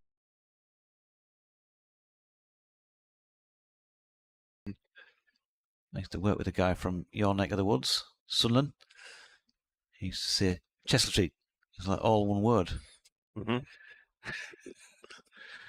Here's Rain bowling to Milan, who keeps his bat inside the line to complete that over at 1-1-1 for 2. Nelson time.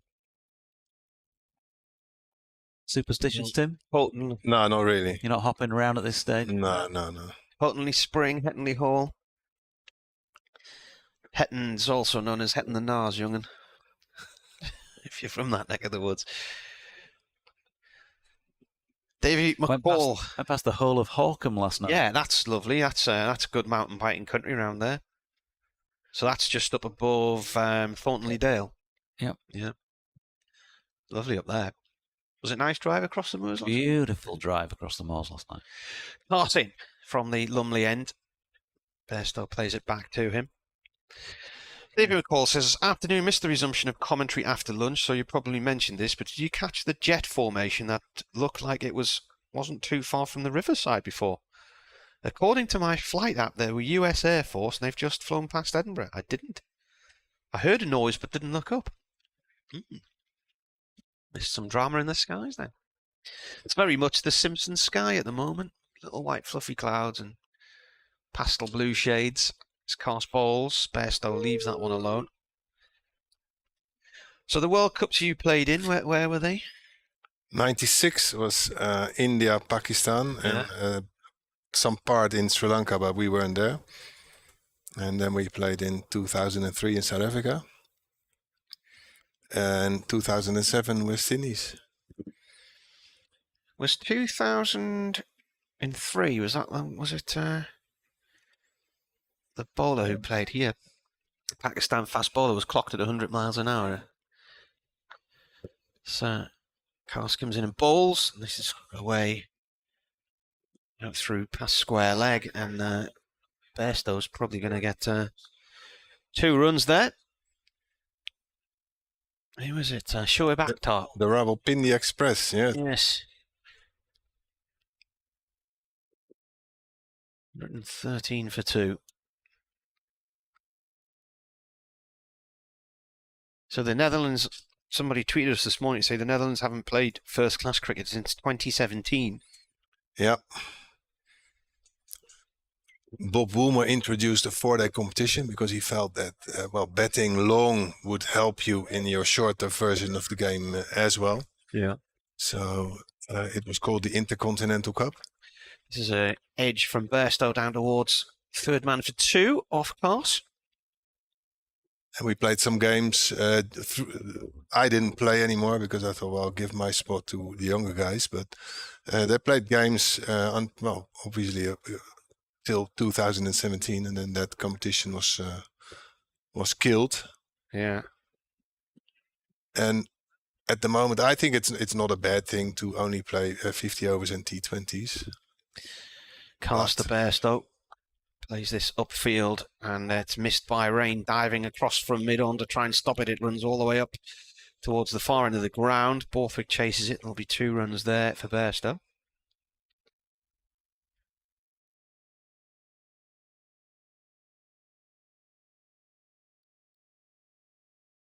And coming back to that, I think for Buzz it will be very good to play 4-day games because he just needs time in the middle and bowling in the middle. Just to because he comes from a small kicking country, he's never played enough competitive games as a junior or even as a senior. Yeah, because in every team are too many weak players. Pass in and played away by Bairstow to mid-on, no run there. And having watched this in the last couple of overs, they've bowled some fantastic balls. Yeah. But the batters are still there. Yeah. So that is a quality of batting that you need also in your shorter version of the game, just to survive very good bowling. I think this is the principle behind women's cricket in this country now. They're trying to develop more players because in each team you have some very good players, but a lot of less experienced players, and it can show at times as cast bowls. This one is left alone, and very low scores on occasion. The other day, Northern Diamonds here out for 60, and then I can't remember who they were playing now, but the fact they're playing, the Blaze, the Blaze. Where the Blaze based? Trent Bridge. Right. They're the new team, aren't they? They replaced the Loughborough Lightning. Right. So they nearly lost chasing 60.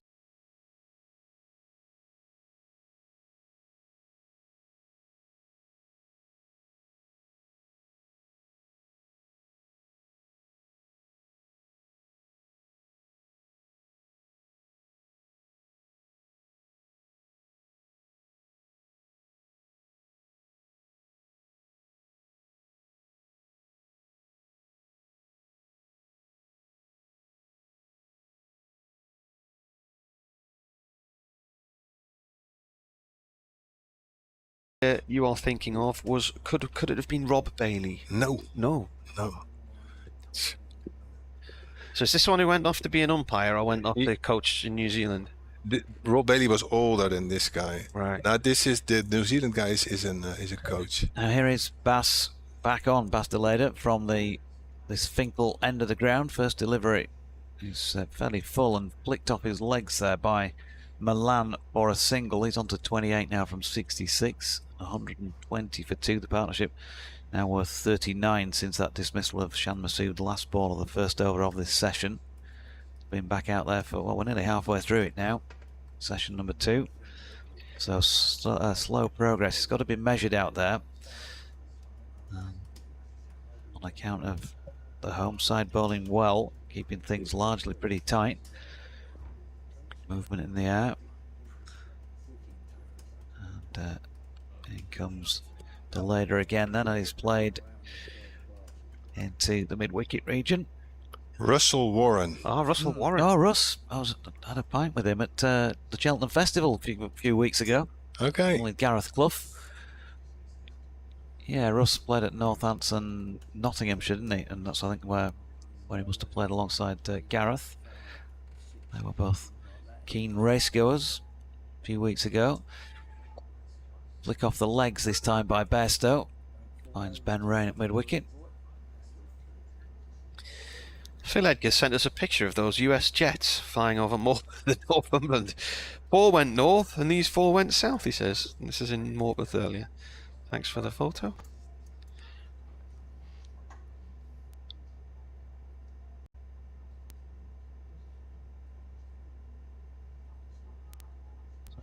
In he comes again, right arm over the wicket, short ball this time, and Johnny Bairstow is going to take full toll on that. Played it nicely, good control, and timed it well. Felt like a bit of a tennis shot really, got the bat quite high as he cut it, but he's got 4 back at a point. 27 to him, 124 for 2, so catching Milan up here. Although he has faced the predominance since this pair came together, 50 of the deliveries. 2 to come in the over.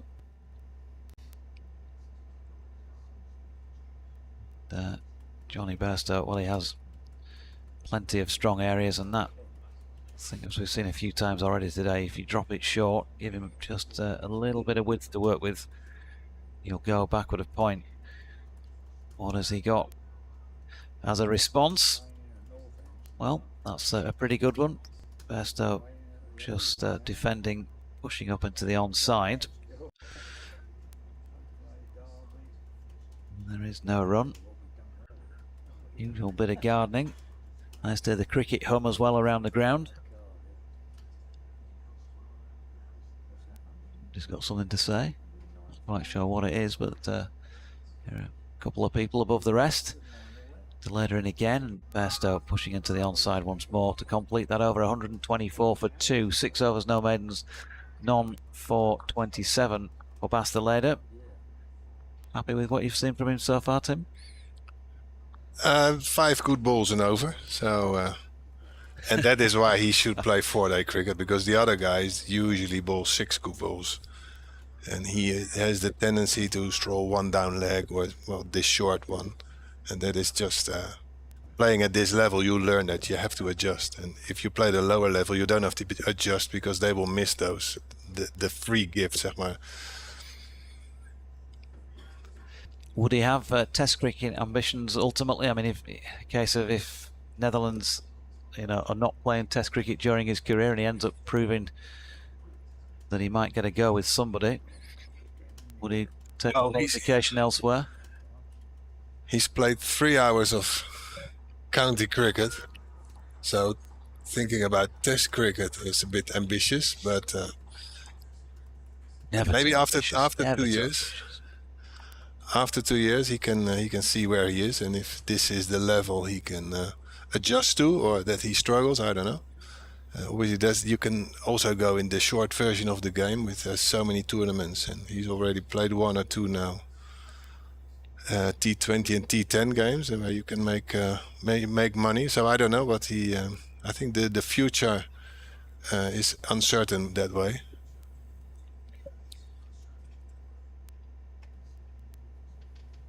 We'll run through third man there for Milan.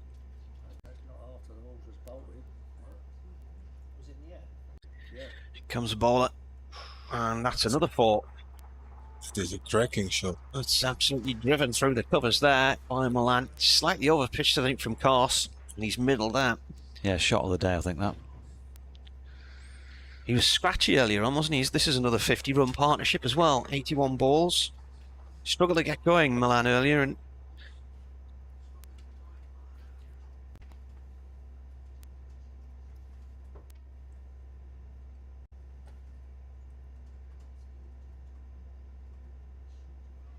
by the way, you did mention that second wicket partnership was 79. We didn't have any pedants emailing in, but Shaquille was obviously out there as well for part of that. Oh yes, he was. So he left the field at 27 for 1. Yeah. So that second wicket partnership was 54. All right. Okay. I'll agree with you. Who's tweeted that? Nobody has, no, but I just recall, I didn't pick up on it at the time actually, but I do recall you saying it was 79, I think you said, for the second wicket. For the people listening at home, these 2 people next to me, they're writing things down, and there's a few Dutch people who send me messages, but it looks like 2 for 12. It's a quiz at Dutch television where they write things down and they can. Okay. Well, I've got all my match notes here. Yeah. League table, player stats and everything, computer. Fantastic. Tweet on screen to watch the game. Obviously our 2 mixing desks to link us all together. Last ball from Kars was going down, that's the off stump, and it was just short of a length, and Milan looked to try and pull it hard through the leg side but missed it. Here comes Kars again, and balls. And it isn't gone, and he's chased a wider Lucius ball, and Jones takes the catch at first slip, and he departs for 36. He just got a little bit excited there, I think.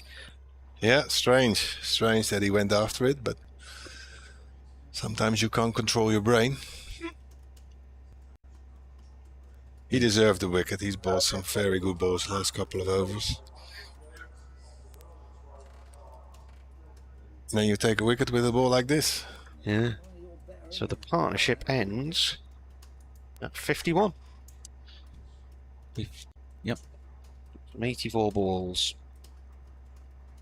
The wicket came after 40.5 overs.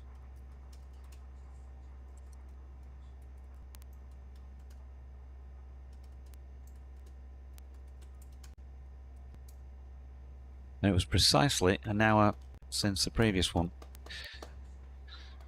Disappointment, I think, for Milan.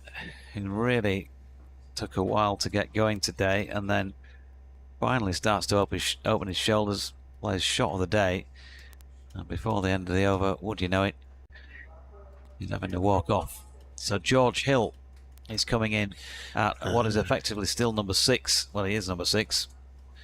Just that they're not 4 down because of that injury to Shaquille, who were advised by proxy, if you like, by word of mouth from others, that should be okay to go back in and bat at some point.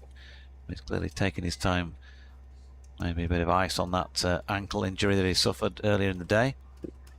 Now, George Hill has struggled to get going this season in his first few knocks, but did come up with a 60 in the second innings against Glamorgan last week. Another product of Sedber and Spatey. Some friends of ours, when we go over the Lake District, they are also teachers at Sedber School. Ian takes the school shooting team. Did you have a shooting team in your school? We certainly didn't have one in ours. It's a different world.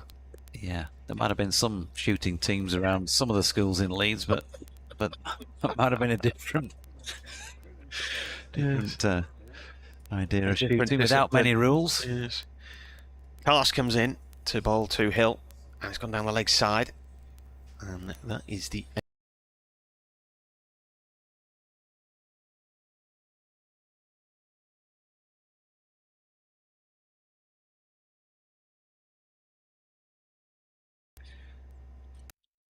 Yeah, 117 minutes he was out there, David Milan, so almost 2 hours of batting. Had to concentrate a lot, but lost it, didn't he? Lost that concentration slightly, so 36 to him. And Yorkshire have got some quality players back in the dressing room, having won the toss and decided to bat first here. Unable to dominate this as they would have liked. They've got work to do.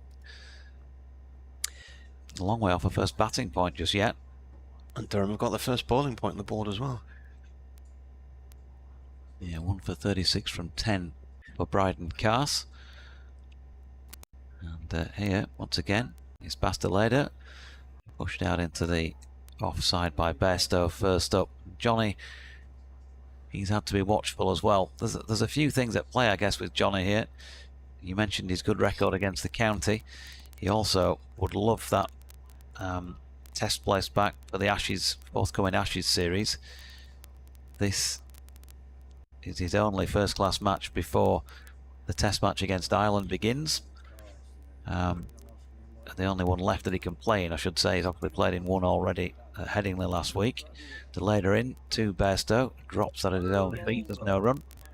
So he wants runs, and he's batting, if you like, a bit more time out there. The feel of his knock so far, that's, I think, on account of experience and how the bowlers have been bowling. The pitch has been playing with 27 off 54, striking at bang on 50. What I'm trying to say in a roundabout way is that he's not yet looked to be playing in that aggressive mode that we've seen so much in recent years at test level. This latest delivery pushed out into the offside by Potts, so doesn't want to give it away with so few opportunities before the test series comes around. Also just in need of batting time in the middle, isn't he? So playing sensible cricket here. Craig Porrett's emailed, "Hi Malty, congratulations to Tim on Bastelada's debut from a Durham fan in a town near Leiden."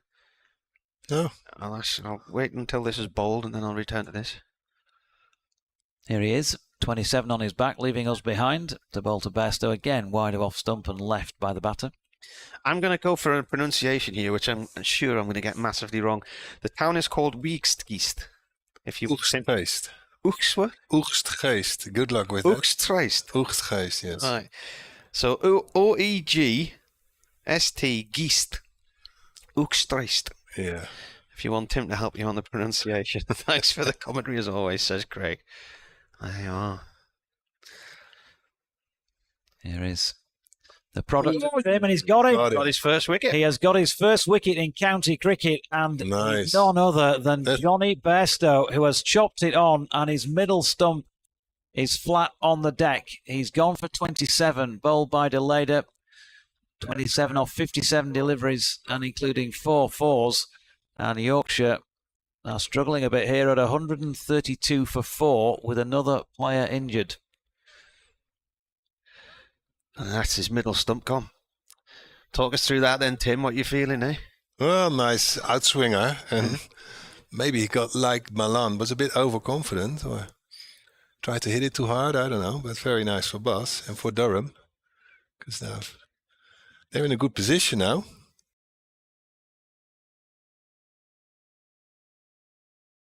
We don't know about just how strong his ankle is, do we? That's the thing. Will he come out with a runner or not?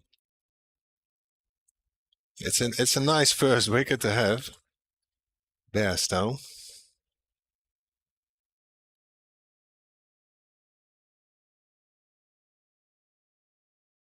And it's going to be Matthew Revis coming out at 7 for Yorkshire. So, as Marty will doubtless corroborate, another of the Yorkshire players who spent some time at Sedbergh School, although he wasn't there throughout, just I think the last couple of years of his school life. Yeah, didn't he go for sixth form, was it? Yeah, I think so. Played for Farsley in the Bradford Premier League. Been with Yorkshire since under-13s. 12th first-class match, and he's got 359 runs, 250s. Yeah, he started at Burley and Wharfdale, where Harry Brook plays. Well, that's where my father-in-law lives in Otley, and that's their rugby club, Burley and Wharfdale. Nice spot that on the river, isn't it? Along there. Just the west side of Otley. Yeah, it's a fair hit from the river to the Burley Cricket Ground. The rugby ground's on the riverbank, though, I think, is it? I missed.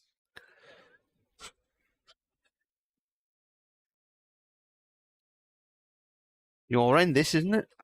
It is, and that was a dot ball to complete the delayed wicket taking over. It's an over he's never going to forget. First in county cricket, and a big one at that. 7 overs, 1 maiden, 1 for 27.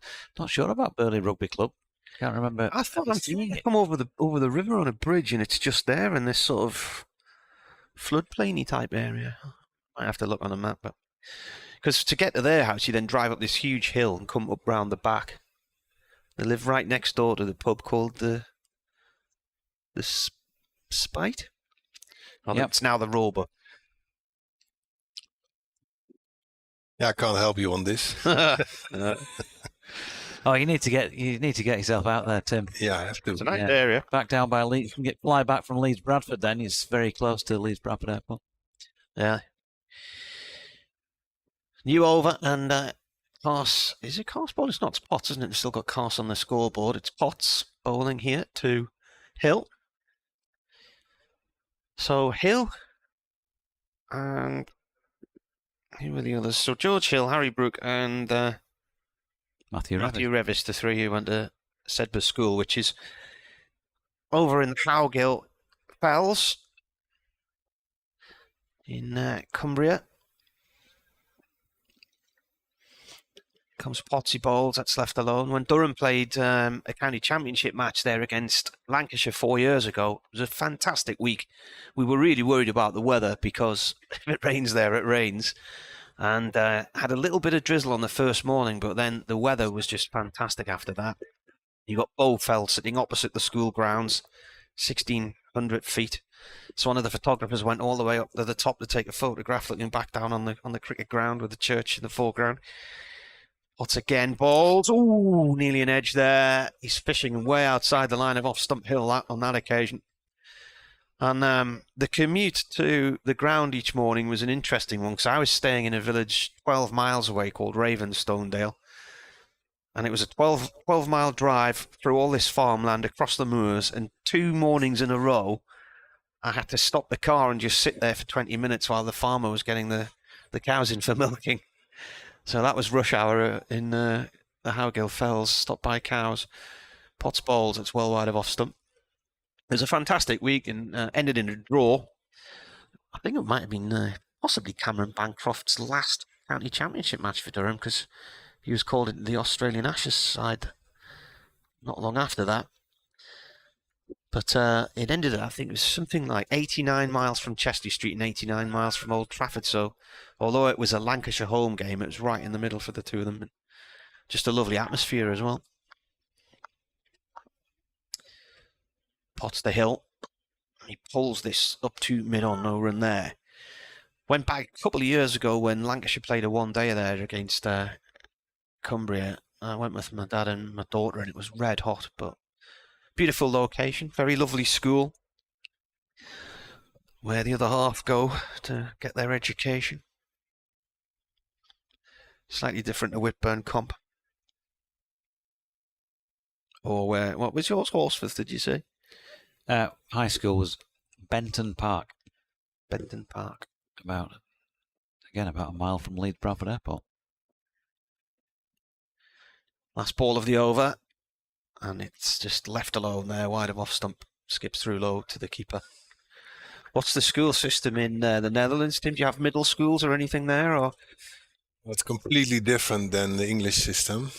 Really, we have primary schools and secondary schools, but we don't have sports at school. So that is one of the reasons. None whatsoever. There's PE lessons, but you don't play sports for your school. So that's why the reason that nobody knows cricket is because there's no school cricket, so you don't get introduced to games you don't know. They basically do the games you do know, which is a shame. You've got to a point now where I was talking to my old PE teacher a few years ago, and the best footballers in the school have never played for the school team because they're all signed up to already local academies from a very young age. Yeah. Here's Bastelader bowling from this Finkel end. Good delivery first up as well to Matthew Revis. Ball nipping away slightly. By the way, thanks to Paul Dyson, who emailed in to say that when David Milan was dismissed for 36, he'd scored exactly 1,000 runs for Yorkshire in county championship cricket. There's never enough stats in cricket, is there? Lyde still needs another 33 for his 1,000 in a calendar year because he's off for a duck today. Here he comes again then. Bastelader pushed into the offside by Revis. There's no run. I still think Matthew Revis is good for some runs in county cricket. He's probably not had stacks of opportunities yet. He did get thrown in at the top of the order against Kent in a Division 1 game when he was very young, and it was too early for him. Has more recently been used as a sort of bowling all-rounder, really, when they discovered he could get the ball through at 80 plus. He's just played his latest delivery up to mid-on. No run, but he can bat, does play straight. And I think if he gets continued opportunities as he is doing now, more in the middle order than a couple of places lower, that'll stand him in the county in good stead. Back in the side here in just a couple of games. And this one wide of off stump, and he's allowed that one to go by. No run. Probably just one of those players who, although he's made some useful contributions, wants just that one innings that really kicks him on. He's got an opportunity here. Yeah, I don't know what changes then, but that one innings can actually gives you the confidence that you actually belong at the level. Yeah. So his latest delivery is another good one. He's had a push at that, nips away on him. Yeah, it's just one of those things, isn't it? It's belief. George Hill at the non-striking end talked to us about this a couple of seasons ago. There have been a few moments in his short career so far, but in white ball cricket, he came in at Headingley and he hit a 6 over long on. And you could see him punch down on the top of his bat. And he sort of said afterwards, what was that about? And he just said, I can do this. My dad is tech. Ask him, did you ever practice at the McEwen's Indoor Cricket Centre up here when you were here all those years ago? Was it built then? We stayed at Durham School, I know that. Right. And I don't think we needed an indoor school because we only had beautiful sunshine. So. Oh, right. Beautiful ground, Durham School. Yeah. Ball to finish the over. Coming up towards 3 o'clock, so we're doing a news update in about 3 or 4 minutes. Well, Michael Rosebery and Andrew Rosebery, who you mentioned, their father Matty was one of the directors of Durham who got first-class status and got them into the county setup in 1992. And the Westons and the Roseberys used to go regularly down to the MCC Indoor Cricket School at Lord's. Mm-hmm. And Mike Weston and Matty got together and thought, why don't we build an indoor school in the northeast? So that's what they did. And lots of indoor leagues were formed.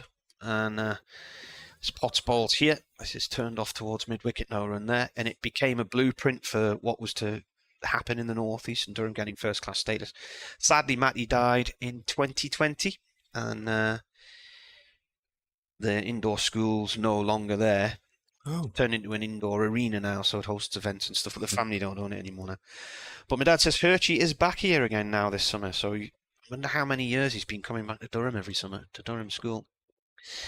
Potts in, bowls, and that's gone down the leg side, and that's away for 4 byes. 4 byes. Jeez, swung late. Yeah. Nothing the keeper could do about that. He's ended up across on the end of the next strip over. He's been keeping very well today, I think. Keepers hate this, eh? Yeah. I think it was 8 years ago. I posted a picture yesterday, and it's a photograph from within the grounds of Durham School, actually. And it was of Gordon Mutchell and Gareth Breeze's charity cricket day. It's Potts Bowls, and this has gone along the floor to Patel in the gully. Phil's back, no run there. I think it was 8 years ago this week where they had the charity cricket day. Shivnarine Chandapal, Otis Gibson, who's now the Yorkshire coach, and of course was a bowler with Durham. They all featured in it. And Kumar Sangakkara was there as well. And that was on the cricket ground at Durham School. This is defended by Hill. He plays it down into the ground and it bobbles to the offside. It's not coming up on my feed now. You know, it was there just a minute ago. Oh, there it is. Where are we? So 9 years ago it was. 9 years ago yesterday they had the charity cricket match. It was a great day, that. Phil Mustard got Chandapal. Got him caught. He was bowling. He's defended. Rolls to the offside. Just turn this up now because news bulletin's just starting. So can you hear that? No. You hear that? No. No. You didn't hear that now? Slightly off-putting hearing the news in your ears, but stops missing the bulletin though. Where are we? 44.5 overs, 136 4-4. Potts is bowling to Hill from the Lumley end, and that is left alone. End of the over. Very strong period by Durham. Just the 4 byes from it. Don Topley sends his best, by the way. Is he listening? Oh, I'm not raining, sure if is he's it? listening, but he's sending his Resic best. playing today? No, I can't remember if theirs was one of the rain-affected matches. Were they at Canterbury? They are at Edgbaston and are none for none. They've just started then, so it was raining this morning. Scott Easby says, lucky charm. Milan is out, and then Bass gets Bairstow. Keep him on. So you're the lucky charm.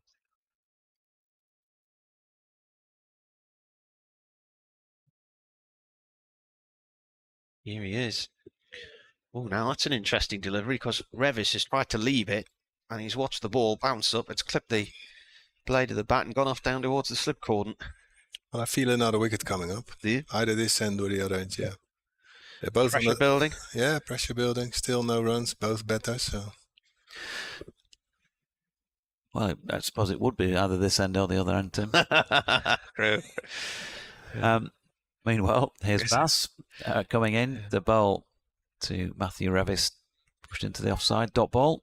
Once doing an ice hockey commentary, I described it as end to end. And I think I also said that once in a basketball commentary as well, where you have 25 seconds to have a shot, don't you, before the other team get the ball back in basketball. So. The things we say. And he comes again then. Over the wicket still, and Revis. Forward push, no run. Do you know Don Topley?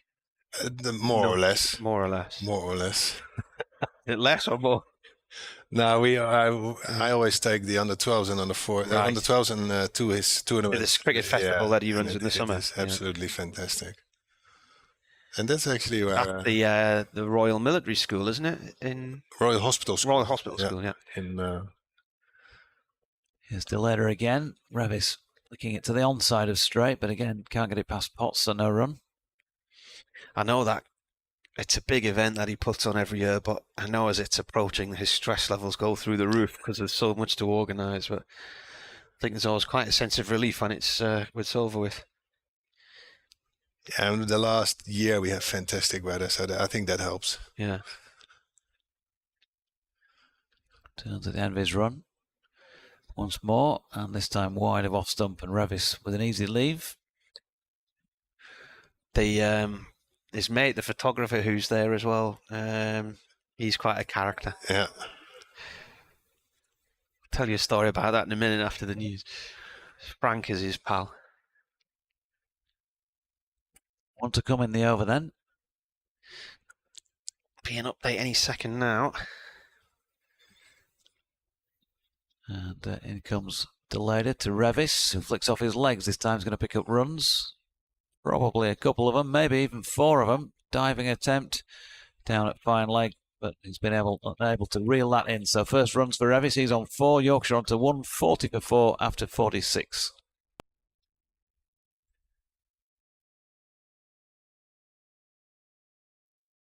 Obviously tried something. The wrist was in a different position. That is probably experience he lacks, and he needs to gain throughout this summer. Right, here's the update, I think. Here we go.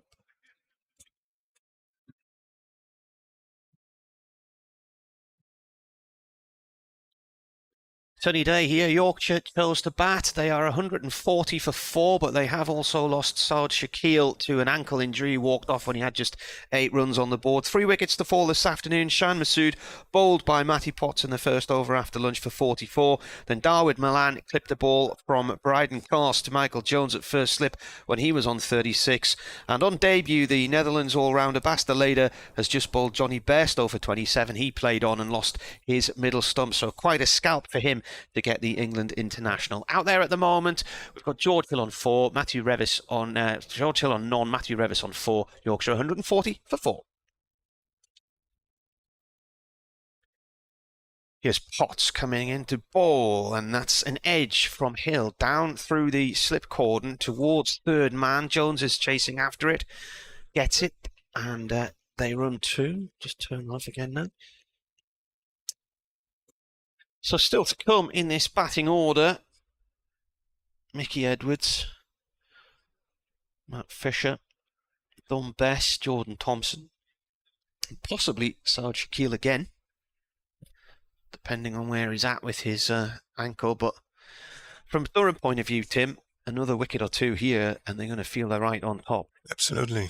It's immense strong batting line. Didn't quite carry. Hills edged it, and it's just bounced in front of Jones at first slip.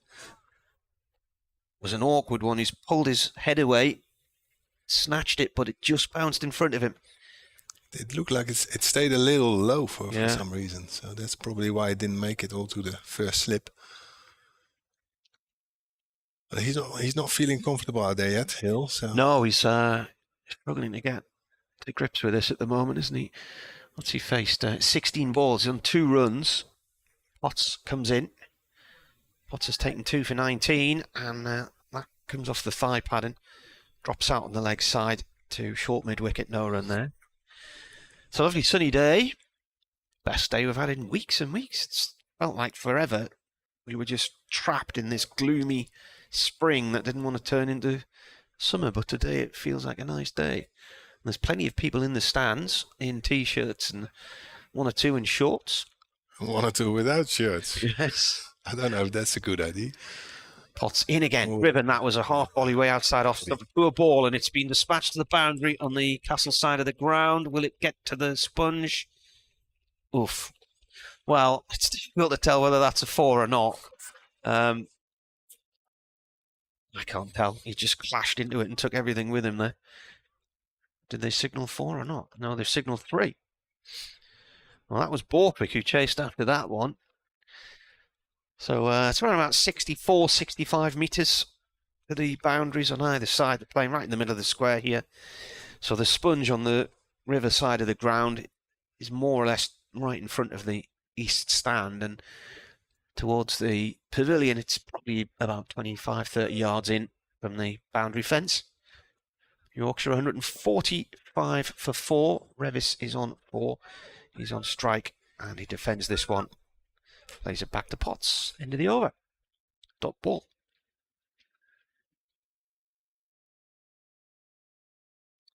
It's hoying it down in other parts of the country then, so let's have a look. Somerset are struggling to get going there.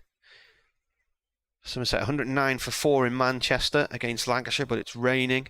Essex have now got 5 on the board against Warwickshire, so they've had no play until just a few minutes ago.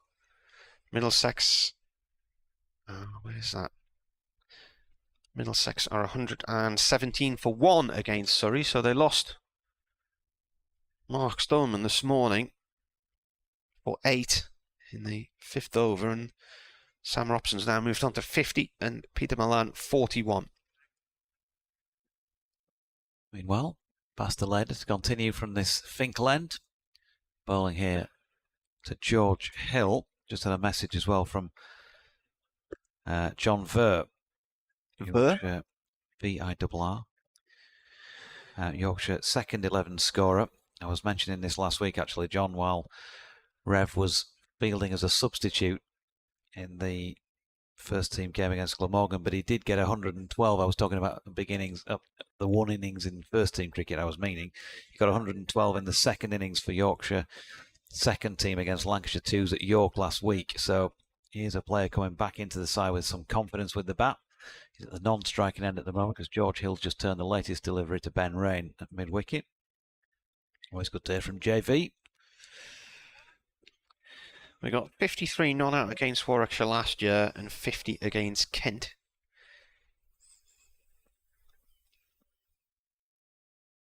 Championship debut in 2019 at 17.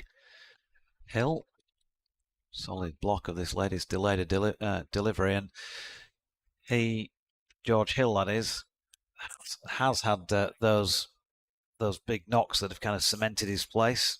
Admittedly, he's been higher up the order for the most part, and in fact has just dropped down it this season to the middle order, having been given chances in the top 3.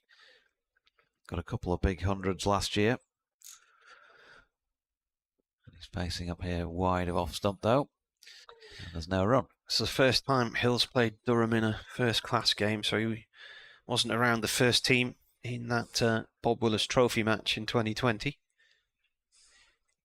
North Hants, it's raining down there. They were 86 for 2 against Notts when they went off.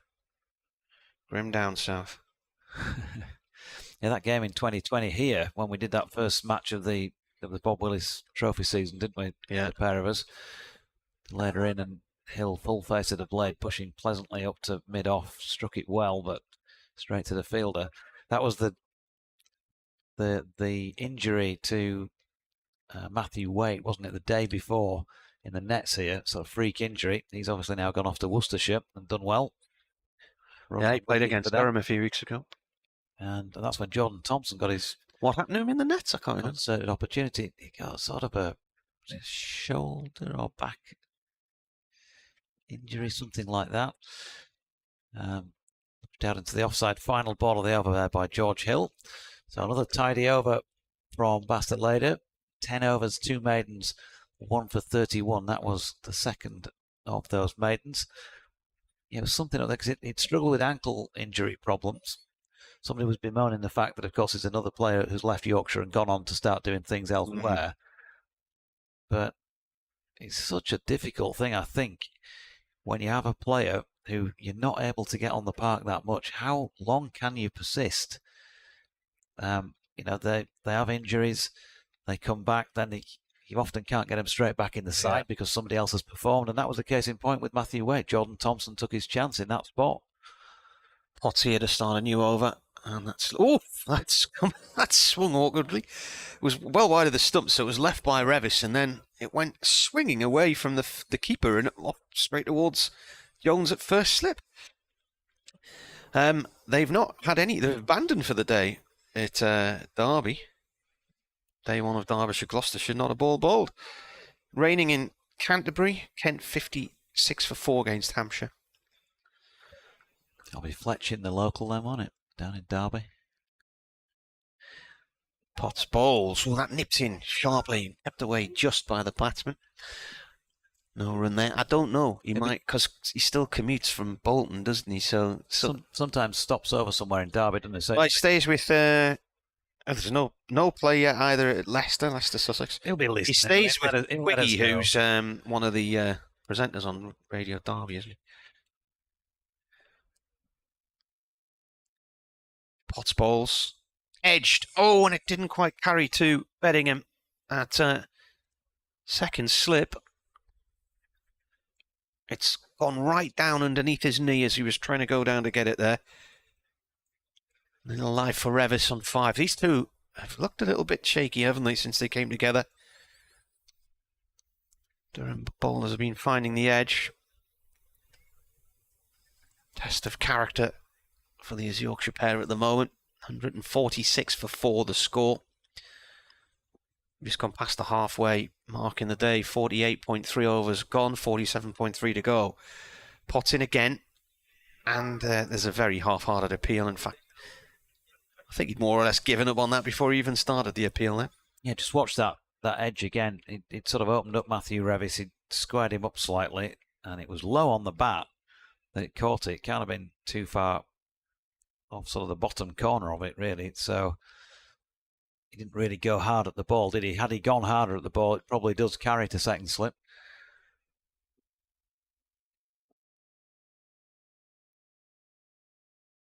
Two balls of the over to go. And that's a leave taken by the keeper. He'll just watches it. Not a bad crowd in. No, I was really impressed.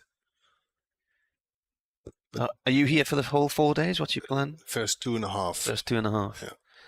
So tea time flight back to Schiphol on Saturday afternoon? Yeah, something like that. Yeah.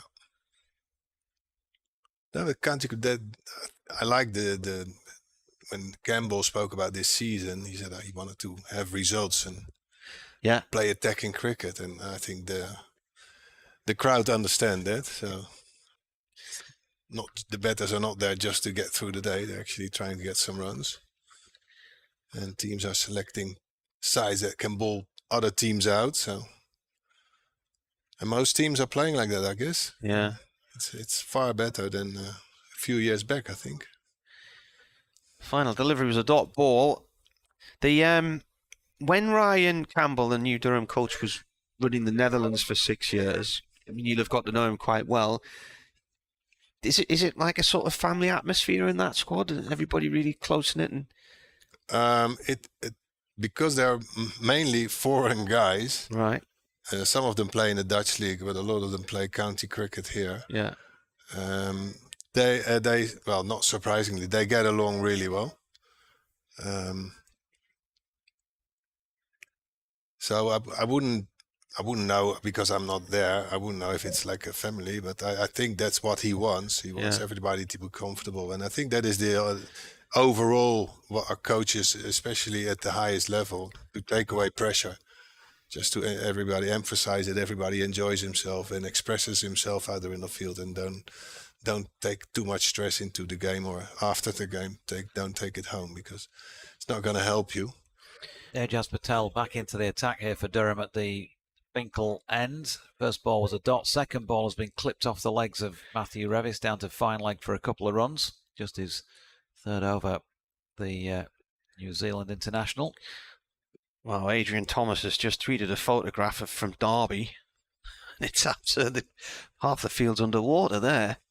He's obviously in the hotel across the road. There's Patel round the wicket again, wide of off stump. Revis goes after it, reaches for it, gets it along the deck, but can't beat the man at cover. Adrian's already writing off tomorrow as well at Derby. If he's that bad, it's got to be under serious threat, hasn't it? Patel in again, past umpire Debenham. It's full. Dropped out into the offside by Revis. This is the halfway point of the day, this over. 2 balls remaining in it, and we're nearly at the tea break, really. 20 minutes before the scheduled tea break. But we're only half the overs of the day bowled as Revis pushes into the offside. And again, we're on the over rate, still showing at -1, but then it would do because they don't sort of make readjustments to these things until the end of the tea break, the end of the sesh. So it could be different at the end of it. I know they've had a couple of injury breaks during that time, so that will be one of the reasons for it as Revis pushes the final ball of the over out to mid-off. No run. They're 148 for 4 then halfway through the day. It's back to no, I was wrong there. I was counting the wrong way. So actually they've passed the halfway point. My apologies. 50 overs gone, 46 remain. Yeah. But still, keep up at the back there, Deutsche. Keep a bit behind. Yeah, well, I reckon if we said 15 minutes of delays this morning, that wouldn't be an underestimate, would it? Possibly nearer maybe 20. The check on Masood and then the injury to Shaquille and the treatment he received. Pots the ball to Hill from the Lumley end. That angles away. I think the batsman took the bat inside the line there. Dan Whiting pointing out that the weather gods are conspiring against Gloucestershire because it's cracking the flags in Bristol today, but they're in Derby, which is underwater. Durham in Bristol next week, where that's one of those stats off the top of my head. I don't think they've won a county championship match in Bristol. Potts turns. 3 slips in place, and this is turned to short mid-wicket instead. And stopped by Clark.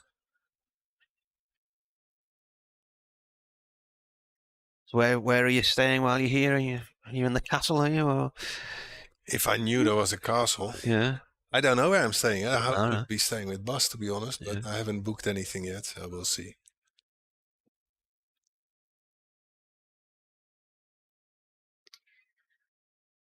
What's balls? That stays really low. That stays really low. And Hill was expecting a length ball to come up a little bit, and he went to play it as such, and it went through and underneath him, and it's just missed the off stump. And that's got Ollie Robinson, the keeper, down on one knee, arms crossed, wondering how it didn't hit. If those ones have got your name on them, there's nothing much you can do about it.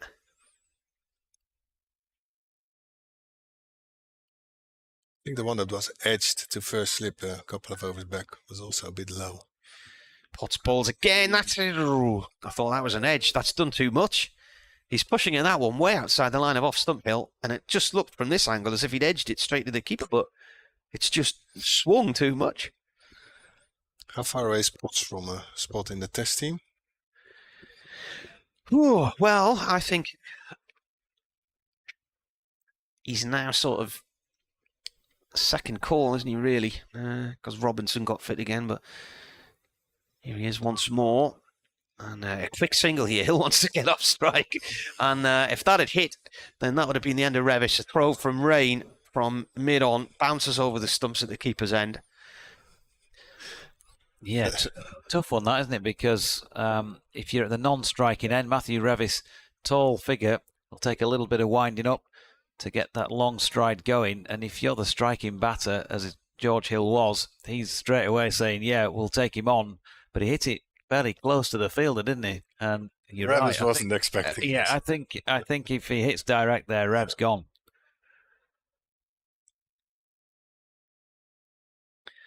The Rev would have been off to see his maker.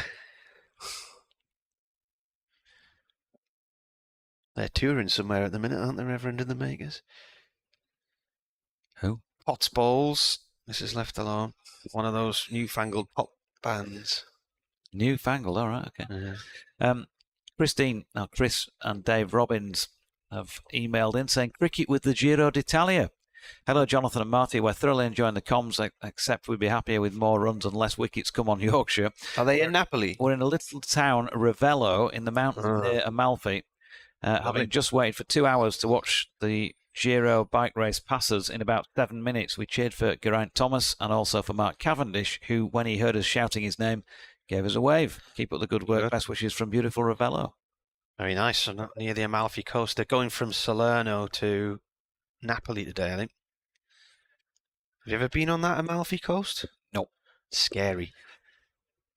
Here's Patel round the wicket, slapped back down the pitch by George Hill. Don't know if he hit that into the ground or if it was a genuine caught and bowled chance. He hit it low.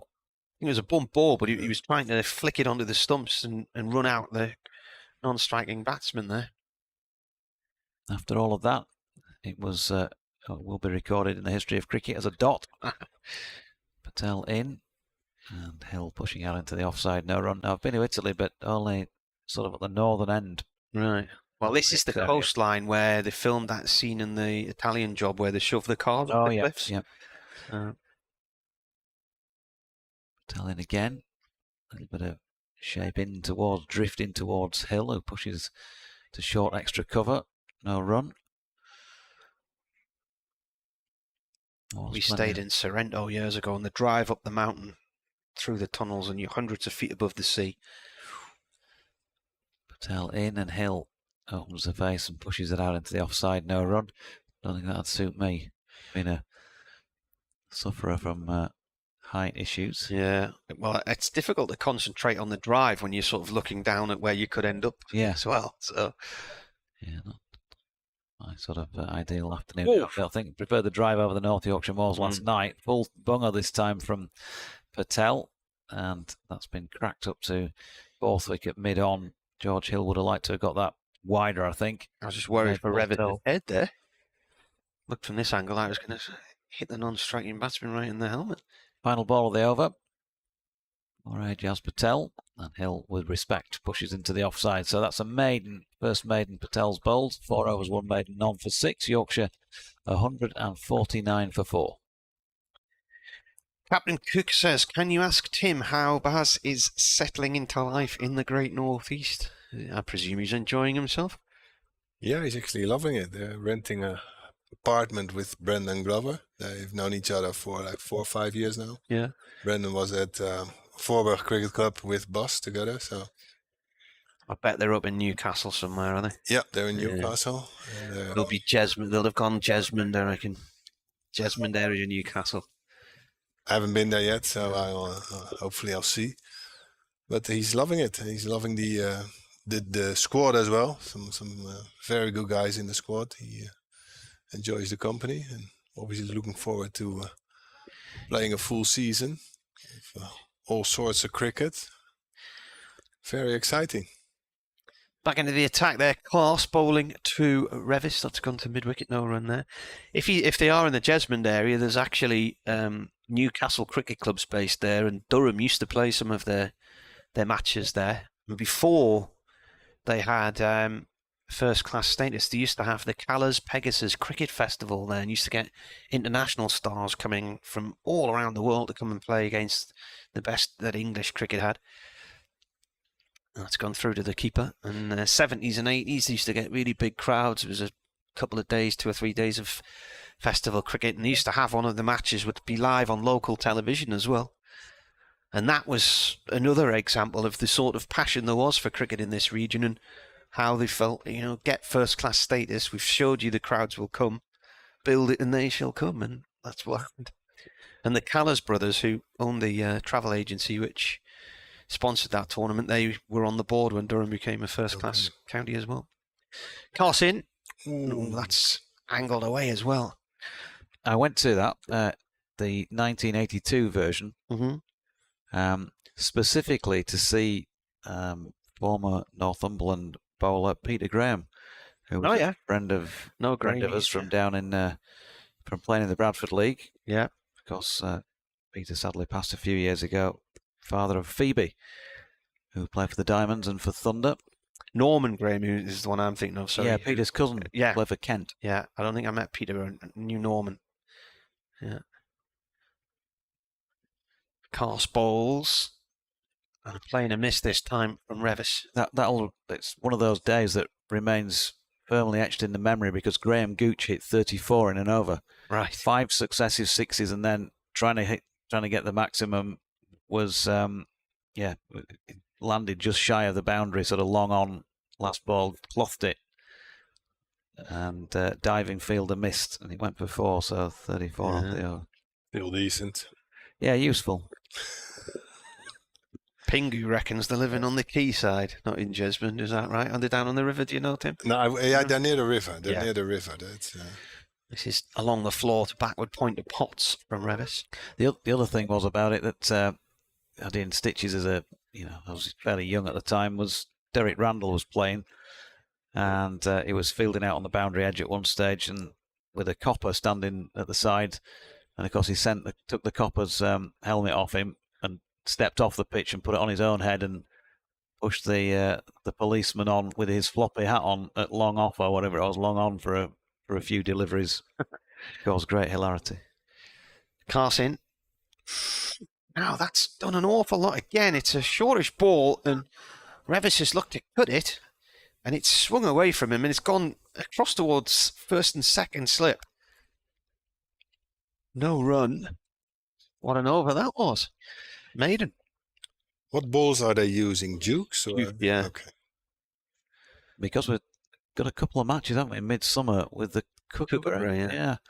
But yeah, Dukes, and they're swinging late. I mean, the ball's, certainly old enough now, isn't it? 53 overs old, but you'd not be too disappointed that you'd lost the toss today and you've been asked to bowl first, because it's doing something for you out there. It has done throughout the day for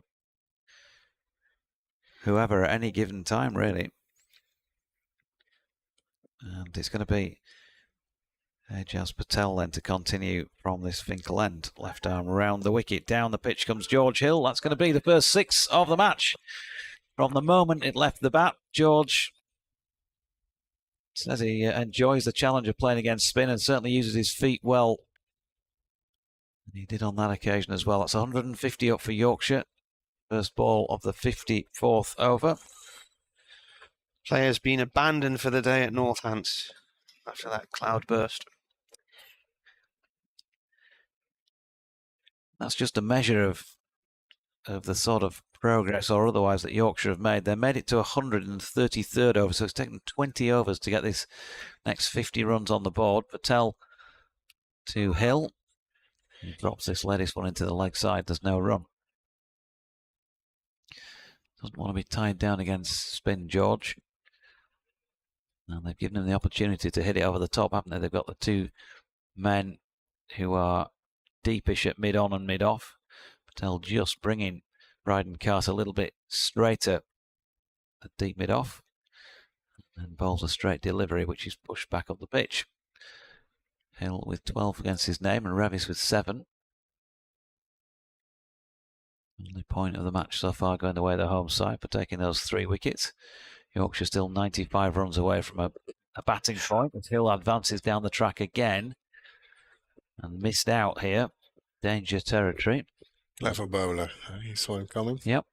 Lots of bits of rain bubbling up this afternoon according to the Met Office app now, but there's nothing here at the moment. Here's Patel again. Hill this time goes back foot, tries to whip it off his legs but misses out.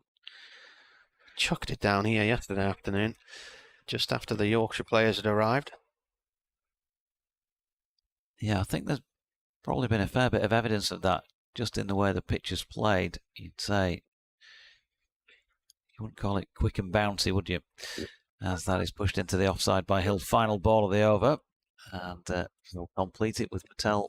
5 overs, 1 maiden, none for 12 against his name. 155 for 4 Yorkshire after 54. It's kicking off in central Bedfordshire, according to the BBC weather feed. Somebody sent in a photograph of 3 funnel clouds, which are sort of twisters forming from dark skies above Bedfordshire. Too far south to guarantee the weather. Well, I tell you what, the Met Office app is showing lots of pretty nasty stuff bubbling up just to the south and the west of us over the Pennines, but across here it looks okay. So we should get a full day in. Carse bowling here and playing a miss from Revis. Struggling with the pace at times. Good afternoon, by the way, to Jane Timon, who says, I mentioned this morning. I had my first piano lesson at my ripe old age just a couple of days ago.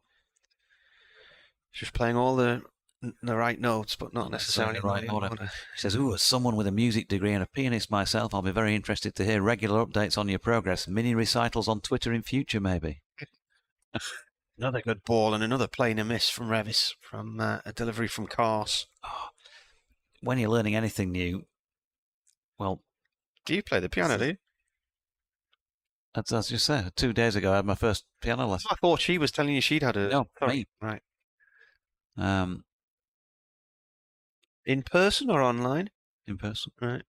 Yeah, it was an interesting experience. Will there be a second lesson? There will, unfortunately, because of this job. You can't. It's committing yourself to a regular day. That's the problem. Second lessons in October. Yeah. Carson Revis plays that one out through the covers. So towards the east stand, he'll get 2 runs. My daughters were having regular piano lessons in a place in the village, and then lockdown came, so it all stopped, and then eventually started up again. When things came out of lockdown, we never heard anything more. So more recently, they've actually been having online piano lessons. So they have a tablet or an iPad next to the piano. An edge. Oh, it's missed by Patel. It was going along the floor, but he's trying to scoop it up before it had actually got to him. And 1 run there for Revis. And they seem to work very well, these online lessons. And my oldest daughter has come along leaps and bounds. And at the start of the academic year, she was told by her music teacher at school that she'd probably only get to a certain grade and therefore stick at that for your GCSEs or whatever. And now she's already 2 more grades above that level from these online lessons. So they've worked a treat. Mm. You do need a piano at home to help with that. Well, yeah. I don't possess one of those. Yeah, I mean, the girls are just when it's going cheap. The girls are just playing air piano. Carson, and that's a leave from Hill. Yeah, they had a small keyboard which fitted in the bedroom, and the lady who was doing the lesson said they really needed a slightly bigger one because there was probably a quarter of the keys that weren't on there that were needed. So they've now got a bigger one, but it fits in the room all right. So it's good. I've never played any music in my life. I've always been interested in music and all the trivia behind it and the skill. Appreciate the skills of the people who are playing it, but never done anything. I've always, fancied having a go at piano, but just never got round to it. I fancy the triangle. I'll be like Baldrick, playing it out of time. Cast bowls. Played away by Hill to mid-on. Oh, it's a misfield from Rain. They're going to get one that they shouldn't have got. He looks very disappointed with himself there. And Cast doesn't look overly impressed either. Ended the over, 3 from it. That's 55 overs gone. 41 remaining in the day. 159 for 4. So still 9 overs away from tea. So it should be tea in 3 minutes in theory. This will be another 20-7 job, this. Yep. Looks like it. It's every day for Yorkshire these days. It is for Durham as well. I'm mildly surprised if we've turned the microphone off before 6:30. Yeah. In the match guide, it says scheduled play 11 till 6 p.m. and I just laugh at that every time I see it. Can't remember the last time there was a 6 o'clock finish. No, I wish we were on overtime. Yeah.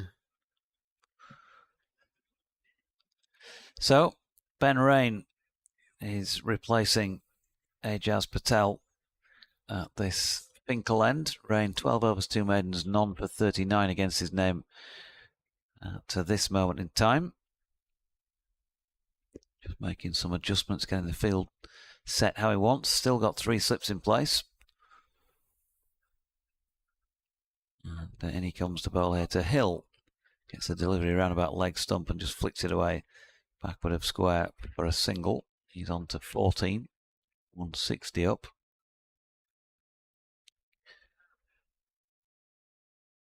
And 25 overs until a second new ball can be taken, but I shouldn't imagine that's an issue at the moment, Tim, because this ball, they've still got it working for them. I don't know if they are going to take it. Such a lot of swing still. But they've got them a little bit on the back foot still. So that. Yeah, you'd say so. Bit of duck in towards the right-hander this time. Revis pushing into the offside, no run. New ball might give them a little bit more bounce, so they can even attack more. Yeah, if anything, it's just been a bit on the low side out there. Thinking about the catch, the slip catch that dropped short. Even the catch that got Adam Lyth was dying. As rain is in. And Revis pushing up to mid-on. Again, there's no run. Decent crowd in. Probably the best attended day I think I've seen so far this season at a championship game. Well, I don't know what the temperatures were here, but we were very lucky when it got above 10 degrees. So today is a very nice day. Yeah. So very lucky in that respect. Raining again. It's wide of Revis' off stump. There's no run. You can see a fella away to our right. And they stand down at sort of third man when they're bowling from the Lumley end by the digital scoreboard there. Topless. And quite a lot of t-shirt order. And one or two still feeling the need to wear a jumper or a coat.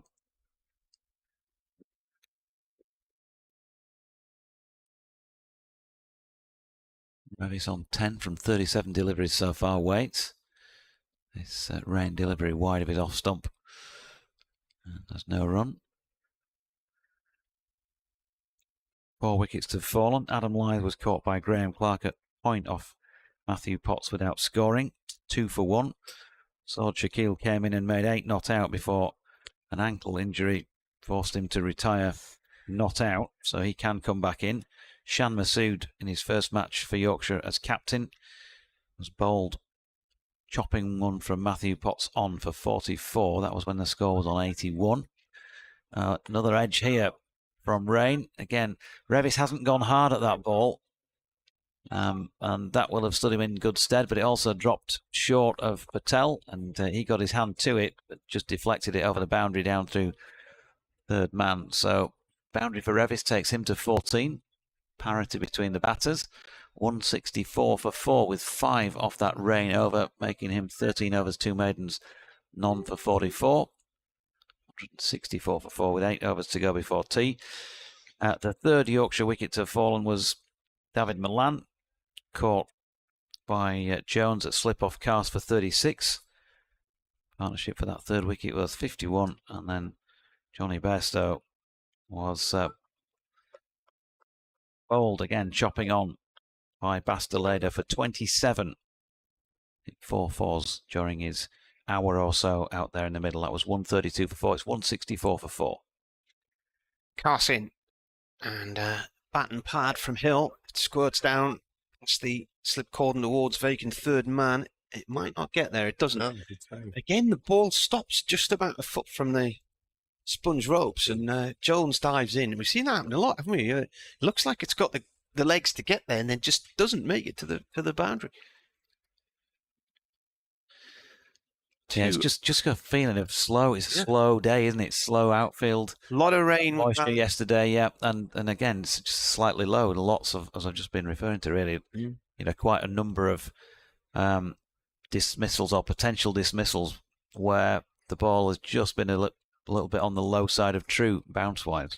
The last match here against Derbyshire, they were actually cutting the outfield in the lunch interval and the tea interval, trying to get on the field and get the grass shortened. Pass with a short one down the leg side to Revis, because they hadn't been able to get on because of rain and whatnot. So, I mean, it's a good. I would describe this as a good drying day. Yeah, it's one of those where they need to just continue to guts it out with the bat, because if things do continue to dry, it could be a fair bit better for Durham on day 2. So they want to just stick in there for as long as they can. Carson defended by Revis. So when did these two come together? 132 for 4, so they've added 35. It's been quite some period now, isn't it? Because that last wicket came in the 42nd over. We're now in the 57th.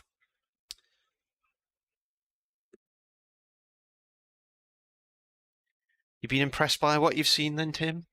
Well, it's been a long time since I have seen 4-day cricket, and it's just so different from especially the T20 game where you basically... That one came in sharply. That's a thick inside edge down to fine leg for Revis. He got 1 run. I don't think he knew much about that, did he? No. When would you have last watched a 4-day game, do you think? 20 years ago? Yeah? Something like that, yeah. No, we watched a day one from Somerset play Essex at Colchester. Oh, yeah. We went with the under-12 boys. Yeah. And I told the guys, there's this guy called Trescothick, so I hope I hope Somerset, because he smashes it, I hope Somerset will bat first. We arrived, I think, 3 balls late. Somerset did indeed bat. And he was out, was he? He was out, yeah. Third day, he got 200 in a day. And you weren't there. Now we had to play our own game, so... Next ball to Hills, just gone to the slip cordon, no run. It's quite a small ground, isn't it, Colchester? Yeah, yeah.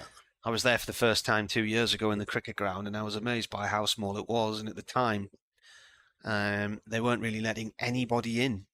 It was the start of the season, and some of the bigger grounds were letting a few people in as part of a post-COVID lockdown exercise, but there they weren't.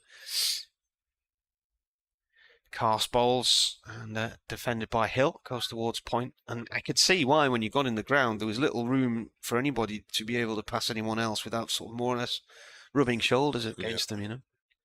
End of the over, 168 for 4. So the that school tournament that Don Topley puts on, that school is on the sea wall, isn't it? Yeah. I went years and years and years ago. I've got a friend lives in a town called Hatfield Peveril near Colchester, and he was in a cross-country run there, and it was a bitterly cold afternoon in the middle of winter, and while he was running we went and had a pub lunch. Meanwhile, Ben Rain bowling here to Matthew Revis, who's playing a ball at the top of the bounce, open the face there, run it wide of the cordon. He's going to pick up at least 2. They might get back for a third by the looks of things. Yeah, George Hill giving him good support. So 3 to Revis takes him on to 18. The score to 171 for 4. We just saw the unusual sight at a professional cricket ground of 3 of the staff having to dash along back behind the bowler's arm before he started his over. Very used to seeing that around the club ground, of course. Getting from one side of the sight screen to the other before you get moaned at by somebody on the field.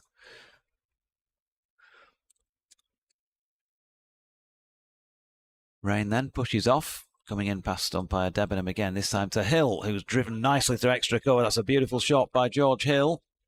Might not have the legs, it's been chased down, and again, that slow outfield coming into play. So you're having to earn each and every run here. On any other day, on any other ground, on most days, on most grounds, that would have reached the boundary, but just reeled in after a good chase. About a foot short of the rope. Scott Borthwick, I think, was the man. So 3 runs. It was indeed captain's example setting. 3 to Hill takes him to 20. Score to 174 for 4. So 3's off successive deliveries. Rain to Revis. Full pace of the blade again, pushing to Borthwick at mid-off. No run. Still 6.5 overs to go before the tea break. Stomachs are rumbling. Is there anything on at tea these days up here, Mark? Not jam and cream scones, anything like that? No. Listeners make you cakes, don't they? Is that a different program? That's much special. Yeah. We get cakes sometimes at Scarborough. Yeah. As Rain's latest delivery is worked to leg by Revis, and again, no run. So what you're going to do, you're going to do the right thing as the home commentator and pop off to the shop then and buy us I'm going to point you in the direction of the stalls over there and see what you can forage for while I do an update. So I've got one to do myself, though. yeah. Now, the third slip for the first time in a while has been taken out and brought in on the drive at a short extra cover. That is Alex Lees. And immediately, wouldn't you know it, the bowler strays down leg stump and flicked away through the onside by Revis. George Hill is the second person to lose his footing today. He slipped while trying to turn at the striking end. So they turned down a second run. Revis going on to 19 now. 175 for 4. They've added 43 since the wicket of Johnny Bairstow, which was bang on an hour ago.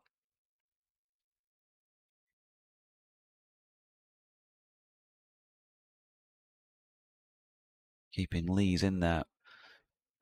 Well, George Hill's on strike now. And he waits, and Rain getting around about middle and leg. Drops it into the leg side to complete over number 58. Hill 20, Revis 19. Rain 14 overs, 2 maidens, yet to take a wicket. It's gone for 51 runs, 175 for the loss of 4 wickets. A quick look around the grounds elsewhere. It's not much to look at. Essex 24 for 2, having started late against Warwickshire at Edgbaston. No play at the moment due to rain at Old Trafford. Somerset 109 for 4. Middlesex 155 for 1 at the Oval against the champions, who put them into bat. End of day, as Marty's already said, at Northampton, where Northampton were 86 for 2. No play at all today at Derbyshire, Gloucestershire at Derby, and then Kent 56 for 4, having been put into bat by Hampshire, off for rain, but they are due to restart that. Pass in, that's left alone, passed off stump. And Worcestershire were shot out for 109 earlier today. You'll recall that Marcus North was in. He showed me, I think it was 20 odd for 5 or something at the time. 74 for 1 Glamorgan in response. So they've made a good start to things. Look like been a competitive side, I think, this season, as we saw ourselves at Headingley last week.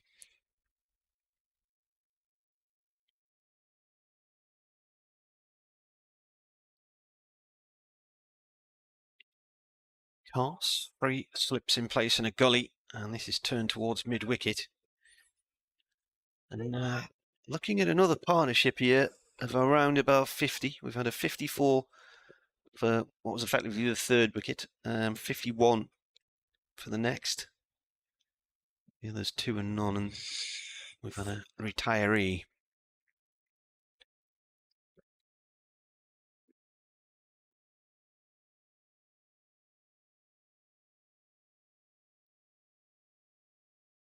How did that work with the records then for the partnership?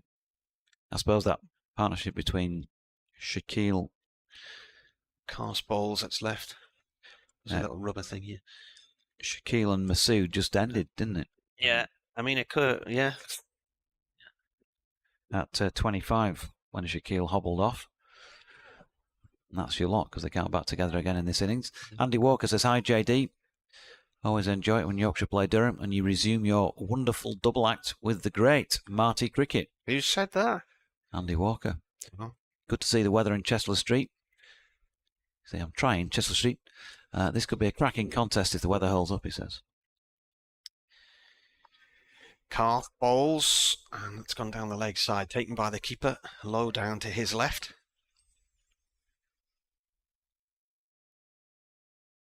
Can get in touch at Jonathan Doidge or at Marty Cricket or BBC West Yorkshire Sport at gmail.com, or your email address again, Marty? wearecricket@yahoo.co.uk.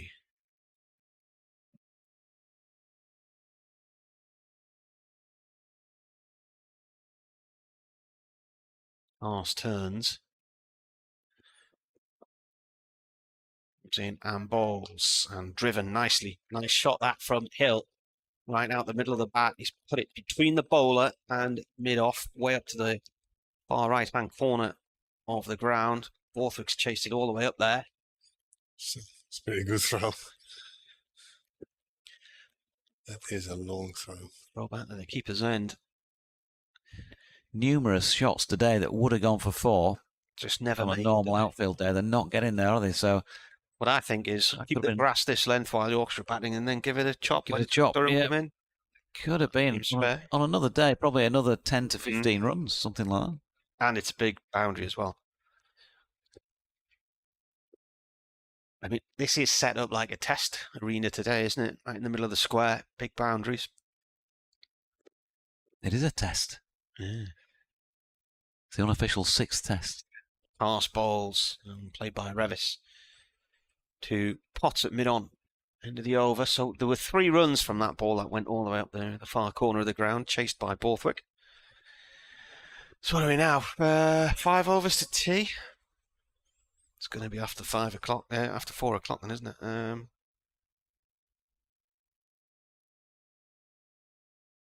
5 o'clock. 4 o'clock. Yeah.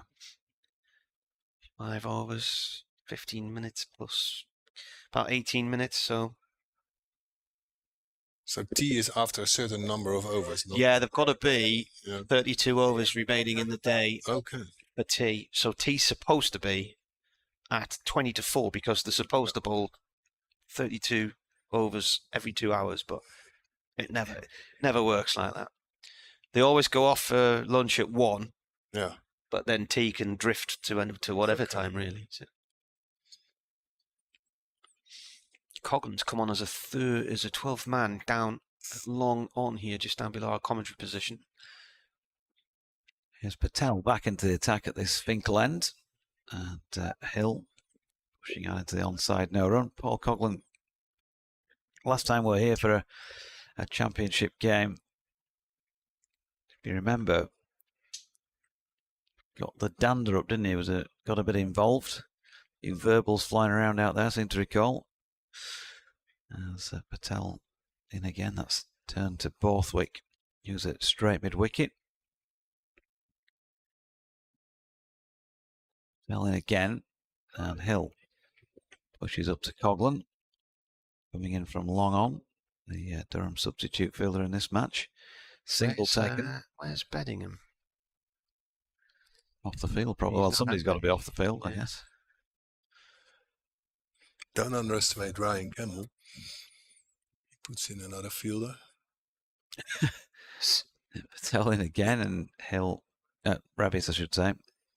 He's watching that one go by outside his off stump. George Hill certainly not short, but Revis, I think, the taller of the pair of them. And playing solidly forward to this latest delivery. Still an enthusiastic member of the crowd out there. Patel in again, this time more of a side arm delivery. Nicely applied by Revis. Bit of control past the diving Borthwick. Will pick up 1 out to Coghlan to complete that over with 2 runs from it. 24 to Hill, 21 to Revis. 181 for 4. Yorkshire just having to be content to just keep accumulating more than anything here. Boundary count has not been high today.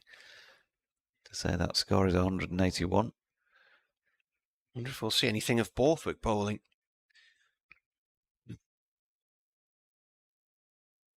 He'll bring himself on or not.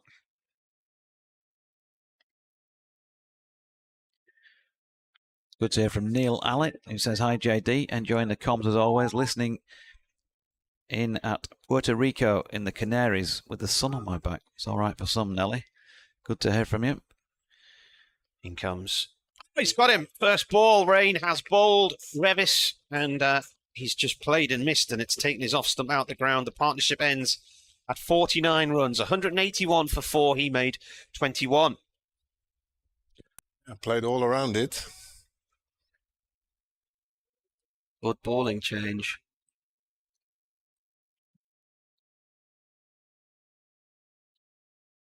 Durham needed that. And the build up to tee, he's just not got across to that there, has he, Tim? Yes, it's strange. It looks like it's a straight ball. So Just having a look at it again now. Yeah, it's angled in towards him and he's just played inside it, really. Yeah. Well, 60.1 overs gone when the wicket fell. The partnership ends at 49, so he's a new batsman. Tom Bess, is it? It is.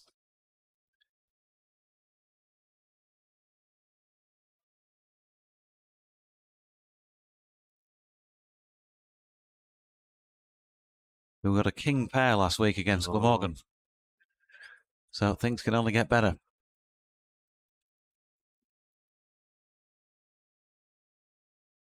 is there the stand with the mainly blue seats? Is that a new stand because it's not finished on the left, or is it? It's they take the seats out during the winter and store them under the other stands, and then gradually put them back in as the summer goes on. But it's very rarely used unless it's for a T20, all right, big summer's night, or an international.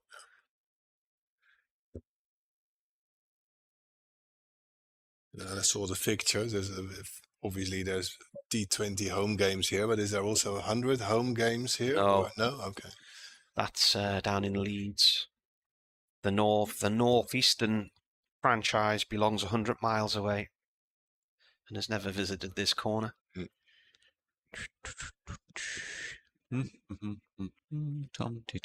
Tom Bess on strike as rain comes in and bowls. Oh, and he's gone down the wicket at him.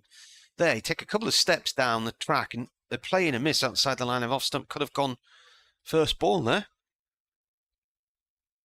Well, he hasn't, so that has avoided whatever you would call a king pair. There'll be a name for it. A king triple, wouldn't it? Yeah. The presidential triple.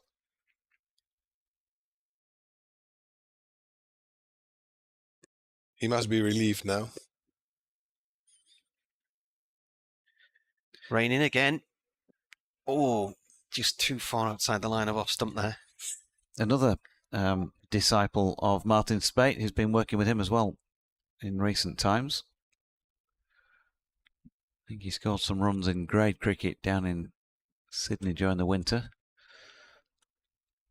Oh, he got a first-class century to his name and put in some useful contributions for Yorkshire.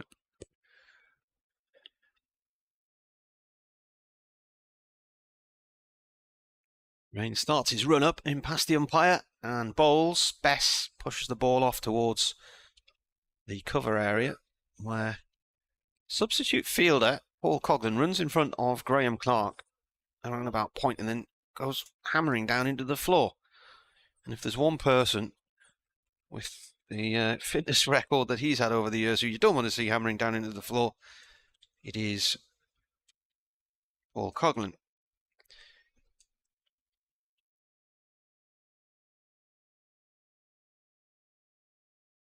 So wicket maiden so far this over. 2 deliveries left. Rain comes in and Bess. How far down the track is he there? He's got a big trigger. 1, 2, 3, 4, 5 steps there. This is Michael Yardy Mark II, this. Walking around the crease and then down the track. How are you meant to know when you've stepped around that many times where your stumps are? Got one more ball to face at the end of this over. Former Somerset man. Is this his first year at Yorkshire? No, he plays this one to mid-wicket, and that is the end of the over. That's a wicket maiden from Ben Rain. Excellent work. When did he join them? Yorkshire 2019. Oh. Well, he did, but on loan. Yeah. And then he went back to Somerset. Then there was lockdown. Yep. Okay. And then he joined permanently for 21, so yeah, 3rd season. Now, interestingly, in my notes, I've got that he was playing for Todmorden in the Lancashire Premier League last year. I saw Todmorden 2 years ago playing Ramsbottom on a red-hot afternoon in Ramsbottom, just to the north of Manchester. It's a village not too far from Bury, really, but nice setting. Big ground, that, actually. Todmorden versus Ramsbottom. Yeah. In comes Patel. That's worked off his legs by George Hill. There's no run. That'll please my mate Mark Clayton. He'll be listening in, or has been at some point today, because he's criticised my Dutch and my knowledge of the Netherlands. Because he's a former Todmorden player of long term, as he's pushed Todd pushed past Patel by George Hill, who takes a single. They had Todmorden had a player playing for them who was a former Lancashire and England player. Well, Mark pushes lots of names at me from players who've played there over the years. There's so many I can't recall them all now, but lots of test players like that, whether it be for Todd or for opposition sides in the league against them. Just missed the 4 o'clock news. Telling again, that's pushed back to the bowler, no run.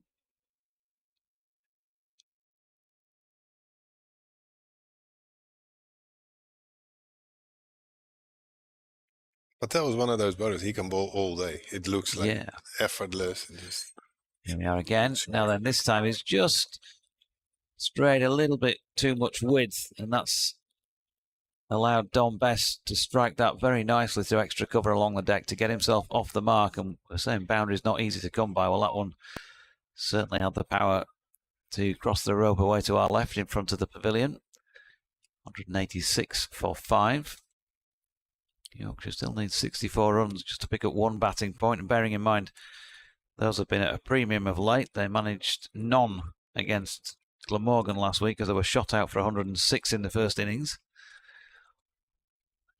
Telling again, wide of off stump, with silly mid off for some company. Bess chooses to leave that well alone. 1 to come in the over. 5 runs off the first 5 deliveries. Battalion again, fuller this time, and pushed confidently up to Cars, end of the over. So Bess has avoided 3 ducks in succession, the ignominy of 3 ducks in succession with that boundary. 25 to Bess, 186 for 5. We've got 2 overs to go before tea. I wonder what they would have been hearing in the news there as a through to us chat of Todmorden and Rami, probably.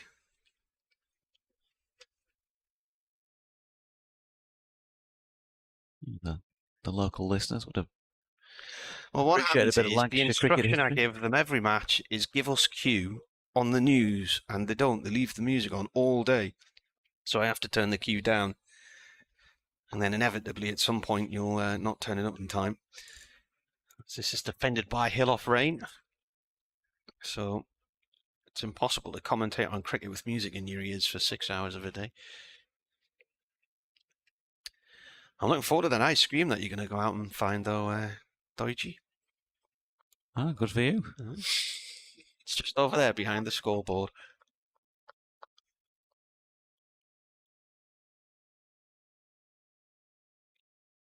Rain in bowls and played by Hill out towards mid-wicket. No run there. So Dom Best then, the new batsman, 25 years old. 319 runs in 14 tests. His last was in India in March 21. And in first-class cricket, he has 2,481 runs now with his 4 on the board today. Joe Root, by the way, is bowling in the IPL. All right.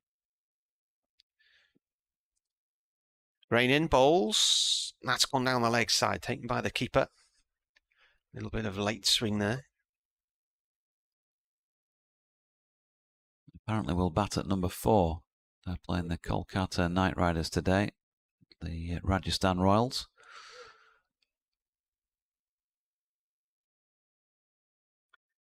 Well, your friends who were watching the Giro d'Italia said they waved at Geraint Thomas. Thomas has just had a mechanical and he's had to refit his own chain mid-race today. 186 for 5 as rain balls from the Lumley end. Again, it's gone down the leg side, and again, it's heading towards the boundary this time, and it's 4 byes. Second time we've seen that today. That's gone a long way down the leg side, and you've got to feel sorry for the keeper on those occasions when it goes down as extras, but it goes down as byes, because nothing he could do to stop that unless he was Scratch Armstrong. Even then, he might have been struggling. hear a plane up there, but I can't see anything. Come on, I thought you'd have had that pegged by now. What, the app? Yeah. Which one? Who's on it? What are the names of the passengers? Yeah. Forward comes Hill. It wraps him in the pad, but it's outside the line of off stump. I can't even see it, can you? No. Mind you, we missed 4 fighter jets come past this morning. So.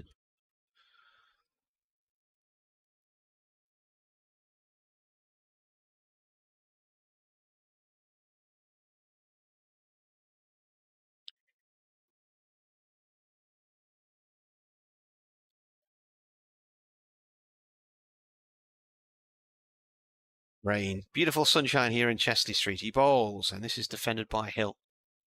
Ball rolls out under the offside. And the plane coming past us at the minute is a Jet 2 flight from Newcastle to Gran Canaria.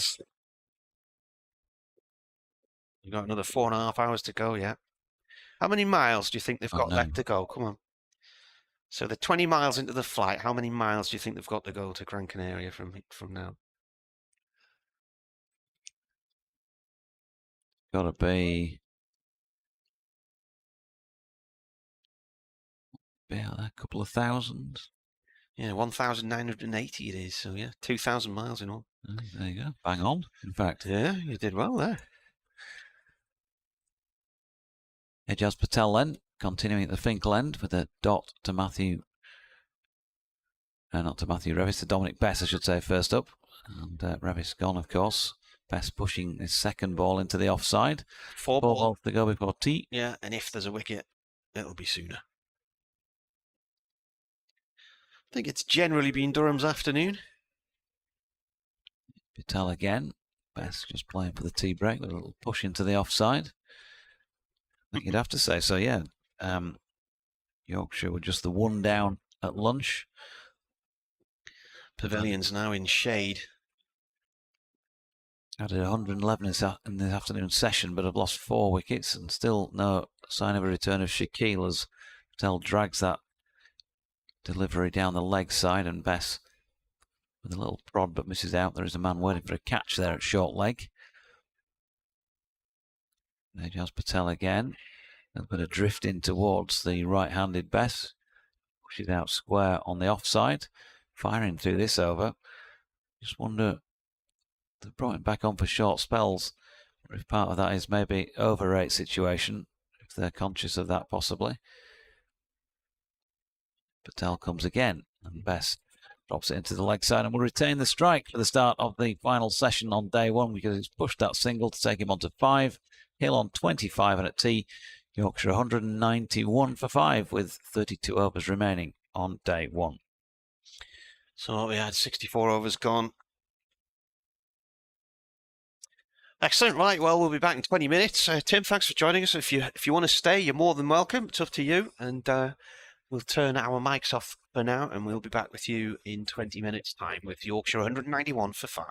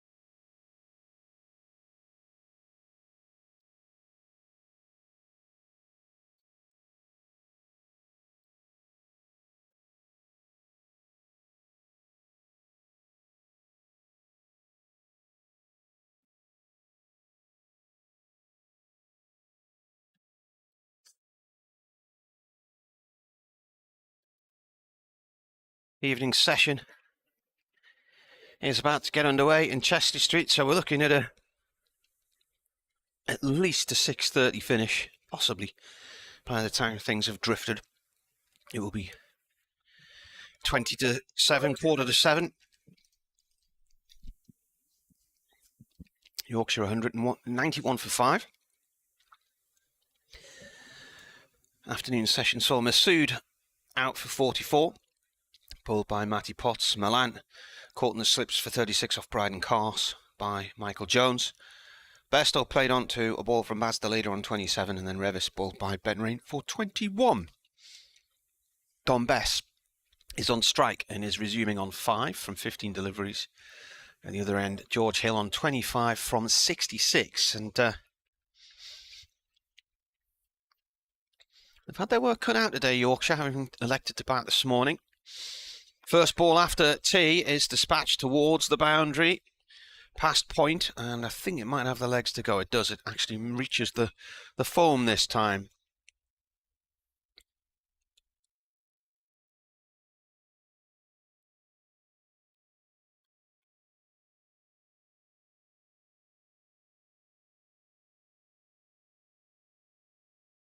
Will Robinson said, "Great listening to you on my way home. It was lashing it down all the way up to Sedgefield in County Durham." He says, "Proof it's grim down south." Sedgefield's about a 25-minute drive to the south of here down the A1. As Rain bowls to Bess. Bess cuts this. It's gone to point, stopped by Clark.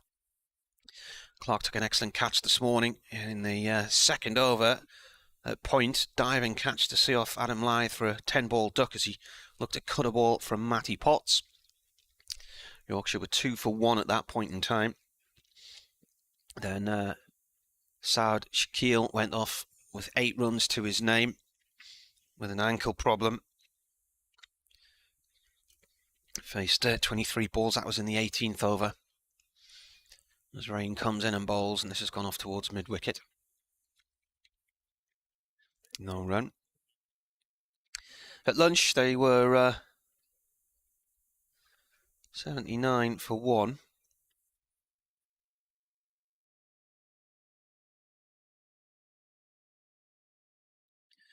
That included Shakil departing. We're told he should be able to resume his innings. In comes Rain, and Bess goes down the track towards him.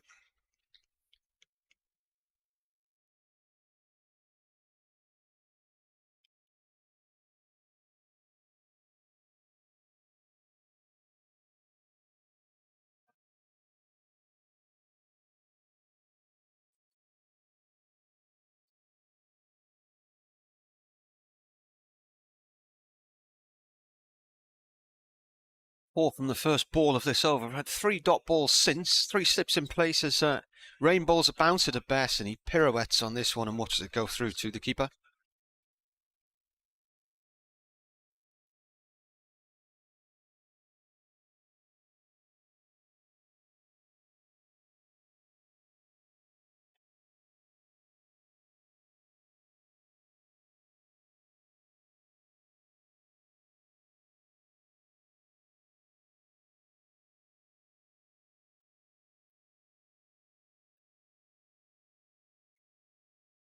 This is pulled down towards long leg by Bess to Carse, fielding just in front of the Paul Collingwood Pavilion on our left-hand side. And that brings to a close the over with 2 run at the end there from Bess. So he's on 11, Hill at the other end on 25, and Yorkshire 197 for 5. Now, any other season that I can remember covering, 3 runs time, they'd be getting their first batting point, but not this year. They've changed it, so the first batting point comes at 250. Then it's 300, 350, 400, 450. So they've moved it on by 50 runs this year, but you've still got to get there to get maximum batting points inside 110 overs.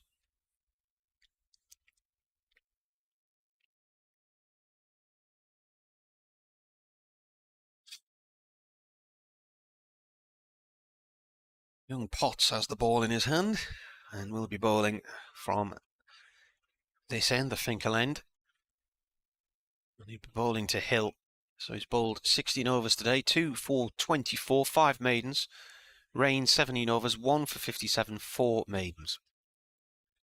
Right arm over, 2 slips and a gully as he comes in the bowl to Hill. Hill cuts the ball and it's gone underneath the fielder at point and away towards the boundary in front of the TV screen. And again, it's another ball that doesn't quite make it over the last yard of ground. I think the ladies chased that one.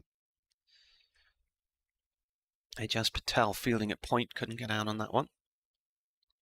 And that's the 200 up for Yorkshire. 200 for 5 in 65.1 overs.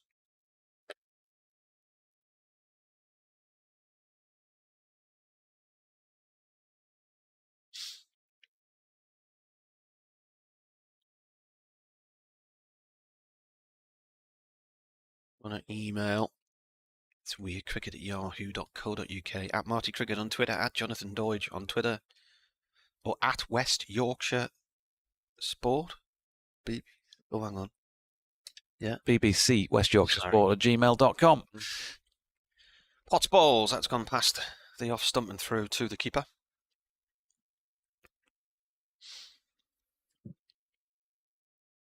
Who was that last update for there? That was for BBC Radio Leeds, Richard Stead, presenter, who is regular around the rugby league grounds, usually commentates on Hull FC's games for BBC Humberside, as well as doing his job at Radio Leeds. Rich was just asking me about the merits of jacket potato with cottage cheese.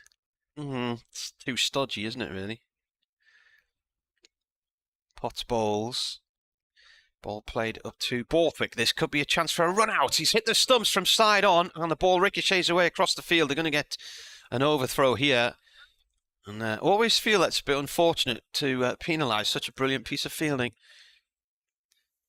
Anyway, it was Bess coming to the danger end. Got there as the ball hit the stumps, then turned back for a second.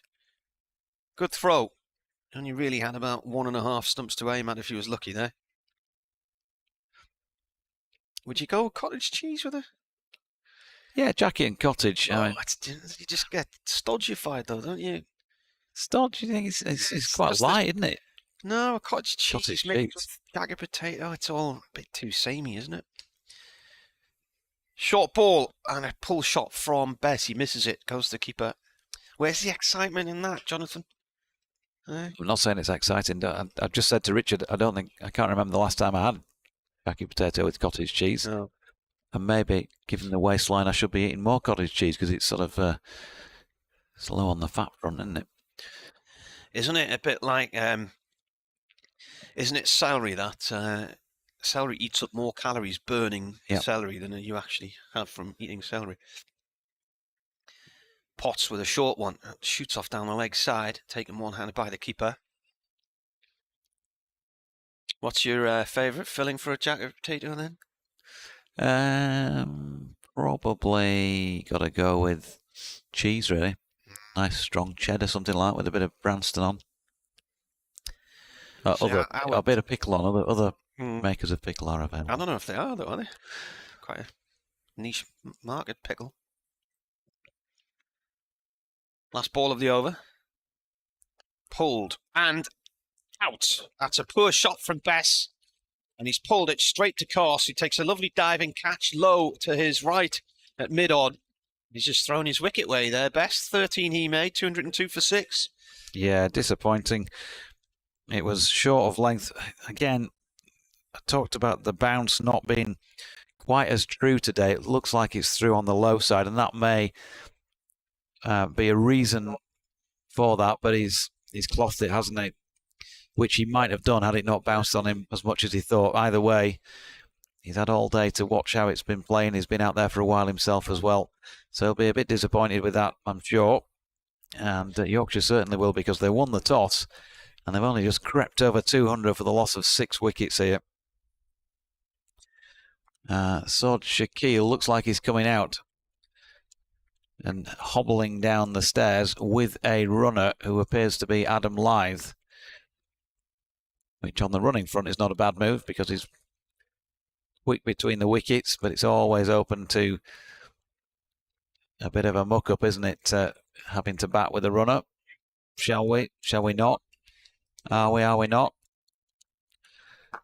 We'll see. The two incoming batters have just touched gloves on their way out to the middle. Adam Lyth just has a wind stroke. You've had your chance, I'm afraid, earlier on. And it's Shaquille who's... I don't think he's going to be winning any Olympic or world sprint record at this moment in time. Hobbling out slowly.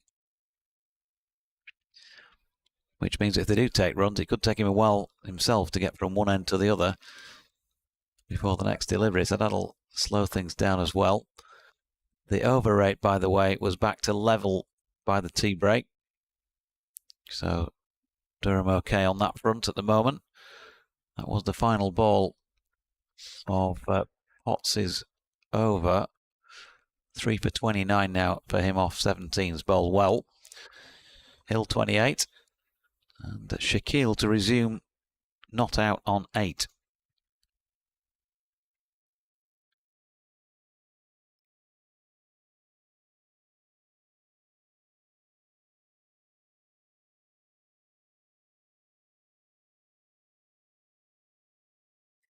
So who's his runner Lyth, did you say?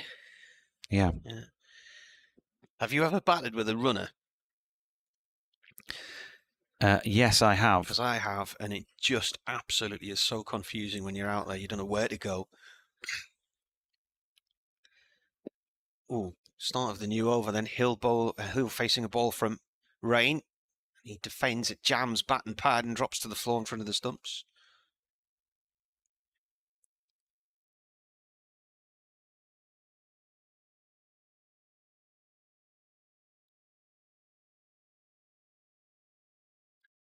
Shaquille went off in the 13th over, so he's come back on in the 67th. Rain from the Lumley end, right arm over. And forward comes Hill. It hits the pad, but it's going down leg. Yeah, a lot of work for this pair to do here. Adam Lyth continuing to play wind strokes. It's quite fun watching him do that. He was out ages ago, of course, second over of the day. Still going through his little forward defensive pushes at the non-striking end.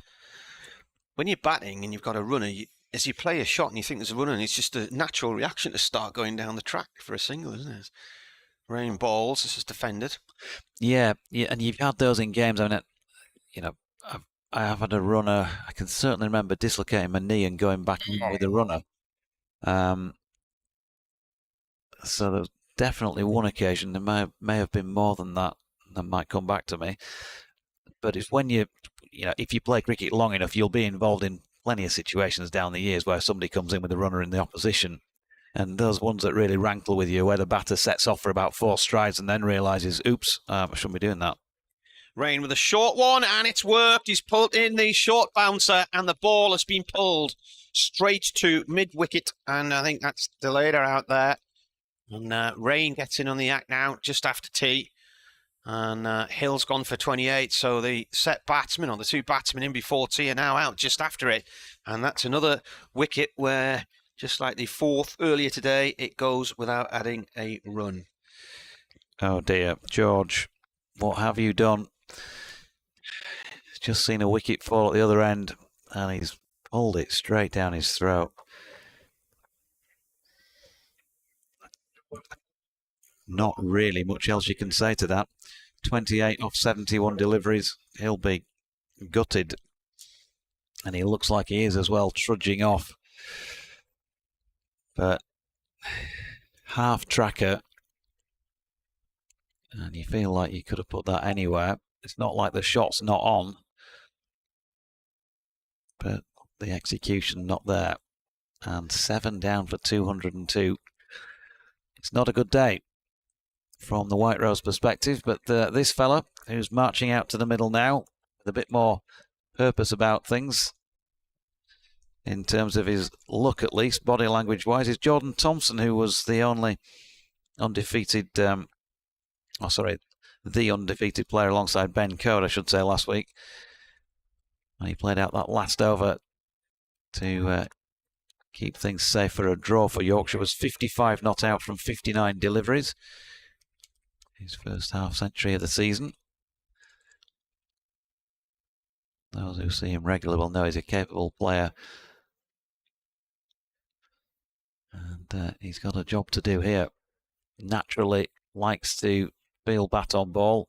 As I mentioned, those stats from last week, scoring at just under 1 a ball when your team were playing for a draw. But really, that was on account, quite a lot of being on account of the fact that the field were pretty close in, as you can imagine, attacking. So there were gaps to exploit, and he did so.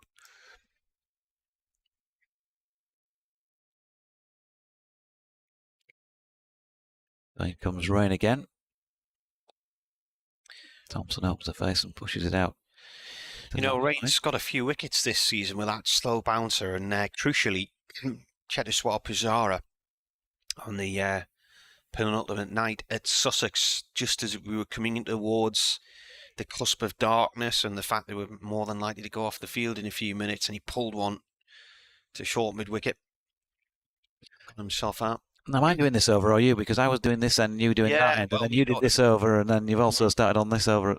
You did the last over, and you've also started on this over. So, well, I started on this over because you didn't pick up. So Rain comes in and bowls. So then I thought, because you'd been off, and then you'd thought, well, we'll give it back to the other over, and that way from that end for this end back to that end, sort of thing. Okay, that was what was going through my head at the time.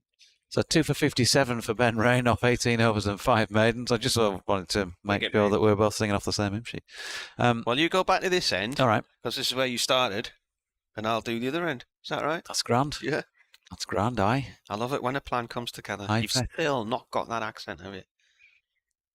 Canny and all that. Mm-hmm. So 202 for 7, 29 remaining in the day. Glorious day as well. Not a glorious day for Yorkshire cricket again. I think it's fair to say.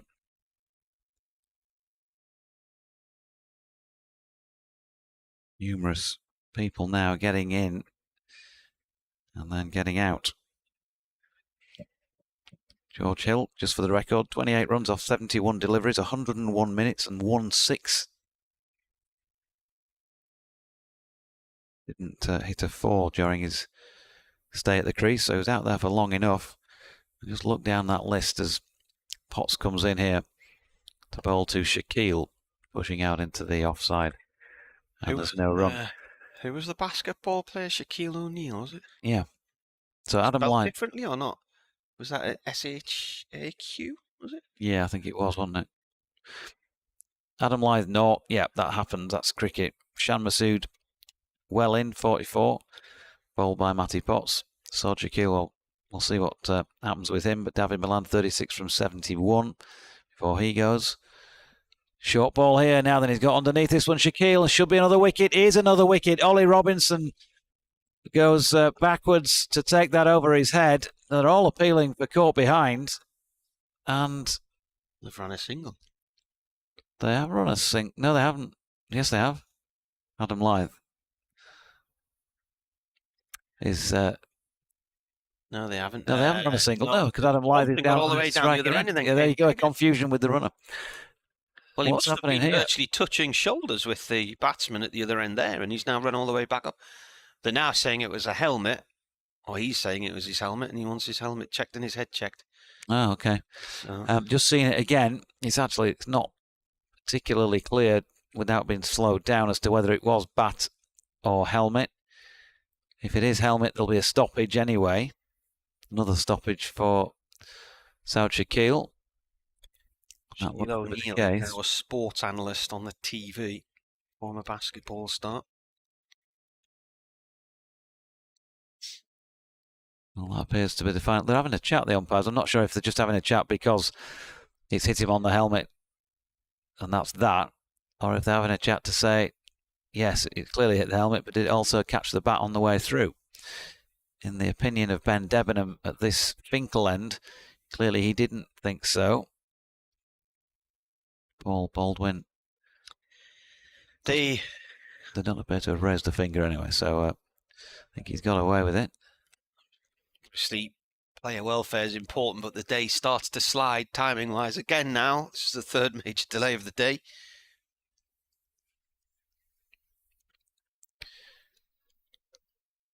Hopefully, no harm done for Sword Shaquille, but he's just clearly been given a bit of time.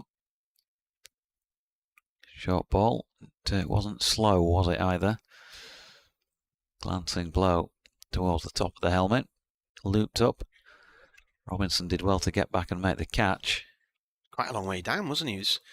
If that was a one-dayer, he would have been probably beyond the 30-yard discs, do you think?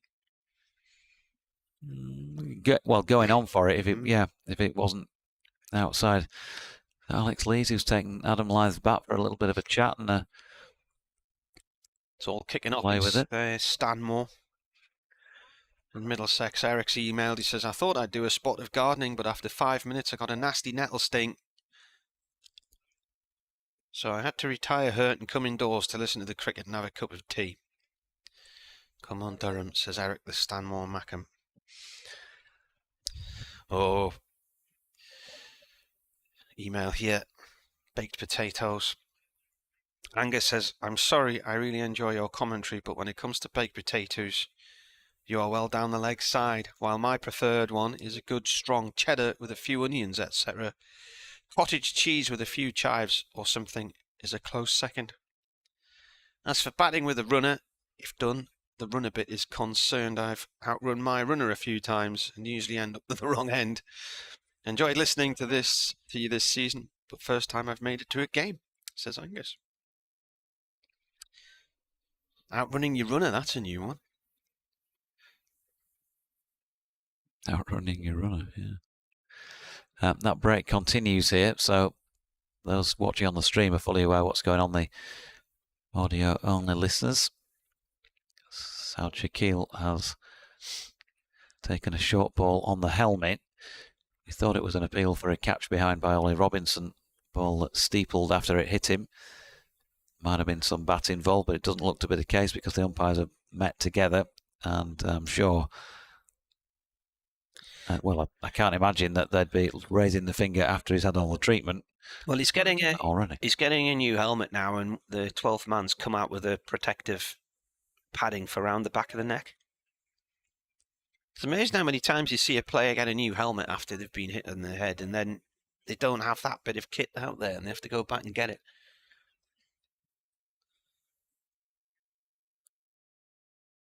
He's now looks like he's ready to commence again. Interestingly, a few weeks ago at Sussex in the first game, on day 2, George Garton looked like it was just a glancing blow and it hadn't really impacted him that much. And then suddenly the next morning it was announced he'd been withdrawn from the game because of concussion protocol. Sussex were out by then, and they brought Finn Hudson-Prentice in as his replacement. He took 4 wickets, ran through the Durham lineup on day 3.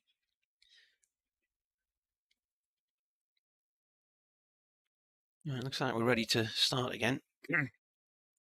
So this is your end, isn't it? Yeah. It is. Yeah. What's then? To Shaquille. Short ball pulled, gone. Oh, dear, dear, dear, dear, dear, dear, dear, dear. Is that the later again? 202 for 8. And, man, it just feels like another wicket has been surrendered there. Matty Potts, he's not bothered about that. So he's never added a 4 run for 29. from having gone off for 8 this morning to come back on to get hit in the head, to have all that delay while he checked his head, and then he pulls that ball straight to the leader at mid-wicket who takes a diving catch, and that's the end of him. Yeah, I'm not so bothered about the delay. I think you've got to make sure people are right, haven't you? That's not a problem for me at all, to be honest. Got to make sure he's right if he's taking a blow on the head, but then to play, well, a shot he's just seen somebody else play and get out to. They've lost 3 wickets on 202 runs now. International player. Disappointing. 202 for 8. That batting point looks a long way away at the moment. And that is, well, since the tea break. Bang on 2 overs after the tea break. Don Bess caught by Bryden Castle, Matthew Potts for 13. George Hill caught by Basteleda off Ben Rain for 28. And now Saud Shakila doesn't add to the 8 he had against his name when he retired.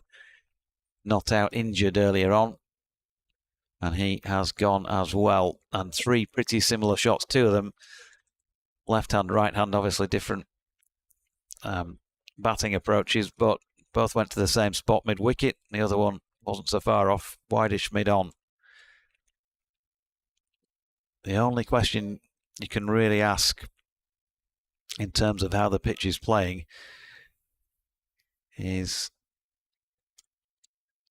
that because the ball is just not coming on at all? But you've got to take account of that, have you not? Short ball again here to Matthew Fisher, who is Yorkshire's new batter. And it's a good short ball as well from Matthew Potts, who has his England team. I'm sure they'll know each other from England camps and stuff like that. And him bending double backwards there, bit of limbo from Fish. 202 for 8, but what it means now is that Yorkshire have 2 batters out there without a run against their name and having faced just 3 balls between them. With a bowler who has his tail up here in sniffing a 5-for and a very good set of figures as well. They already are a very good set of figures and could become better still as Fisher opened the face and played one out towards point there.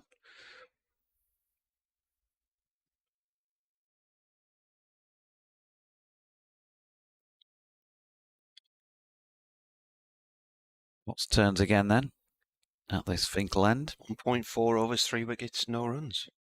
That's another good delivery. Ball balloons up in the air. Everybody's up for that, but I really think there's that much conviction behind the appeal, and Matthew Fisher didn't look worried. End of the over. And it's a wicket, wicket maiden for Matthew Potts. Then 18 overs, 6 maidens, 4 for 29.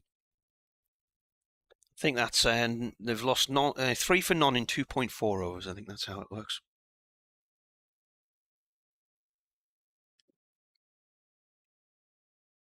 Desperately disappointing.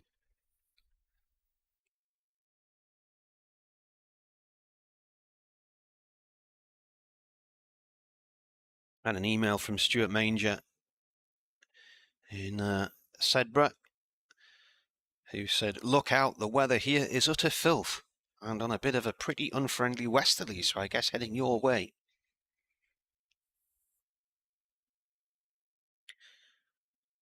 Still some Met Office warnings for some heavy downpours in this region, but less chance near the coast. Well, here's Rain, right arm round the wicket here, bowling to Thompson. Looking across towards the coast, blue skies. There's hardly a cloud out there. So the weather's been bubbling up to the west of us over the Pennines and North Pennines. I think we'll be all right.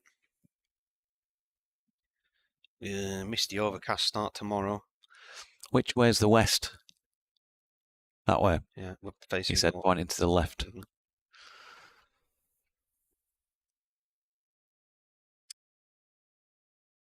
Rain comes in again and bowls. And this is played to mid-on to Potts. 1 run for Thompson. He's off the mark. 4th ball.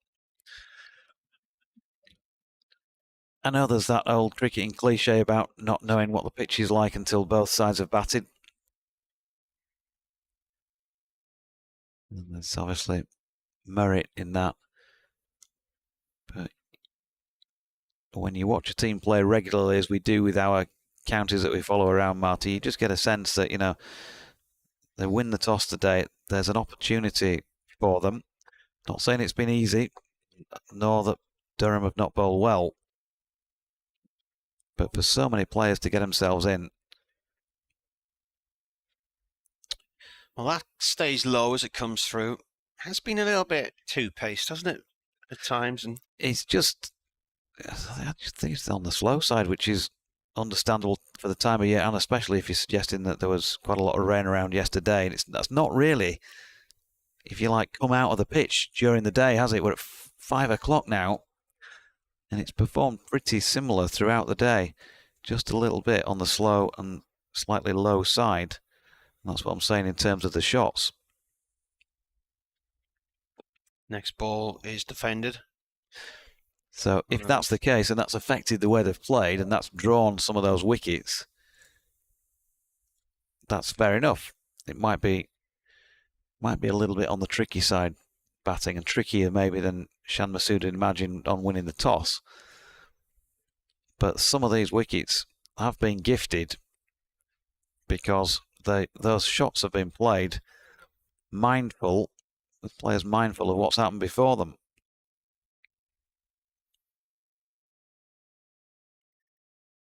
Rain with a bouncer taken by the keeper. See, White Rose supporters have got to be disappointed, I think, at this stage. Who knows? These two the tail might wag. Mickey Edwards he can hold a bat, as he showed down at Hove a couple of weeks ago. You never know with cricket. It's sort of feeling like a missed opportunity. Last ball of the over then, just the one from it so far as rain bowls, and that's dabbed just beyond third slip, and Alex Lees for 1 run by Fisher, who gets off the mark and keeps a strike.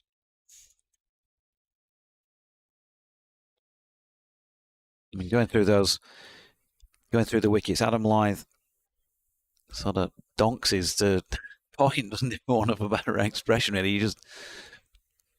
He played that square cut very early on without really knowing how things were playing out there. It didn't particularly bounce. Maybe that's what did for him. It was a good low catch by Graham Clark. Shan Masood chopped on. Either the ball's a bit too close to your stump to be playing that shot, or it keeps a little bit low, usually with those sort of chop-ons. Short ball here, first up by Matthew Potts, and Fisher shoulders arms.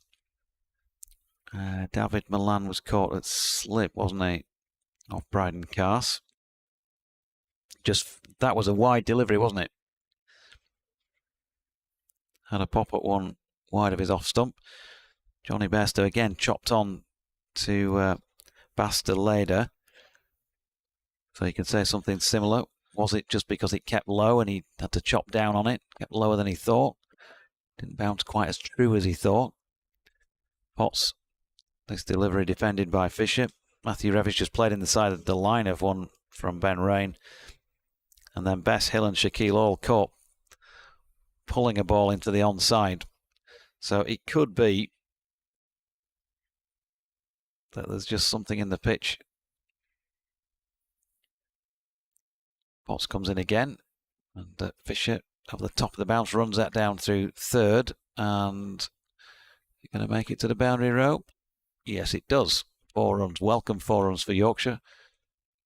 Update. It's been a good day for Durham because Yorkshire put themselves in, but they've never really got going. They've not had any massive partnerships develop. Masood went this morning for 44, Milan for 36, and then 3 wickets have fallen just after tea. Best for 13, caught by Bryden Cars off the bowling of Matty Potts. Then George Hill was out for 28, pulling a ball from Ben Rain to Bass the leader in mid-wicket. And Shaquille, having got out earlier on, he went out earlier on with an ankle injury on 8, has came back and has then actually been out on 8. So Yorkshire are currently 208 for 8, and Durham need 1 more wicket here for the final bowling point. Commentary on the BBC website and the Sports app. Short ball then from Potts, which whistled on its way through to Ollie Robinson following the bounces, went past Matthew Fisher. I put in an inadvertent has there instead of just saying came back out. I said has came, so that sounded dreadful. Yeah. So that's a pure lack of good England, that is. Also, Shan Masood was out fair way after the morning. He was out this afternoon at about 1:43. As Fisher runs it down to fine leg, and they're going to pick up a couple, but then... I think I said earlier in the day for him, though. Hey, listen, that's a 2-leg buys, by the way. if we all started to pick at each other's updates, then you'd have a field day. Well, with mine as well. since you mentioned it, yeah, you'd have a field day with mine as well. It's just live radio, isn't it? You know, you do these things. You do your best to get your message across. I think that's the key. Isn't it? Yeah, you try. You try, and sometimes it can be very trying. So 210 for 8. How have you been with the horse racing this winter? Have you been busy? Potts to Fisher. There's a man set at short leg. It's a good piece of bowling by Matthew Potts, and it doesn't bring him reward on this occasion. It's just to the right of Graham Clark. Fisher's opposite number. Matthew Fisher picks up a single. 211 for 8. The winter. Bit mixed. I think back now. Yeah, did a reasonable amount. Oh, you've been at 5 Live, haven't you? Yeah, quite loads of stuff at 5 Live. Was at 5 Live the other day? I did, yeah. Yeah. A couple of times recently. It's 10 years since I did all the weekend shifts there. I was the sports presenter on a Saturday night and a Sunday night. So it was, in one respect, it was brilliant. Handing, let's go to our reporter at the Masters, let's go to our reporter at the Six Nations, and But the drives home at midnight. It was horrible, really, because without getting too technical for our old viewers and listeners, when you go upstairs into the studio there on the first floor at Salford to read the news, you've got to log on. Oh, yeah. Carse has replaced Rain from the Lumley end. That's turned off towards Midwicket. You end up doing that many different bulletins from that many different studios. Sometimes at the end of a shift, I was logged on to about 7 or 8 computers. Well, it's I'm downstairs and you're logged on. Everything's working absolutely fine. Yeah. I go upstairs, 5 minutes before the bulletin's due. Tony Livesey is on air. And I just try to log on to my computer. Well, it takes about 8 minutes for the thing to actually log on. And then when it logs on, I don't have all the same applications in that studio as I did downstairs. Arsing again, and this has played the point. So they it's national radio. They're drumming the fingers, if you like, waiting for Doidgy to get sorted here. I had to dash into the ops room next door and get them to print off my script. So I was back to the old-fashioned way of reading it off paper because I couldn't get it on screen. I used to print most of them off, actually. And it's quite a hike if you go from the ground floor where the TV sports studio is, which people would see on the BBC News and the news channel, up to the first floor where the studios are. It's quite a long, high staircase, that, isn't it? Carson again and bowls. It's gone off towards point. And you're up and down, up and down, up and down. But quite often sitting down at your desk ready to do a bulletin and a bit breathless. And just run up the stairs. Oh, breathless because you can't get logged on because they're expecting it to be bang nailed on the spot. It was an interesting experience. Shall we just say that much? It didn't resolve itself all evening. So, in fact, only today I've just taken a couple of emails from the IT people saying, has this issue been resolved yet? Can we close the ticket? But because I've not had a shift over there doing that since, I can't say that. Carson, a leading edge off towards backward point. It didn't quite carry all the way out there to the leader. They used to get in at 4 o'clock in the afternoon. The first big bulletin, I think, would be 6:15 for the Radio 4 news headlines. And the guy who was the producer there would ring up, and he always wanted rugby first and horse racing second, with a little bit of football, if perhaps. And I would try and talk him round and suggest other things that need to be in there.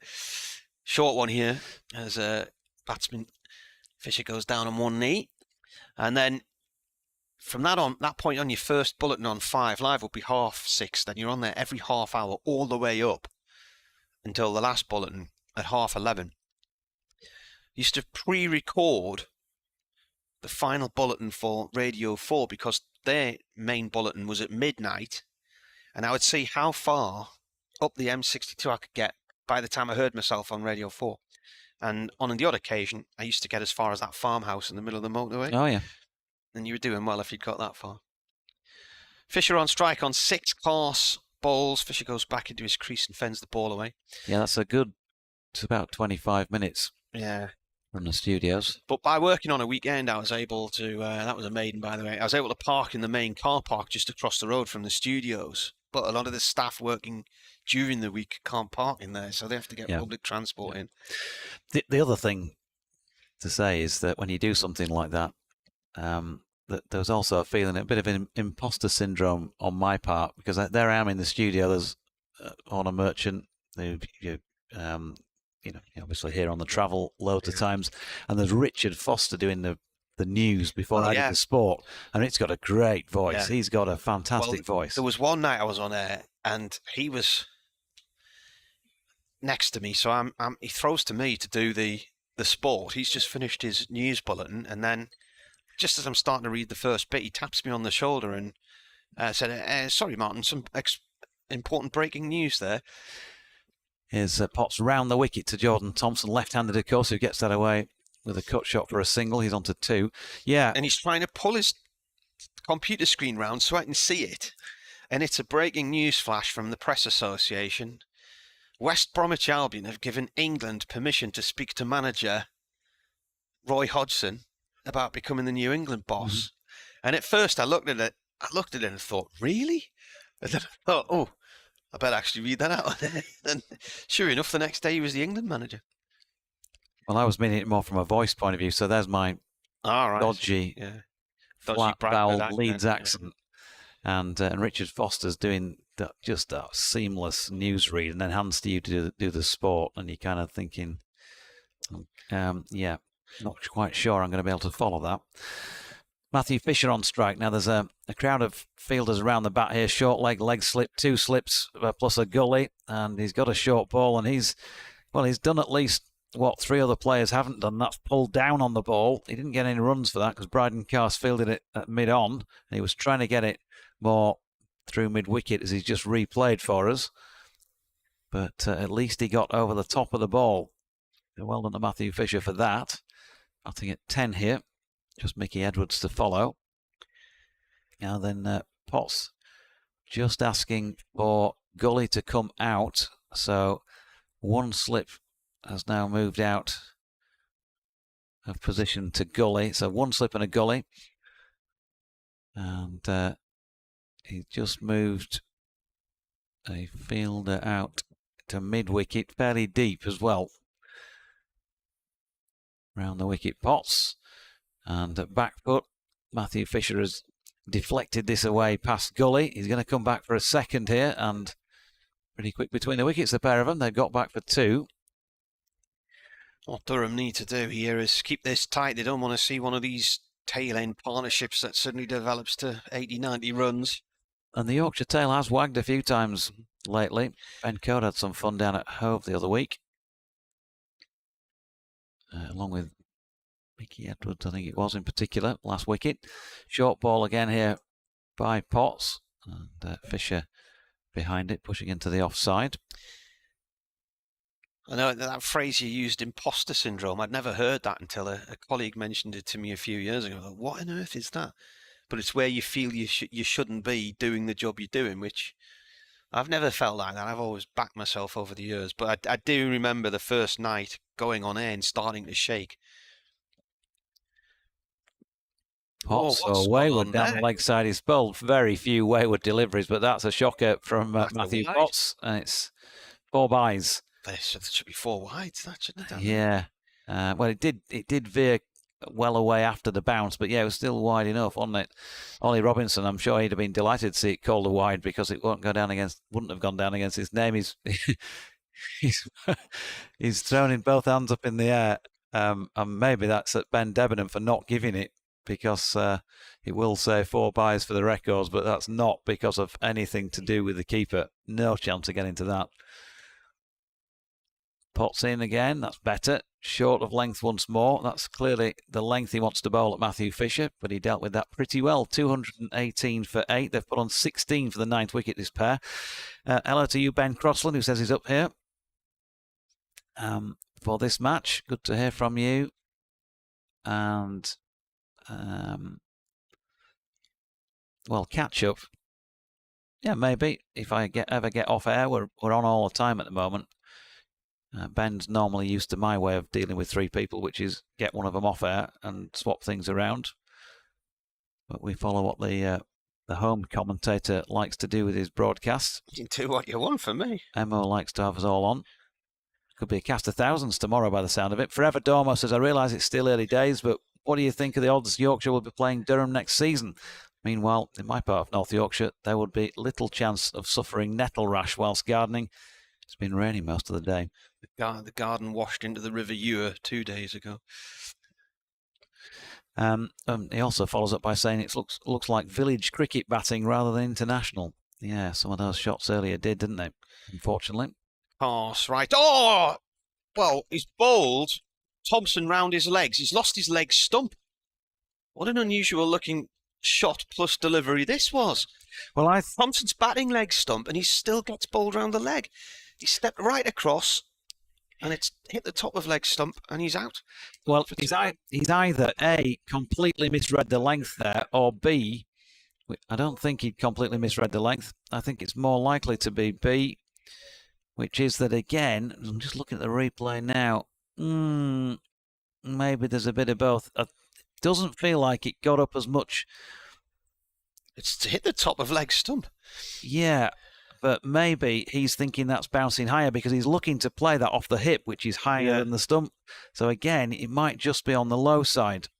Either way, he's gone for 2 off 6 deliveries. I'll tell you what, though, to take a leg stump guard and be bowled round your legs on leg stumps, a bit bad, isn't it? You step right across there. So who have we got left then? Mickey Edwards. Top of the shot, 90. He's halfway up the scorecard on my scorecard. Well, he was halfway up the scorecard last week because he came in as night watchman. I'm not going to bang on about that anymore. We've already asked an international cricketer and coach his opinion on it.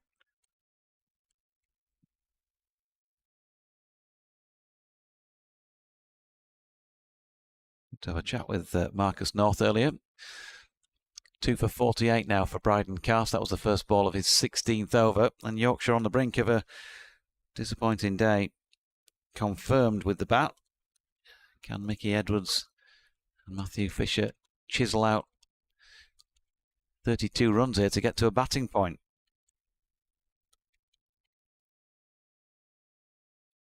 Yorkshire 218 for 9, and Durham have the 3 bowling points.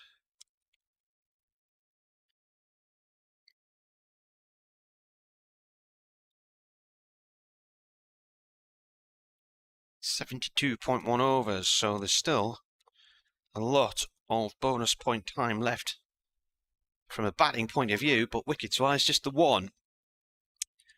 So Mickey Edwards, does he prefer Mike? Michael? Mickey? From New South Wales. As, this one, pitch is too short of a length and doesn't really get up that much.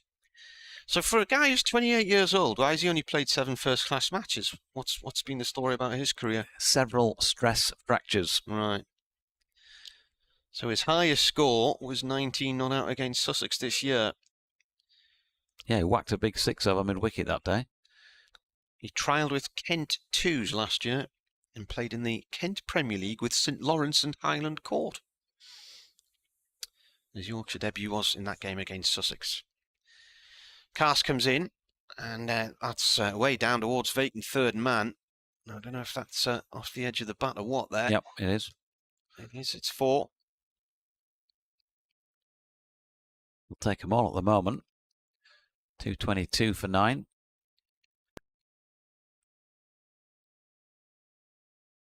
And it's not a disaster, is it? But, 222 runs is clearly not a disastrous day, but it's just feel that, as I keep saying, banging on about really, opportunity missed. But when we've seen Yorkshire bowl Durham bat, see how the pitch plays, how they react to it. In comes Cast again, it's shortish, and Edwards. Short ball, no ball.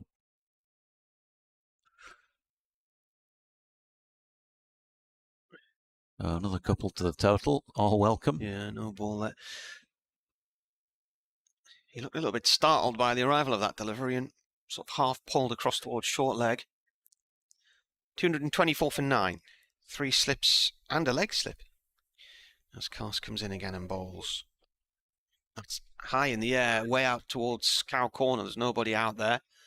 It will land safely and comes to rest in the outfield. He'll run 2. So you get your runs, just slog across the line out towards Cow. Simples.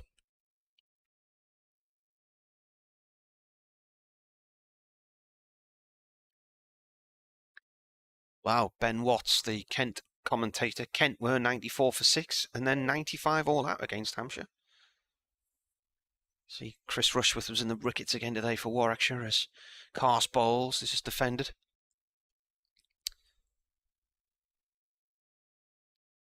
No Warwickshire playing again.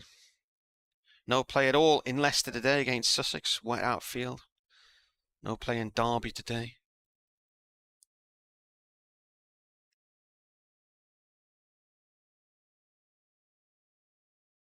Essex 83 for 5 against Warwickshire. Chris Rush with 4 for 23 in 10 overs. I think he had a treble wicket maiden earlier in the day.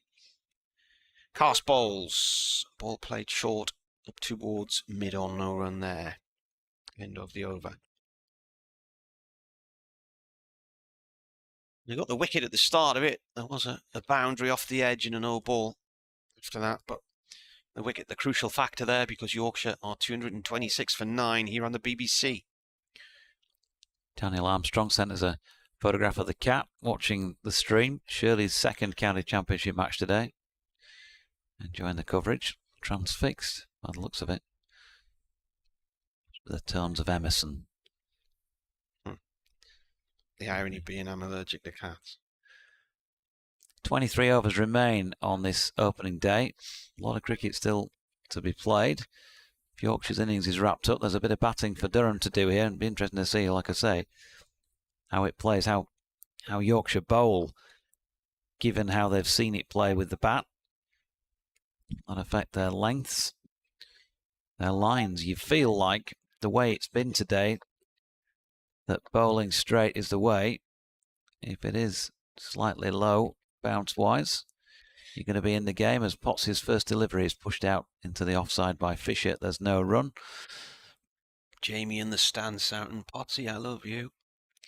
Lily says it's poor if Yorkshire don't get a bonus point. Yorkshire lad says disappointing batting from too many Yorkshire players. All set now for a Leeds ton. Lily normally makes it to Scarborough, doesn't she? Yep. Yeah.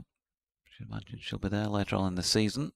On where their other return fixture, Potts in again, and this one leaves Fisher, and he has a play at it but misses. Paul Spencer in Todmorden.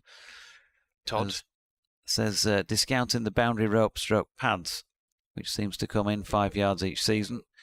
What would you say is the largest square and largest straight around the circuit? Never been to Durham in person to see. It's one of the biggest surfaces. Yeah. Leicester's right up there as well, isn't it? Yeah, that's a fair old size. Pops in again.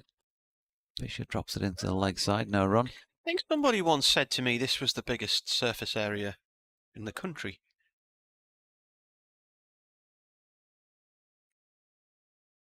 Interesting to see how it compares with, for instance, the Rose Bowl. If you look at stadiums that have been built from scratch. Yeah, that feels big. If you walk out onto the middle of the pitch to do a sort of the interview at the toss or whatever, and you're out there in the middle, that feels big. I've got to say, I don't know what the actual measurements are. As short ball here has been worked nicely off the hip by Matthew Fisher. They're going to get back for 3 by the looks of things, taking Yorkshire to 229 for 9. But that's the way that ground's designed, because it really is sunken down, isn't it? And so you've got quite high stands. You're looking at one end of that big hotel, and at the other end at the grandstand, which arcs around with the atrium at the back. Yeah, sometimes it's the periphery that can make the actual ground feel bigger, can't it, as well? Yeah. But this always does look like a big flat playing surface when I turn up. You know, you always feel like this is, if it's not the biggest, it's certainly one of the biggest. Yeah. On the circuit, one of the bigger ones. And you come for your annual sunset photograph. Yeah. Some good ones over the years, haven't there? A few of those. Potts in again. Short. It could be gone here. Mickey Edwards. Oh, he's dropped lucky because that has dropped 5 metres or so short of the field. I think everybody was looking. It's one of those where, where's it gone? past the later out there. Potts ended up down on his hands and knees with his forehead pressed against the ground there. Cause he thought he had a five. But yeah, he's got one ball in this plenty over of to them try over and do the it. years. Still always memorable, aren't they? It's a bowler's ton, isn't it? Effectively, as he moves Ajaz Patel from extra cover, and he's sending him out into the deep on the leg side. Be about 20 in from the boundary, in front of square. He's had 7 fifers. Pots to Edwards. He bowls him that short one to try and draw the shot, but he's got it away backward of square down to the long leg. I'll pick up a single 7 to Edwards then. 230 for 9 at the end of the over. So they've added 12. They need 20 more to get Yorkshire a batting point, the pair of them. I've got an update in the 7:33 sports headlines. What's your next update? 5:33 for Humberside. Yes, well, 17:33. That's what I meant to say. Yeah, 5:33. They'll both be off at the same time. Yeah.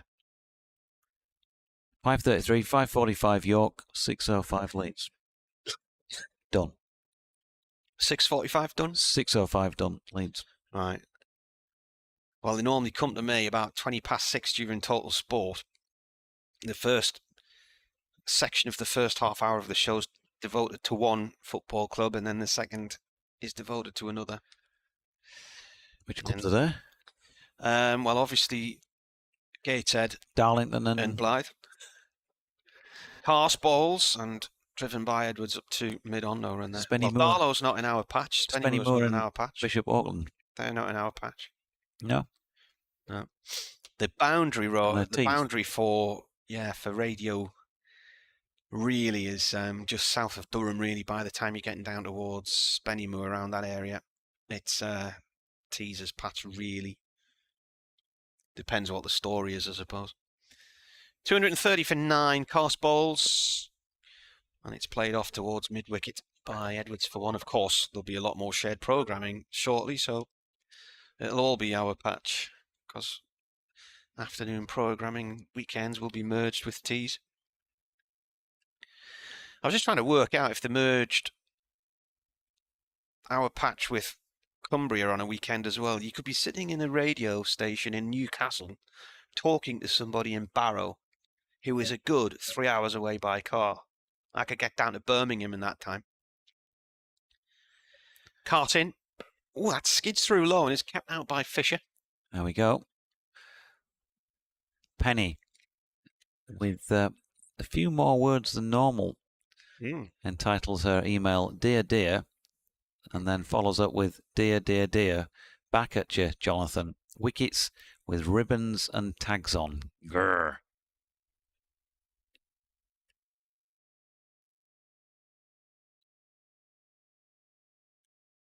And Edward says, JD, I think the Japanese have one word for our batting performances, kamikaze.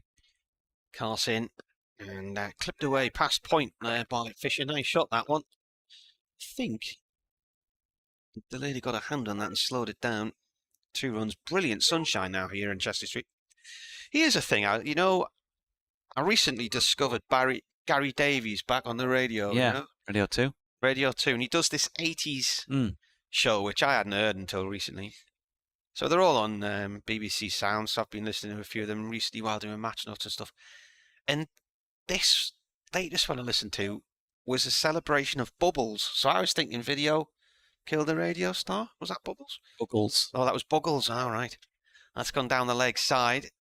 That's, well, right. So I got that wrong for a start then. But I'm thinking, what's this Bubbles? What do they keep going on about Bubbles? And then I'm thinking, is it like champagne nightclubs? Was it Michael Jackson's chimp? It was Michael Jackson's chimp. Thought it was. The 40th birthday of Michael Jackson's chimp.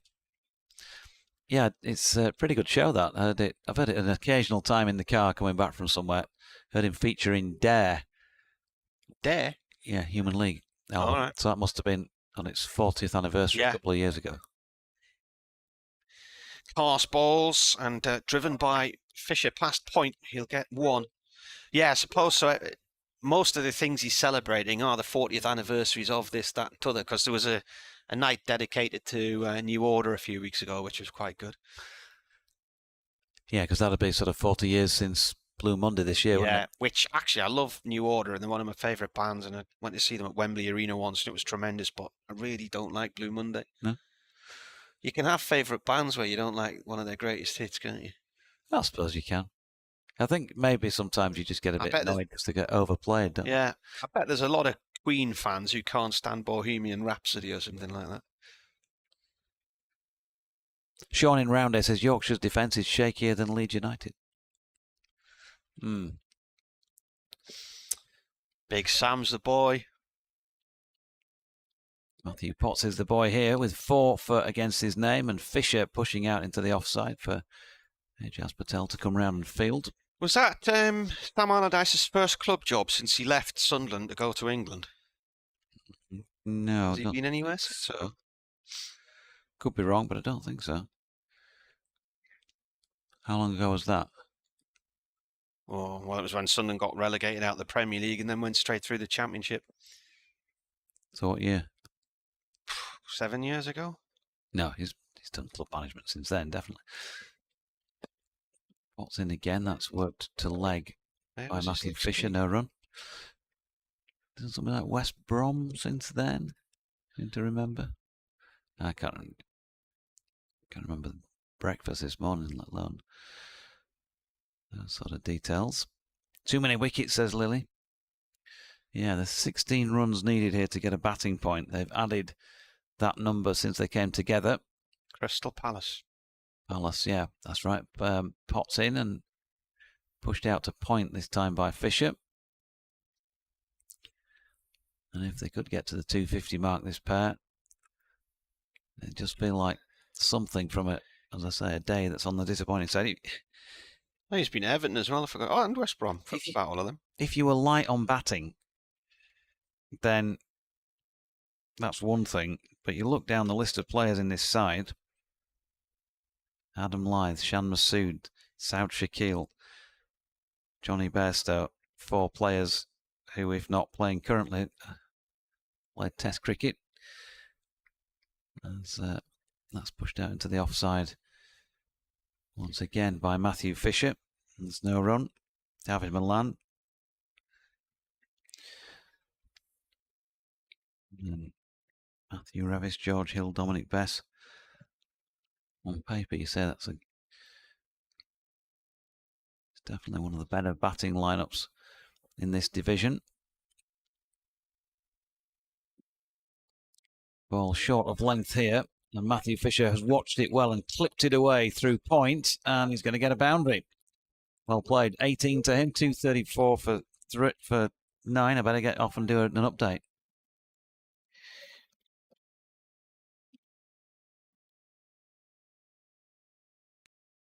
Turn you off for a minute or two. They're talking about the mountain biking world championships on Radio Newcastle at the moment. I don't think they're coming anywhere near here that I know of.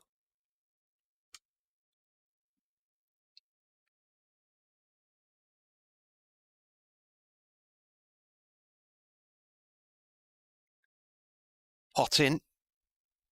And that's a 3-4 down to third man. There's nobody there. It was a short ball, and it's just been dabbed away by Fisher. 3 runs. 8 from it at the end of that over. 242 for 9 now. So Yorkshire, with his last pair at the crease, are within touch and distance of a batting point. They've had a 24 so far.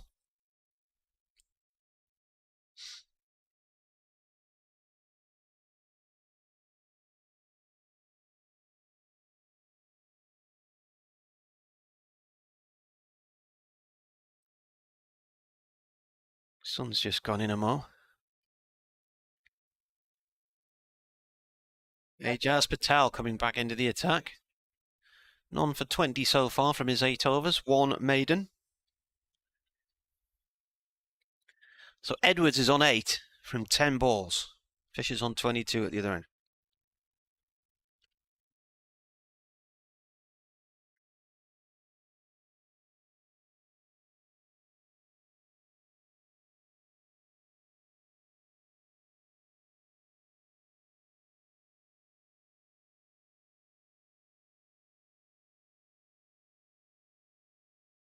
Edwards then on strike. And here comes Patel. Left arm round, orthodox spin. Played up to mid-off, no run there.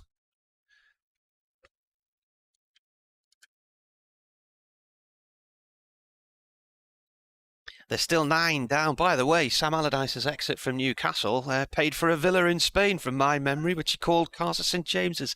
They're 242 for 9 here, Yorkshire. It's been a good day for Durham, particularly when Yorkshire put themselves in. Masood went just after lunch for 44, Milan for 36.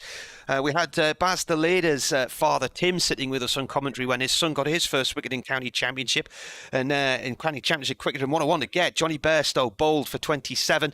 Since T2 have fallen, Best for 13, Hill for 28, and then the last two have gone for 8 and 2. So the last pair are in. They came together with a score on 218 for 9. Durham have got the 3 bowling points on offer, and Yorkshire are 8 away from their first batting point.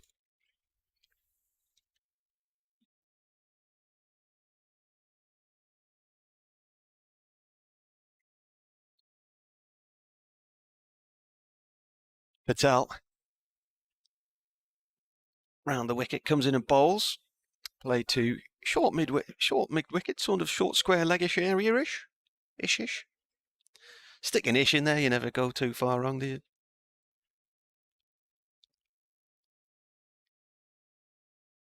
Comes the bowler again, and this is played towards point. End of the over, 19 overs to go tonight. Yep, going to be here till going up for 7, quarter to 7-ish. On for 20 off 9 for Ajaz Patel. And looks as though we have a change of bowling at this Finkel end.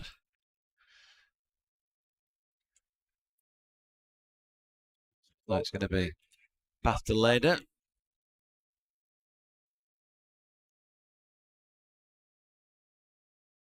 Borthwick just trying to get the field sorted for him. You can get in touch on @Jonathan Doidge or BBC West Yorkshire Sport @gmail.com if you so desire. Any thoughts on today's play? Plenty of thoughts so far from Yorkshire supporters, in particular about performance with the bat.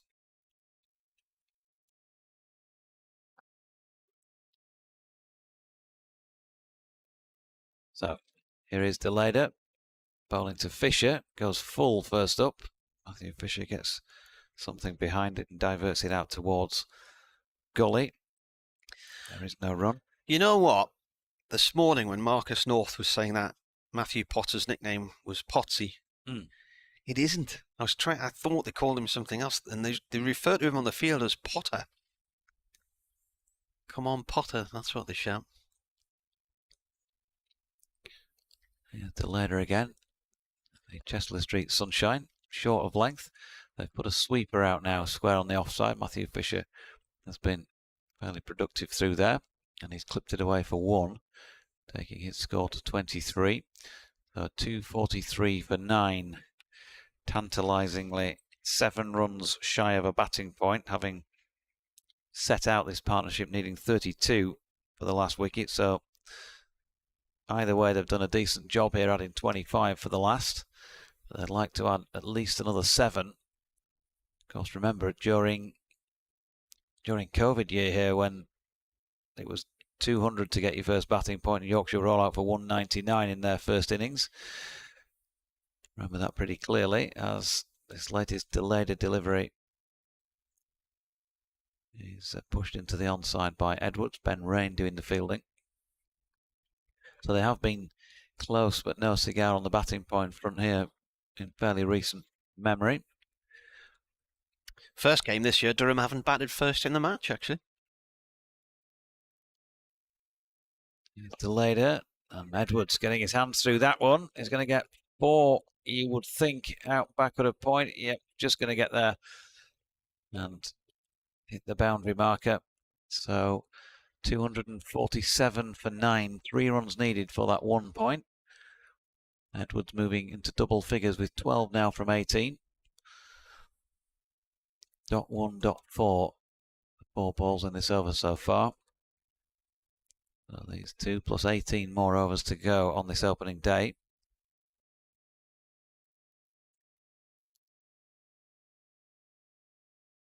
Later again, straightens things up. Edwards happy to push it back into the onside where Rain does the fielding.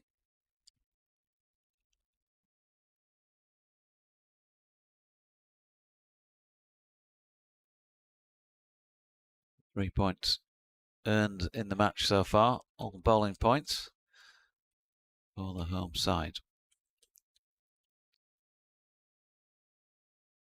Here comes Deleda once again, right arm over, full once again, flicked out into the onside. Now they thought about a run, then stopped on it, then Rain going to his right fumbled, and then they went a few strides further, but in the end settled on a dot to complete that over, which went for 5 then from Deleda. 11 overs, 3 maidens, 1 for 36 against his name. And at Yorkshire 247 for 9. It's still, as we were saying, a good hour or so of play remaining today.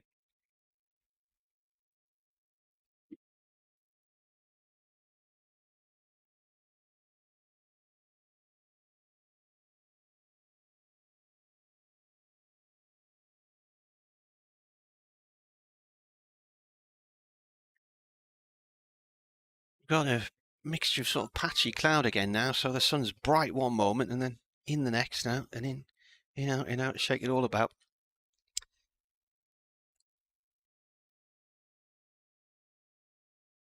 In comes Deleda, not Deleda, it's Patel, Bowles. A bit of an inside edge then, it's gone between the batsman and the leg stump. He's looks like he might have actually played that between his legs. Patel Bowles gives that a bit of flight. It's played out into the covers. No run. Picked up out there by Potts. It has generally been a pleasant day here in Chestley Street. Patel Bowles. Forward comes Fisher. Snuffs that one out. I went for a walk round the back of the pavilion at tea time, and it was lovely and warm in the sunshine round there. Really pleasant day. Quite a few people sitting out in the outdoor seating area at the bar. Patel in.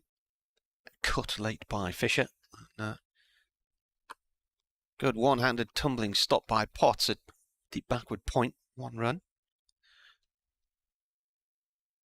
Well, this little partnership is nudging towards that point. It's 29 runs from 39 balls, but they're now 208 from a batting point.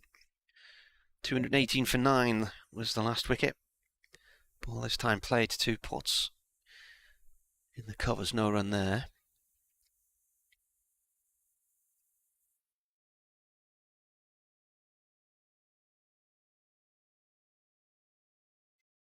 In comes Patel again. And that is the end of the over, so he's got through that one quickly, just the 1 run from it.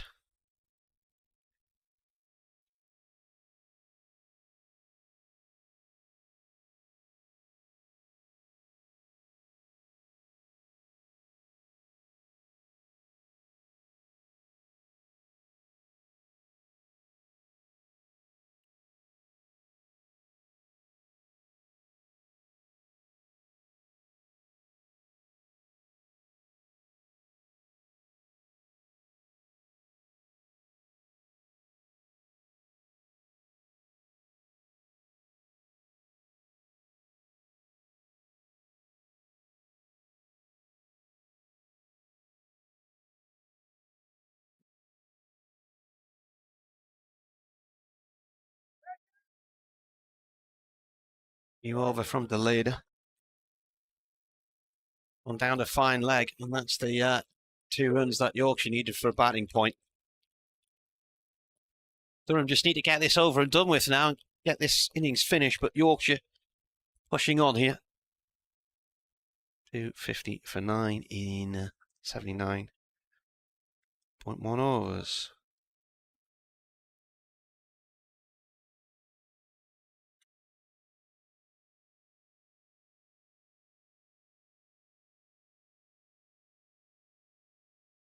That's driven now towards the backward point for 1.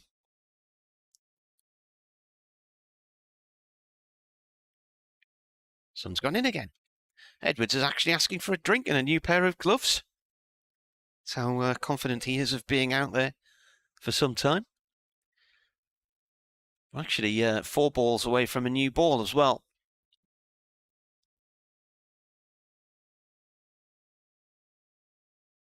It's Fisher, sorry, asking for the drink. Edwards is on 12, he's on strike. Potts drops to deep mid-wicket, but he can't really see because of bright sunshine. He's trying to shield his eyes with one hand there. Ball played back to the bowler's end.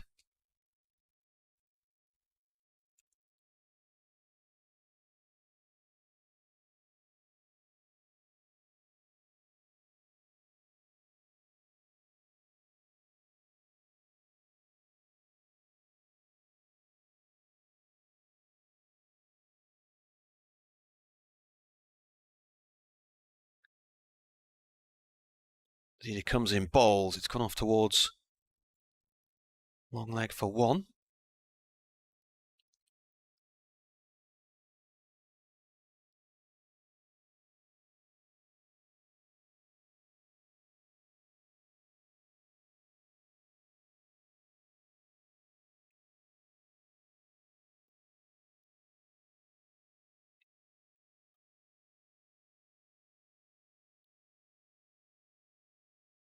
The leader in. Now this is played by the batsman up to Rain. Fisher playing this one on 25 to Rain at mid-on.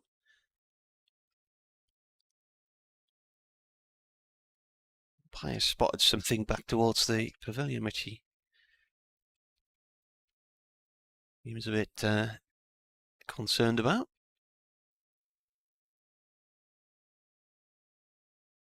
Ben Debenham at this end.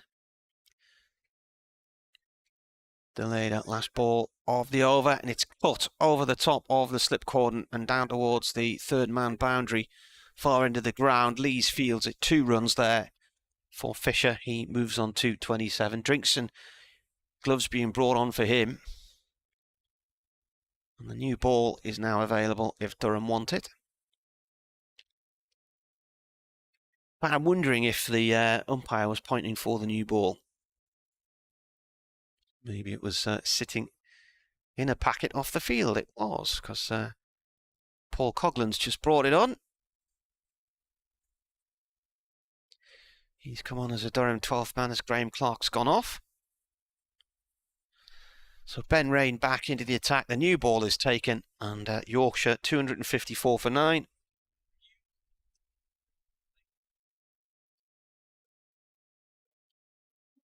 The over's gone.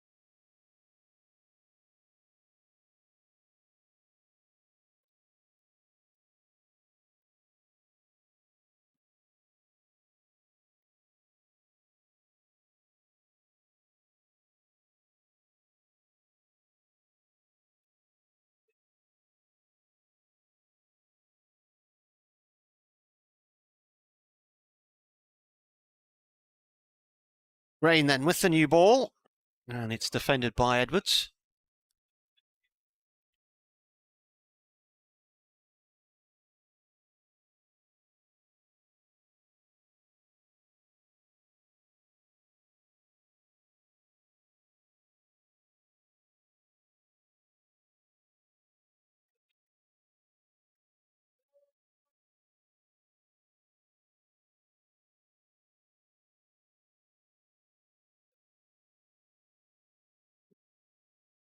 Second delivery with the new ball. There's an appeal for LBW. Edwards on strike.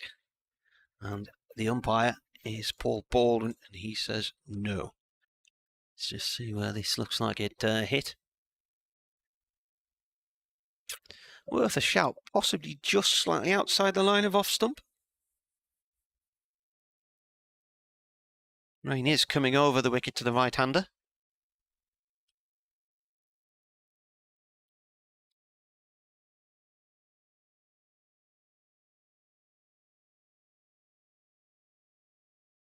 Rain in. Oh, and a wild wahoo from Edwards, and he's out for 13, caught behind. The new ball has lasted 3 deliveries, and Yorkshire are all out for 254. So he goes for 13. Having batted steadily, he's just decided to try and fling everything at that one. And an inside edge to the keeper.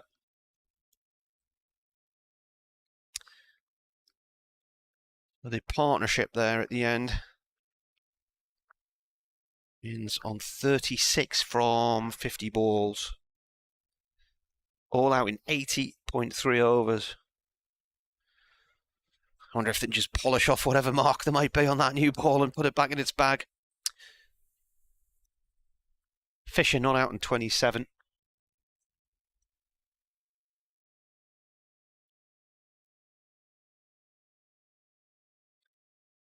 So we lose the over in. So that takes us down to 14. And then 2 lost for the change of innings. So 12 overs left today. Scorecard-wise, bowling figures. Rain has bowled 19.2 overs.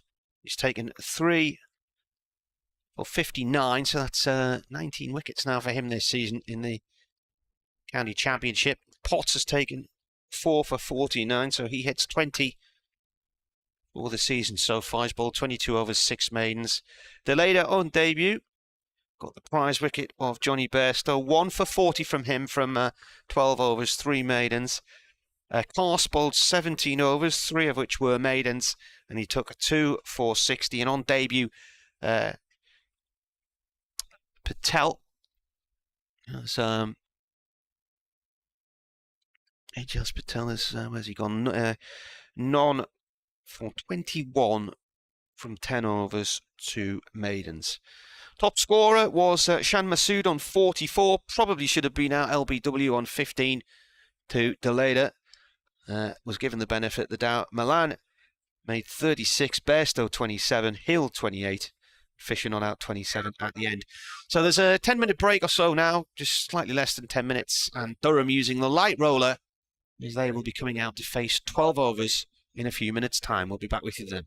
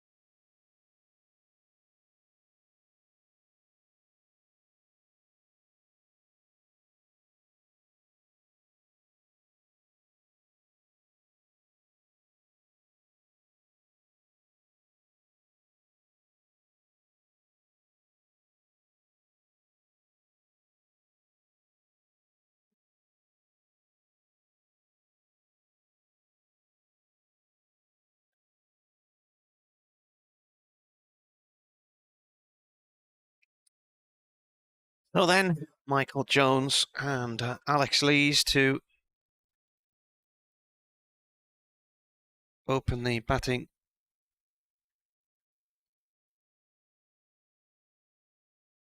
For Durham. And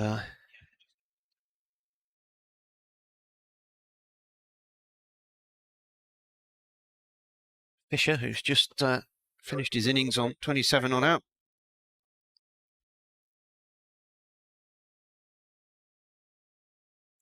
We'll open the bowling in bright sunshine here in Chesley Street. 13 overs left today, not 12, 13. The conditions, you would argue, are still very good. It's a lovely warm day. No overhead cloud cover at the moment. That's me, is Lees, it? yeah, Lees is facing. Matthew Fisher then, fresh from a few runs. Already nicely warmed up from being out there for 55 minutes with the bat. First ball pushed back by Alex Lees. I'll just do this over, Martin. I'll disappear for a minute while I just do a final update of the day for BBC Radio Leeds. Quite a bit to tell him as well. Sports show between 6 and 7 there. I've gone with 3 slips in a gully, point, gap through the covers. Milan is at mid-off. Shan Masood at mid-on. There's a mid-wicket, Mickey Edwards, and a long leg. Fisher, big job to do here to get his team properly into this game. That's pushed into the leg side by Alex Lees. There's no run. You can't say they're out of it, certainly with 254, but you would want to bowl really well here to make up a little bit of the difference. Still, even if the pitch is a little bit on the slow and sticky side, as it might have appeared with some of those dismissals in the Yorkshire innings, still feels a little bit below par, that 254. Big appeal for LBW here. Looks like it's going down, although I am saying that not standing straight on behind the arm. Looked like it was going down to me. I've got about the same view as... it looks more like it was going down on the TV as well. Yeah, I got the same view as Michael Jones, more or less, just looking over his left shoulder from behind, down at first floor level. But got it through past the blade. Alex Lees was playing at that. Matthew Fisher in again. Flick to leg this time. Masood round to do the fielding. And they're through for the first run of this Durham response then. Single to Lees. Jones will take the strike. Big job for Matthew Fisher to do. He bowled well, particularly second innings down at Hove. He's his own biggest critic, and although I've not spoken to him in depth recently after last week's Glamorgan game about his bowling, he did lose his run-up on a few occasions in the first innings there. But I think you probably know that there's better to come from him. And of course, with no Ben Code here, even more responsibility on his still relatively young shoulders. He's to get in and among this Durham top order. Here he is, right arm over the wickets. Straight. Stayed low, didn't it? Yeah, again, good to see that he's targeted the stumps there. And you'd hope, from Yorkshire's point of view, there's been some discussion about that. If this ball is keeping low, we need to be nailing it straight. If anything sneaks through, then batters are going to be in trouble. And anyway, you're just asking them to play. 3 slips and a gully. For the right-hander as well. Just dash after this ball. And in he comes now. And that's flicked to leg. Dot ball to complete the over. 1 without loss.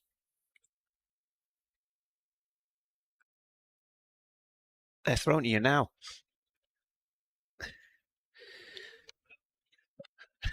I can hear them coming to him, and he's still talking to me. Fisher's taken 5 wickets this season. Lees so far has scored 257 in highest score of 79. He's had 250s.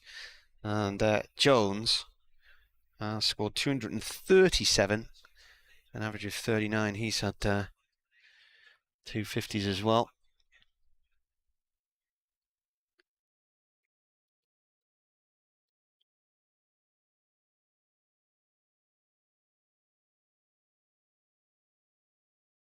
Jordan Thompson, ball from the Lumley end, right arm over. He's got 3 slips in the gully in place, and he's given up on his running. He's lost his way. So we'll go back and start again.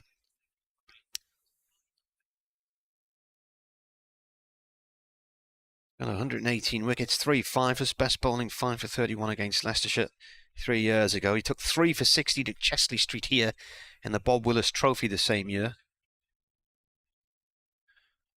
Taking 15 wickets in the 5 Bob Willis Trophy matches that season.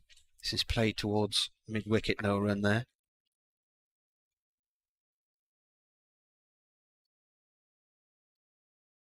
Been with Yorkshire since a 13-year-old.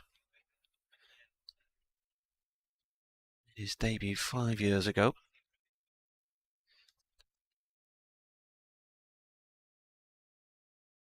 Fisher at the other end, 1 test match against the West Indies in March last year.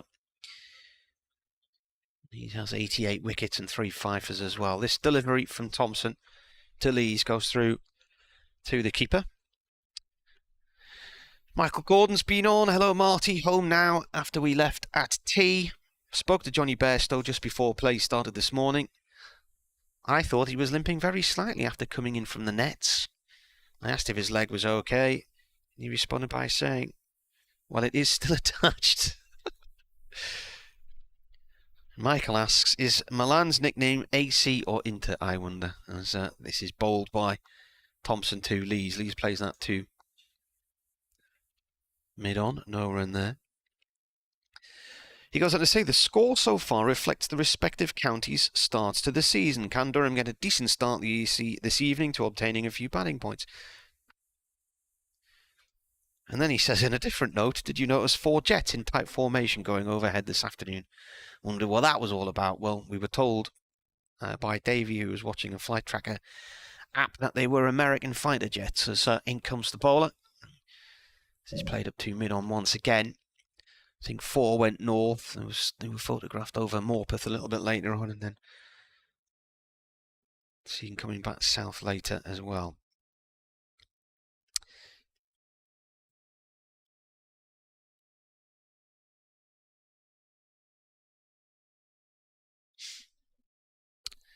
Stewart says it hasn't half rained in Sedbergh this afternoon. A hefty purple cloud sat right above them. As Thompson bowls and Lees looks to drive through the offside and in the end plays it back to the bowler. He said it's just cleared from the west now. A good evening maybe, he says. Lucky you if it's missed you.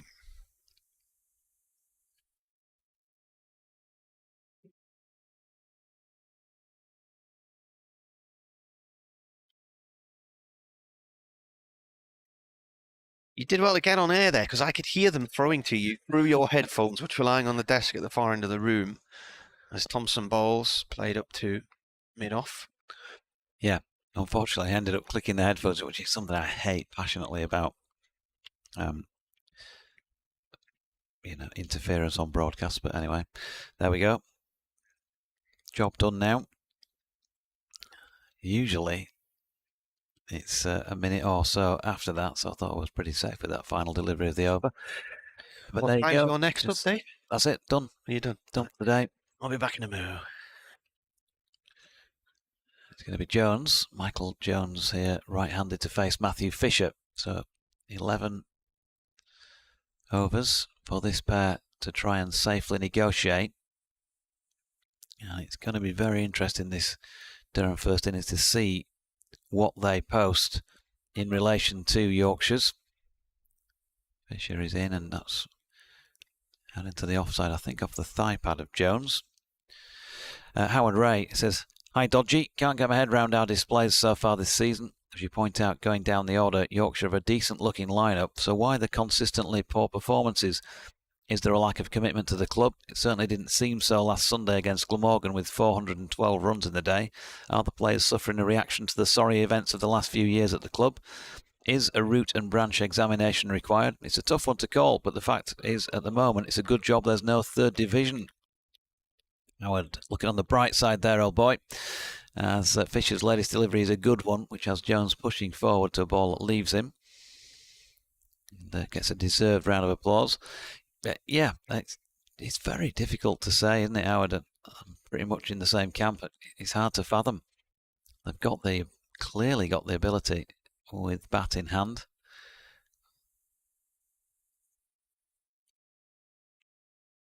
But some ordinary decision making with it at certain moments today.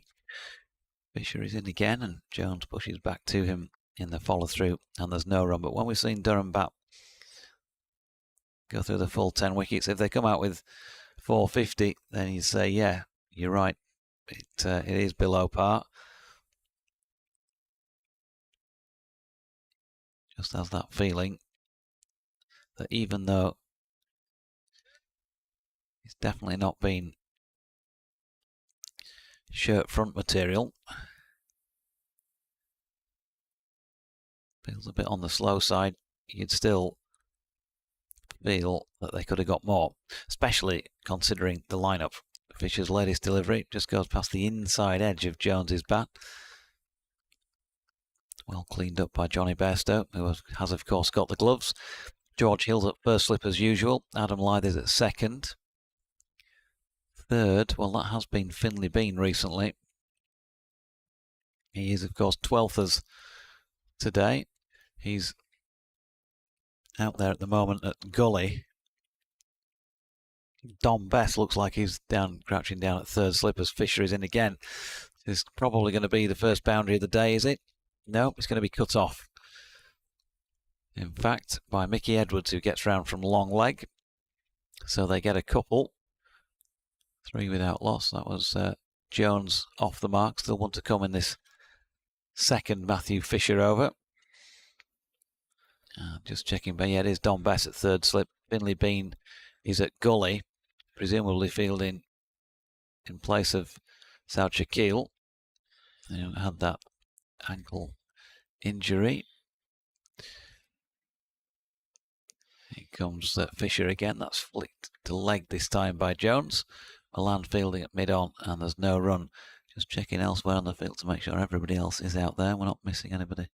Yeah, Matthew Revis was at point. He's walking towards us to my left. Edwards I mentioned. Jordan Thompson is of course bowling. So just that one substitute on for Shaquille in the form of Finley Bean.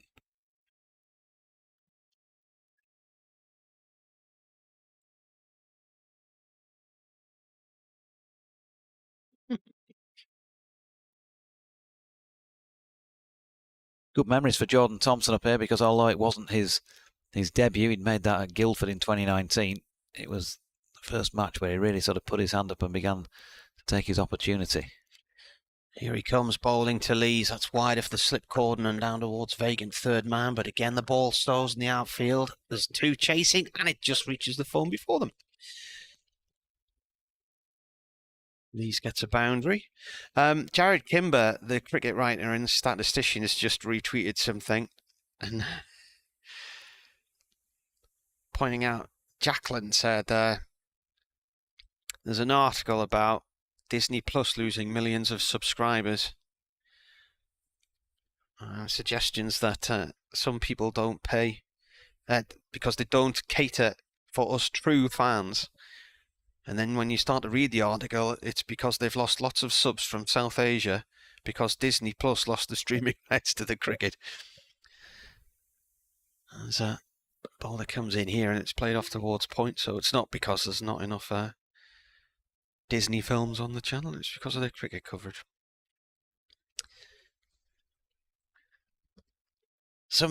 Sometimes these days, was it last week or the week before, trying to find which channel actually had the Premier League football. Was it on Amazon? Were they all on Amazon last week or the week before something? Yeah, a couple of weeks back, wasn't it? Yeah. This ball's played off into mid-off. wonder how many different subscriptions you'd need if you wanted to watch all the football in this country. Because Sky don't have European football anymore. They have some of the Premier League and the Championship, the Football League. Then BT Sport have Europe and some of the Premier League. Oh, thick inside edge there from Alex Lees. He went after Thompson, and he's very lucky he didn't smash that onto his stumps. It raced away, passed off stump, past the keeper, along the floor, and down to effectively backstop for 4 runs. An aggressive shot to a half volley just outside the off stump. Then there's Amazon, they've got some of it.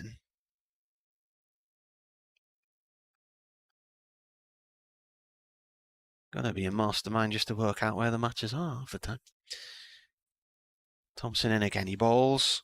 And turned off the legs this time by Lees, who plays that off to long leg. Came here in 2018, halfway through the season, Alex Lees, after deciding to leave Yorkshire.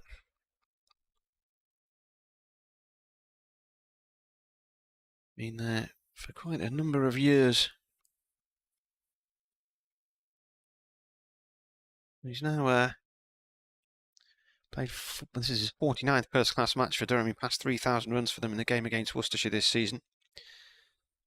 He did once get 275 not out for Yorkshire against Derbyshire and Chesterfield in 2013. Jones on strike. Plays the ball out to mid-off, end of the over. There's more footy on tonight, isn't there? European football, or West Ham involved in something? The UEFA Cup or something, is it? Or are they UEFA Cup version number 9 or something like that? Not sure. Because there's different levels of that now, isn't there? The Europa League. Yeah, but aren't they in another version of that? Too technical for me. Still remember the European Cup, the Cup Winners' Cup, the UEFA Cup, which of course had been the Fairs Cup, so people probably said when it changed from the Fairs to the UEFA Cup, oh, I can't remember the name of that now, it's supposed it was the Fairs Cup. Europa Conference League. That's it. Fisher in bowling here to Lees, who is playing from the crease into the onside, and there is no run. David Coleman has tweeted, I've just acquired a copy of Who's Who of Yorkshire County Cricket and seen this relation question mark. It says Matthew James Doidge, born 02/07/1970, Horsforth, Leeds, left-hand bat, slow left arm, career 1990. Yeah, brother. Bishop in from this Finkel end, and that is pushed back down the pitch into the offside. There's no run. I don't know why, but I just got a not even thought about this all day, but as Fish was running up to bowl then, just had a deja vu moment of the first time I reported from here, which was the first game I ever broadcast on cricket on radio, Durham versus Yorkshire, circa 2000 probably, in a porter cabin. Oh yeah. In this end of the ground. Yeah. Yes, Fisher over the wicket, and Lee's pushing back to the bowler, and there's no run. Yeah, when I first started covering games here, so I first came in the summer of 2000. Now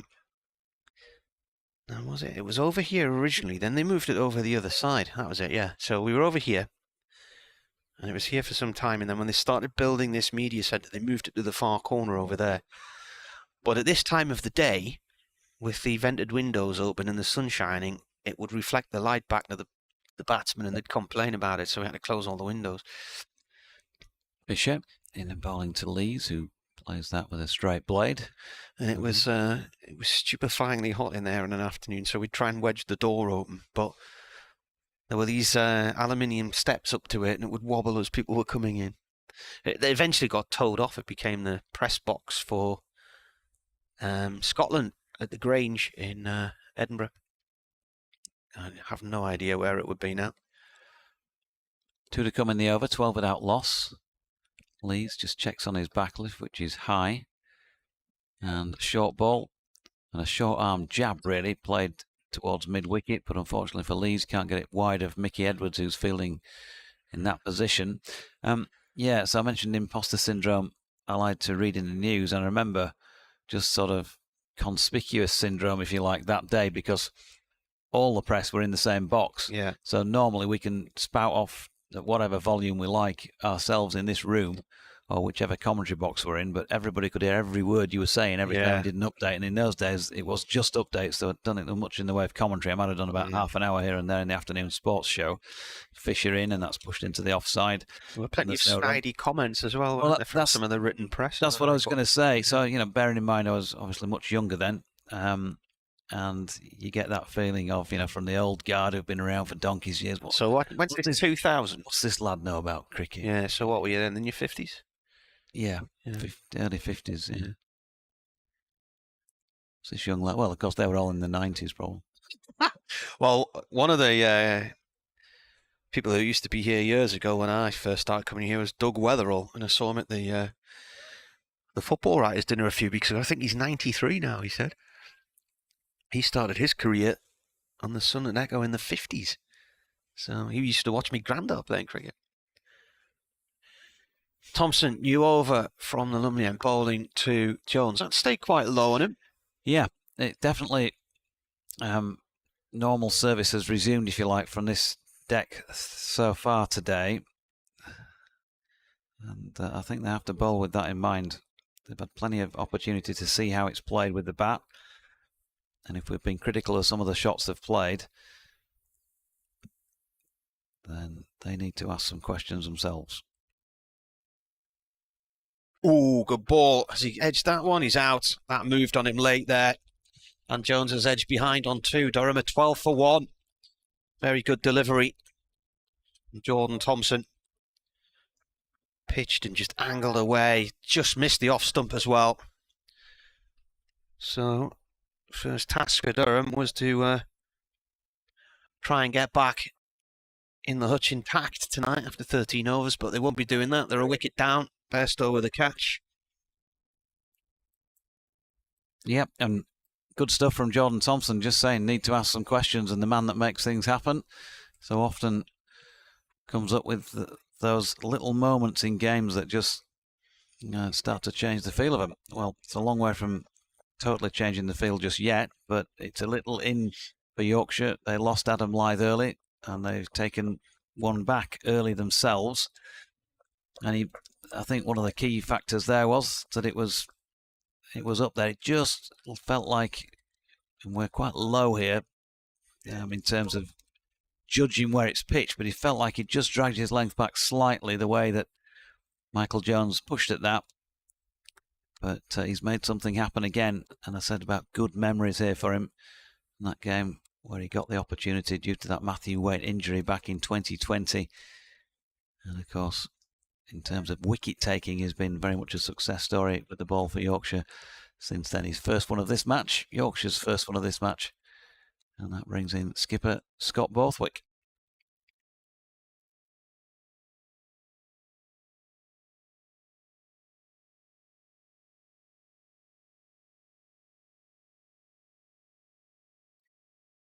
Scott Borthwick's had 100 this year.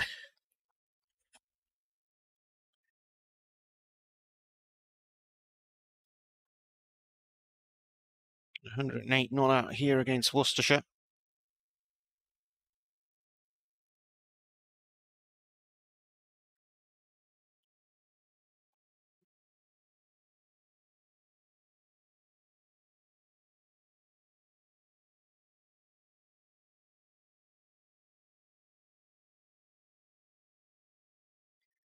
He's a left-hander, and he is facing Thompson from the Lumley end.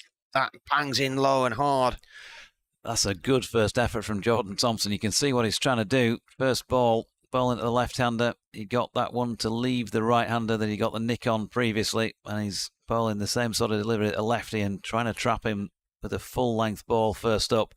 And he's not so far away. It's missing leg, I think. But yeah, it's just hit him on the thigh guard, going down leg, but a sharp delivery. So I mentioned the 108 that Borthwick got against Worcestershire. Also got 59 against Glamorgan in Cardiff. Next ball is off towards the gully area. His 108 was his first 100 for 2 years. He got 100 in the second match of the season in 2021 down at Chelmsford. Got a few scores in the 90s last year.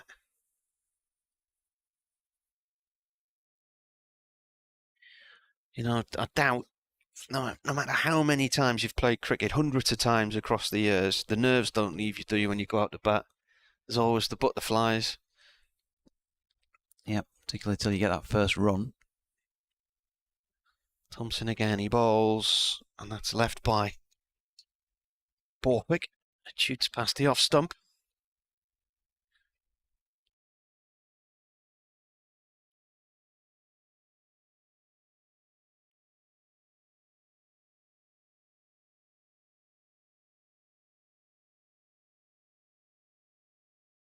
BBC Radio Newcastle with you. And, BBC Radio leads in the Yorkshire stations.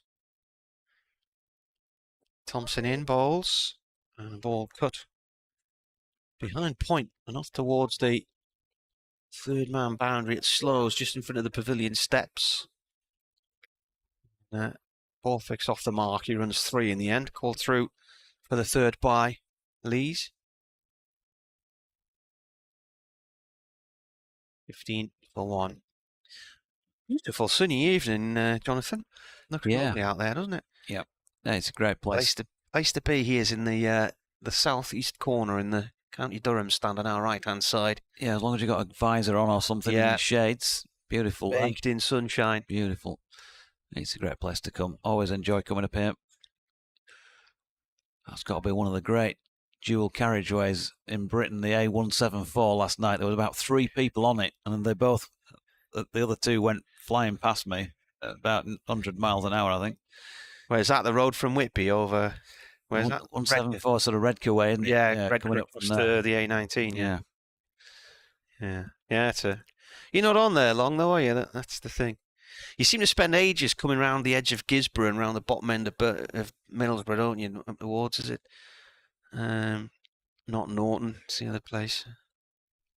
Martin. Fisher over the wickets. Oh, now then Alex Lee, Scott Borthwick, I should say, pushing at this one, just outside off stump. Fisher missing out, yet to get a wicket in this innings, but it's been tight so far.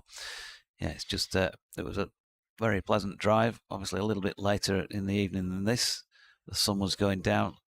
I stopped a couple of times as you're just dropping down towards Whitby, and you can suddenly, out of nowhere, you just bang, the Abbey appears on the right-hand side as you look at the town from inland. A couple of shots up there. Fisher in again. Good delivery because once more it's straight, and again it feels like it might not quite have bounced as much as Borthwick on another day might have played out. 15 for 1. Solidly blocked it. Nick Moxon says, "Evening, Doyle. Do you think Joe Root and Johnny Bairstow have lost their passion for playing for Yorkshire?" It's an interesting scenario when players spend so much time away from their county clubs, and the IPL and all that in these days as well. Yeah, Fisher in and bowling again, and once more asking questions. It's straight. It's good to see from Matthew Fisher. Yeah, I don't know about losing your passion. It's got to be. There must be some feeling of detachment. I know. I mean, you saw it when Michael Vaughan retired from England, came back to Yorkshire, and then just didn't have the stomach for it anymore, didn't he? And he wrapped his career in. And I was worried a similar thing would happen to Paul Collingwood when he came back from England, because he wasn't expecting to be dispensed with by England as early as he was. He just won the T20 World Cup, for one thing. Matthew Fisher, it's wide of off stump this time, and Borthwick shoulders arms. I've got to say, in terms of their personalities and their desire to play for Yorkshire, I don't know either player well enough. They're barely around to sort of gauge that, if you like, from your own thoughts, from watching them from the side of the pitch. I think most people have said for years, since Joe's been England captain and then back as a an England player without the captaincy, that he's always wanted to play for Yorkshire when he's had the opportunities, and I think that's been borne out in the time I've been commentating 5 seasons now, as that's wide of Borthwick's off stump and his shoulders arms. There's only the one incident, which was right at the end of last season when they were down at the Oval. There were people questioning whether or not he should have been playing in a golf tournament that he wanted to play in. That's the only time anybody's really been critical of Joe. I just, honestly, to answer your question, Nick, I don't know. But yes, it's got to be just like he's just human. As Fisher's in. Played out through deep mid-wicket. Going to get 2 runs here, Borthwick, possibly 3. Well, Durham have bowled Yorkshire out for 254. Yorkshire chose to bat, but didn't really make hay while the sun was shining, and it's been shining all day. Shan Masood made 44 in their total. That was the top score. He could easily have been out on 15, survived a massive shot for LBW. Still can't understand how it wasn't given. Darwood Milan made 36, and then late on 27 from Matthew Fisher. But Durham really kept the pressure on throughout the day. Matty Potts taking 4 for 49, Ben Rain 3 for 59, and Basteleda on his debut for Durham, the Netherlands all-rounder. His father Tim, who played in 3 World Cups for the Netherlands, actually joined us on air and was commentating with us when his son got his first wicket in county championship cricket, and what a scalp to get. Johnny Bairstow playing on, losing his middle stump and out for 27. So when Yorkshire out for 254, Durham bagging the 3 bowling points, just 1 batting point for Yorkshire. Durham then had 13 overs to bat out at that point. There's 6 remaining, but they have lost a wicket. Michael Jones falling for 2, caught behind off the bowling of Jordan Thompson by Johnny Bairstow. An excellent little ball which was heading right towards the top of off and then just wobbled on him at the last second, and he clipped it to the keeper. Nigh on unplayable, really. Really good delivery. So since then, Scott Borthwick, the skipper, has joined Alex Lees. Borthwick has 6, Lees has 10, and Durham are 18 for 1, and we've got 5.5 overs left, so just around about half an hour or so has play to go.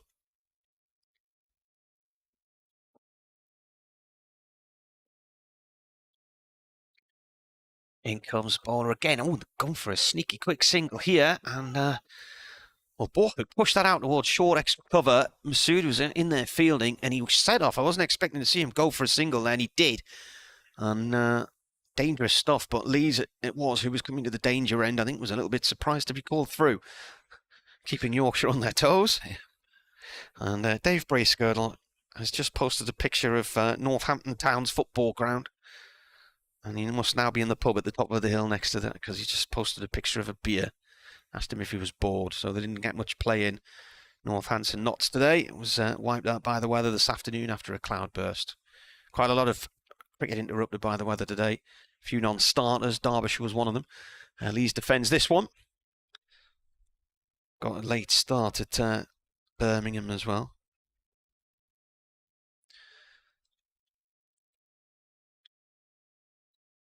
Yeah, just going back to Nick, answering Nick's question about Root and Bairstow, the other thing to say is that Johnny played at Headingley last week. There didn't look to be any lack of passion or enthusiasm the way he was buzzing around, in particular in the field.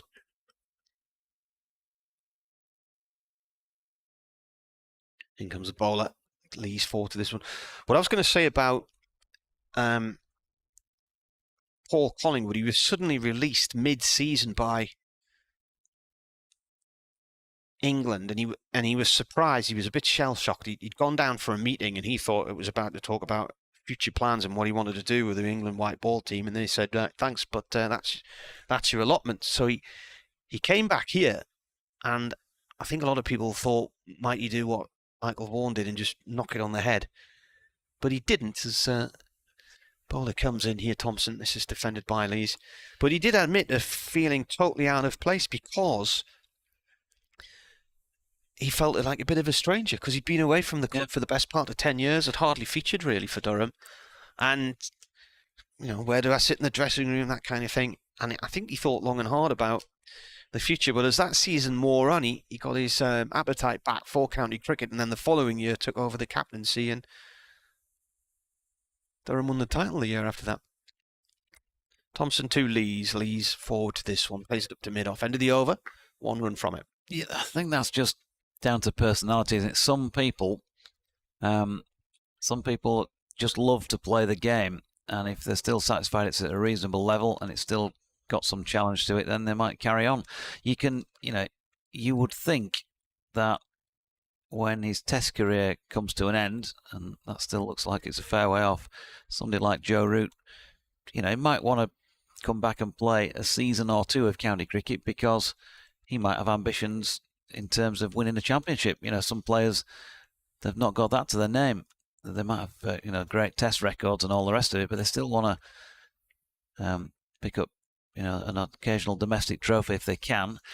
And so you might want to do that, but you get it in all levels of cricket. Here's Fisher bowling to Borthwick, who pushes back to him, and there's no run. So you get it in your local club, don't you? There'll be a first team player who's played 20 years of first team cricket, and he thinks that second team cricket is beneath him. So he'll get to the end of his first team usefulness or a certain age, and he'll decide that that's enough. But there'll be other players who just love it.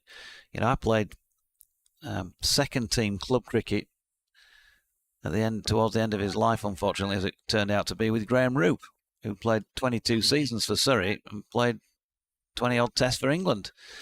But he still loved to play the game and just wanted to be out there on the field as often as he could. As Fisher's latest delivery is dropped backward a point by Borthwick, who gets through for 2.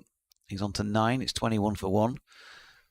And some players just think, they never want to drop down a level, whether they've been as good as Graham Roop or not. They just don't want to drop down from second team to third team at club level. They think that's beneath them. But there's the other thing that rolls around.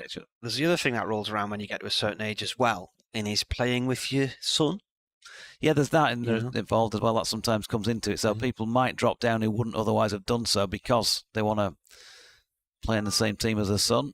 Fisher in, and that's pushed out square on the offside by Borthwick. He wrings his hand, shakes it off the bat, obviously caught it fairly low. I stopped playing cricket when I was about 16, mixture of getting into cycling and studying for O-levels and stuff like that. When I went to start playing again, I was about 20. Mm-hmm. And when I returned, I ended up playing for Whitburn seconds for a few seasons, but my dad was in the team by that point. He was a second team wicketkeeper batsman. Fisher to Borthwick, who shoulders arms. And it was a nice thing to be playing in the team with your dad. And Richie Pitt, who won the FA Cup in 1973 with Sunderland. Can you remember that much? No. Yeah, it happened 50 years ago on Friday. He was playing in the team with his son at the Fire Station Cinema in Theatre in Sunderland the other day. They had a 1973 all over again where they played the match in real time. So they started it at 3 o'clock. As Fisher is in, that's driven too much width this time from Matthew Fisher. And Borthwick got over the top of it and has trashed it away through the covers for a boundary. He's on to 13. It's 25 for 1. So it was hosted by Jeff Brown, who's Look North presenter up here, and had a few of the ex-players who were in that side on the stage with him as well. Our neighbours went along to watch it, and they said there was a guy next to them was so wrapped up in the moment that he was shouting to the referee towards the end of the match, "Just blow your whistle, ref, just blow your whistle." 50 years later. Fisher in for the final ball of the over, pushed up to Milan at mid-off, and there's no run. So they had a big gala dinner on, was it Friday night as well, I think? Be nice for them actually to win something else meaningful, given that's my entire lifetime and I was 1 when they won the cup. 1. You remember it well then? I haven't won anything in that time either. Unless you count the end of Toto. I remember it. Well, there was a nice feature on Look North last week where Jeff drove Jimmy Montgomery, the goalie, down to Peter Lorimer's son's pub near Easingwold. Mm-hmm. And that was a nice piece. And they were having a chat in the bar, and there's all these photographs on the walls of Peter Lorimer as well. It's one of those where, I've done several do's with players and interviews with them and that sort of thing over the years. Sadly, not that many of them left with us anymore. Mm. Just did an evening with Eddie Gray a couple of months back. And Used to be a Radio Leeds summariser when I was doing the Sunderland commentaries a few years ago. Yeah, I don't think any of them who have gone, and those who are still alive, can still believe that happened that day. Here's Mickey Edwards bowling to Lees, and he's a big lad, isn't he? Yep. He didn't look this tall when he had a helmet on. He was batting a few minutes ago. Ponytail, blonde-haired, Australian. 6'7", I think. First ball bowled here to Lees. Wraps him around the leg side. He is a big unit. But he's got size 13 feet as well. Comes in again, right arm over. Lees on strike. From the Lumley end, he bowls. Lees turns one from the legs to wide mid-on for one. John Hastings, when he came and played for Durham, the Aussie, he had size 13 feet. I was interviewing him one day and he got these new bowling shoes and he put them on the table. They were huge. I think I could have had to sleep in them.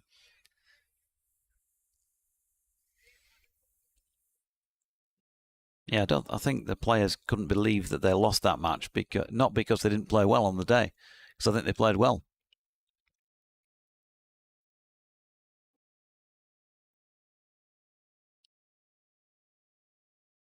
Bowler comes in, driven by Borthwick.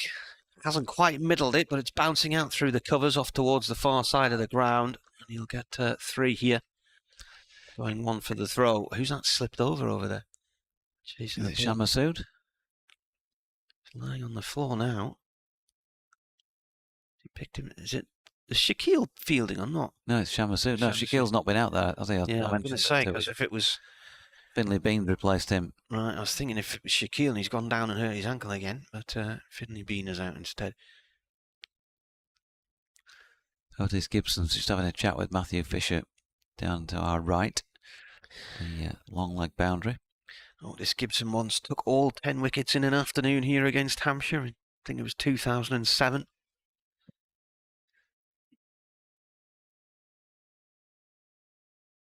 It was a period where they didn't like me covering cricket matches on a weekend because they didn't want to give me the time off during the week, so I wasn't here that day. Edwards round the wicket. Lees looks to try and turn it through the leg side. Sets off looking for a single without actually knowing where the ball is, and then realises it's right next to him, so changes his mind. Certainly a good man to talk to about cricket. When we were washed out down at Bristol a few weeks ago, just went down to the hotel with the recording gear, and just for a different angle we talked about the great West Indies teams and players and fast bowlers. He was saying that Malcolm Marshall nurtured him through his first spell on debut at Barbados from mid-off. So this is played up into the air and back to the bowler. Bounces out of his hands. I think it was a bump ball. But I think Otis still lives near here somewhere, doesn't he? Does, yeah. Yeah. Still up the road beyond Beamish, somewhere like that. Yeah, he says no need to move. He loves the drive down. Martin Moxon used to do the drive up every day from Wetherby and then cited that as his reason to leave Durham when he did. He just saying it was affecting him and he was having headaches and things like that. But he'd lined up a job at Yorkshire in the end. I'm not sure Otis does it every day when they're at Headingley. I think he might stay down there. Yeah. Edwards to Lees. It's come down our way. Fine leg. It's gone for 4. No one there. End of the over. We had a no ball in that over as well, though, which I didn't spot. Well, that was when Borthwick played it through the covers for 3, and that was signalled as a no ball. It's not the end of the over then, so there's another ball left. Ash Thorpe just tweeted, incredible. Parkview Academy have won 2 national titles, the second one in the bag today. They've beaten Exeter College this afternoon in the final. 2-1 winners. That was down in Leicester. I think they won a final last week at Accrington as well. Edwards round the wicket and defended by Lees. Just plays it out in towards the covers. 3.1 overs to go today. Yeah, it feels like a very long day to me. I'm not sure how you feel like. Yeah, they're all long. 7:15, 3 overs to go. George Hill is going to get a a little blast before the end, a couple of overs from this Finkel end. It was a good effort from Matthew Fisher. I think he's bowled one of his better spells this season. Those 5 overs, 1 maiden, none for 12 without taking a wicket there. I think if the bowler has a tendency to keep on the low side, you do want to be challenging the stumps. And very much for the most part, he did that. He's just having a word and imparting a bit of that experience onto George Hill. He's going to be bowling with his back to us. 3 slips in place for George. And a ring field with a long leg. First ball is straight. And Borthwick drops it out into the offside. He's got a nice little start now. 21 balls faced. 16 runs against his name. Alex Lees 15 off 31.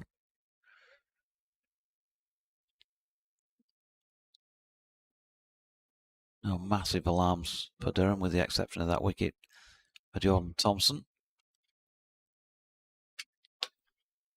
As Hill led his delivery, is again just pushed into the offside by Scott Borthwick. And again, no run. 4 for 49 for Matthew Potts. The star bowling figures when Durham went out there with ball in hand. 3 wickets for Ben Rain, 2 for Bryden Carson, 1 for Basta Leda. Late Ajaz Patel, 10 overs for 21, finished wicketless. Hill in again, and Borthwick just soft hands plays it out to Matthew Revis, who's at point at the moment.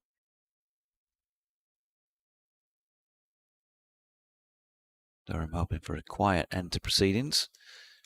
And George Hill, talk about Jordan Thompson being the man that makes things happen. George has had a knack of coming on and breaking up a partnership. Here he is wide on the crease round the wicket, again targeting the stumps.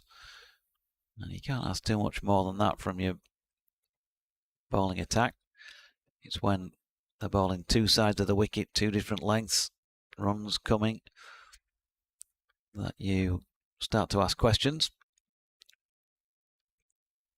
But a bit of consistency so far in this over for George. 4 dots. Can he get through to the end? Can he make it pay? Again, another good delivery. It's been squirted away past the diving Finley Bean in the slips. Don't think there's any problem with what George served up there. It was thickish towards the outside edge of Borthwick's bat. He'll have 3 runs against his name in the cricketing records and moves on to 19. 38 for 1. But on another day, might have been a different outcome. Alex Lees to face Hill for the first time is just retaking his guard. Last ball of this, the 11th over of the Durham innings. First innings. And he comes. Round the wicket, good delivery, big appeal, and he's got him. He's broken the partnership again, George Hill. And Alex Lees just falls over one that again kept on the low side. It's been a feature on this opening day. And Yorkshire have got a bit of something to come out of the other end of the day with, because they have 2 early Durham wickets. And Alex Lees LBW to George Hill for 15 from 32 deliveries, including 3 fours in a 47-minute stay at the crease. Durham 38 for 2. Stayed low, looked like it hit his back pad. So Hill getting a wicket with his the last ball of his first over. Interesting. Durham could do without losing anybody else before the end of the day. 216 the deficit.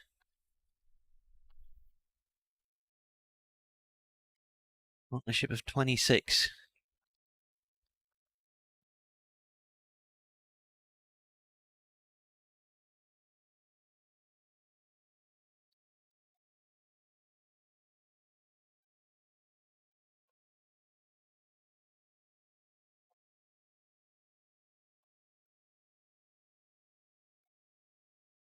No. New batter coming in for Durham at number 4. Checking to see who this is and maybe whether with 2 overs to go, they go down the night watchman route. Matthew Potts comes in at number 4 as a night watchman.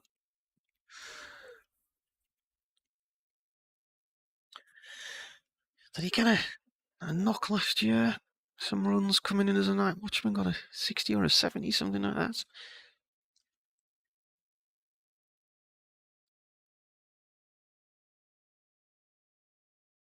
He is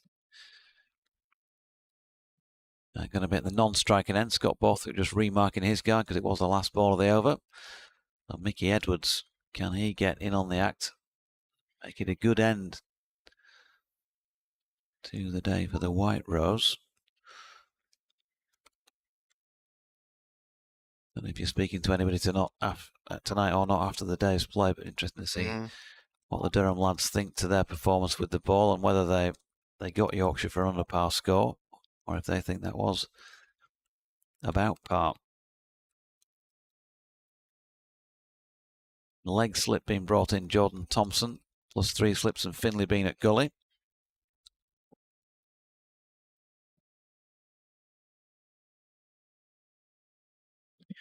Oh, where's that gone? Oh, it's nearly ran under the stumps. Borthwick looking to turn it through the leg side, and it's got in a bit of a tangle, and he stepped out of his crease, looked round the ball, heading towards the stumps. He's managed to get back and kick it away. Must have obviously felt he got a bit of bat on it there.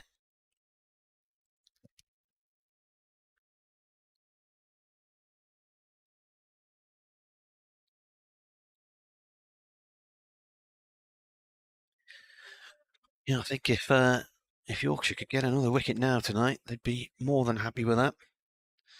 Particularly if it was to be Borthwick rather than Potts.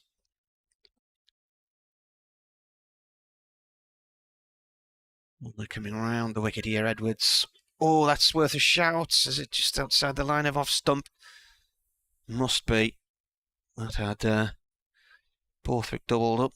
Obviously, he's coming round the wicket to the left-hander, so slightly wideish delivery line there. Yeah, it's angled in, and it probably hits him in front of about middle, but it's slanting down towards leg stump, and also might have been a question height-wise. But it was worth a shout. Seen worse, given. He bowls again, and bat on it this time from Borthwick, fends it away, back towards the bowler.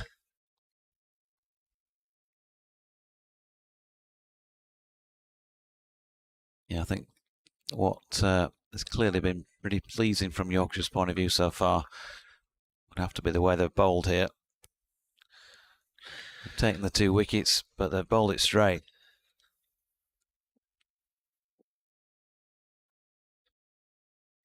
You wouldn't want to miss one if you're a Durham batter. Borthwick forward to that, pushes it back past Potts at the non-strikers end, and he'll get 2 here. It runs up towards mid-on. Recycling bin being filled. Mark McAlinden says, I love the moment when Bass, the leader, bowled Johnny Bairstow and Tim could be heard on air saying, nice. Yes. Hopefully getting back on tomorrow. We do have Ash Thorpe should be back with us tomorrow. And Katie Levick as well. Oh, now that's whacked. Borthwick midships. He's gone down on all 4s. And looks to be in quite a bit of discomfort now. Potter's coming up to see if he's all right. I think he's trying to pick himself up there. That's really winded him. Needs to go for a walk and just check everything's where it's meant to be.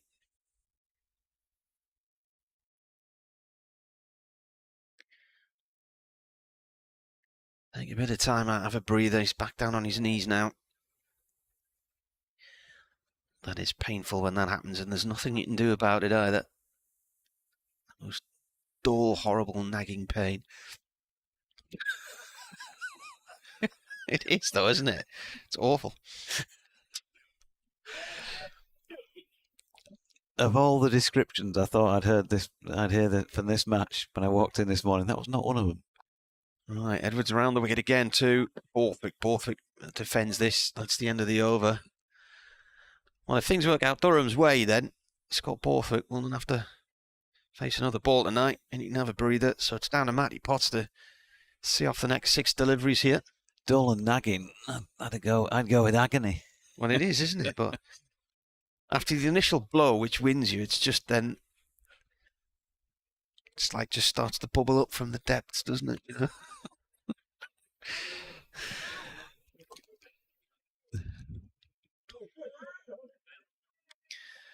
Yeah. So 6 balls remaining in the day. Sean in Roundy says, Marty being rude about your age. Nicky's bike clips. So he gets oil on his shell suit. Yeah.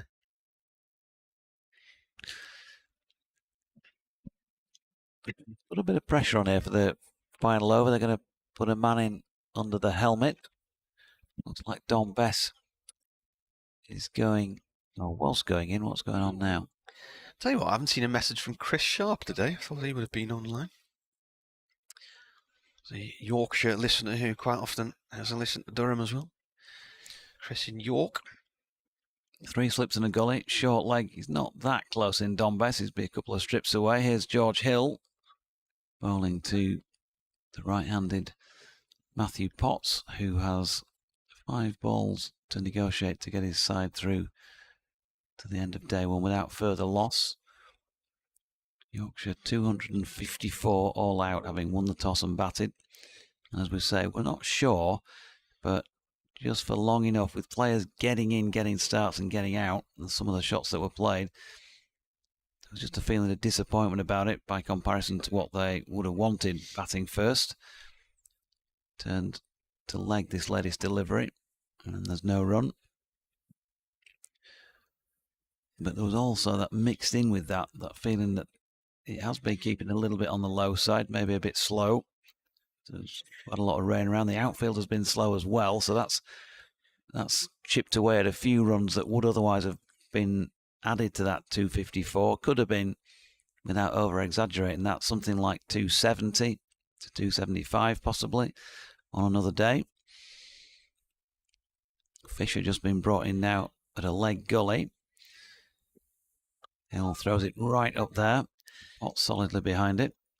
I don't know if Alex Winter on the BBC Online desk or Gary Smee are listening, but it wasn't a poor over 8 from Durham for this late finish today. We had 3 big delays earlier. The first was when Shan Masood got hit on the head, and there was a delay of nearly 10 minutes for that. Then Saad Shakil injured his ankle. He was treated on the field for about 10 minutes, and then there was another incident later on when he got hit in the head. So here's Hill to Potts, who's solidly behind it. I think the over 8 was at worst only about -1. Durham did lose a point after taking maximum points in the victory against Derbyshire a few weeks ago for a slow over 8, which I find incredible given the fact they won the game by 3 o'clock on day 3. If you bowl a team out twice on day 3 and a match doesn't have 4 sessions of play, you've done your job, haven't you? Yeah. 2 left in the day's play. George Hill flicked off the legs this time by Potts. Again, he's not going to get the boundary from this. He just leant on it. Edwards giving chase. They're going to settle for a comfortable 2. Forever Dormo says, but when batsmen are hit where Potts was struck, why does everyone stifle a laugh? We could hear your... Borthwick, wasn't it? Yeah, it was Borthwick. We could hear your grin in the voice on comms. It's not true at all. No, we just laughed anyway. Ross Whitfield says, had a lovely ride out to watch the seconds up at Allendale Cricket Club. Been a good few times, but if you haven't been, then please try and go to it. Has to be one of the nicest little grounds around the circuit. Picture postcard stuff showing the weather ruined the games. Hill in and solidly blocked this final ball of the day by Potts. And Durham 42 for 2 in closing on day 1. A deficit of 212 runs. With Potts on 2 and Borthwick on 21. And, well, both sides will have their disappointments from the day and both sides their positives. Yorkshire more so with the ball in taking those 2 wickets, and I guess the same really as far as Durham are concerned, having been on the wrong end of the toss. Beautiful day up here. We've got the full day's play in, and we look forward to some more interesting County Championship cricket, Marty, on day 2. Yes, thanks very much for listening today. Chris says, I have been listening all day. I didn't have anything to say. Well, nice to know you there, Chris. Right, we'll go and get reaction to this one. Beautiful sunny evening here in Chester Street. Gorgeous evening. Been a gorgeous day. Perfect cricketing weather, nice and warm as well. Blue skies, and while the weather's affected people in lots of other places in the country, it didn't affect us. So we'll be back tomorrow morning, weather permitting. We'll be on air at 10:45. We will play in the close of play interviews from this evening, so you can hear them before the day's play gets underway at 11, and we will see you then. Goodbye.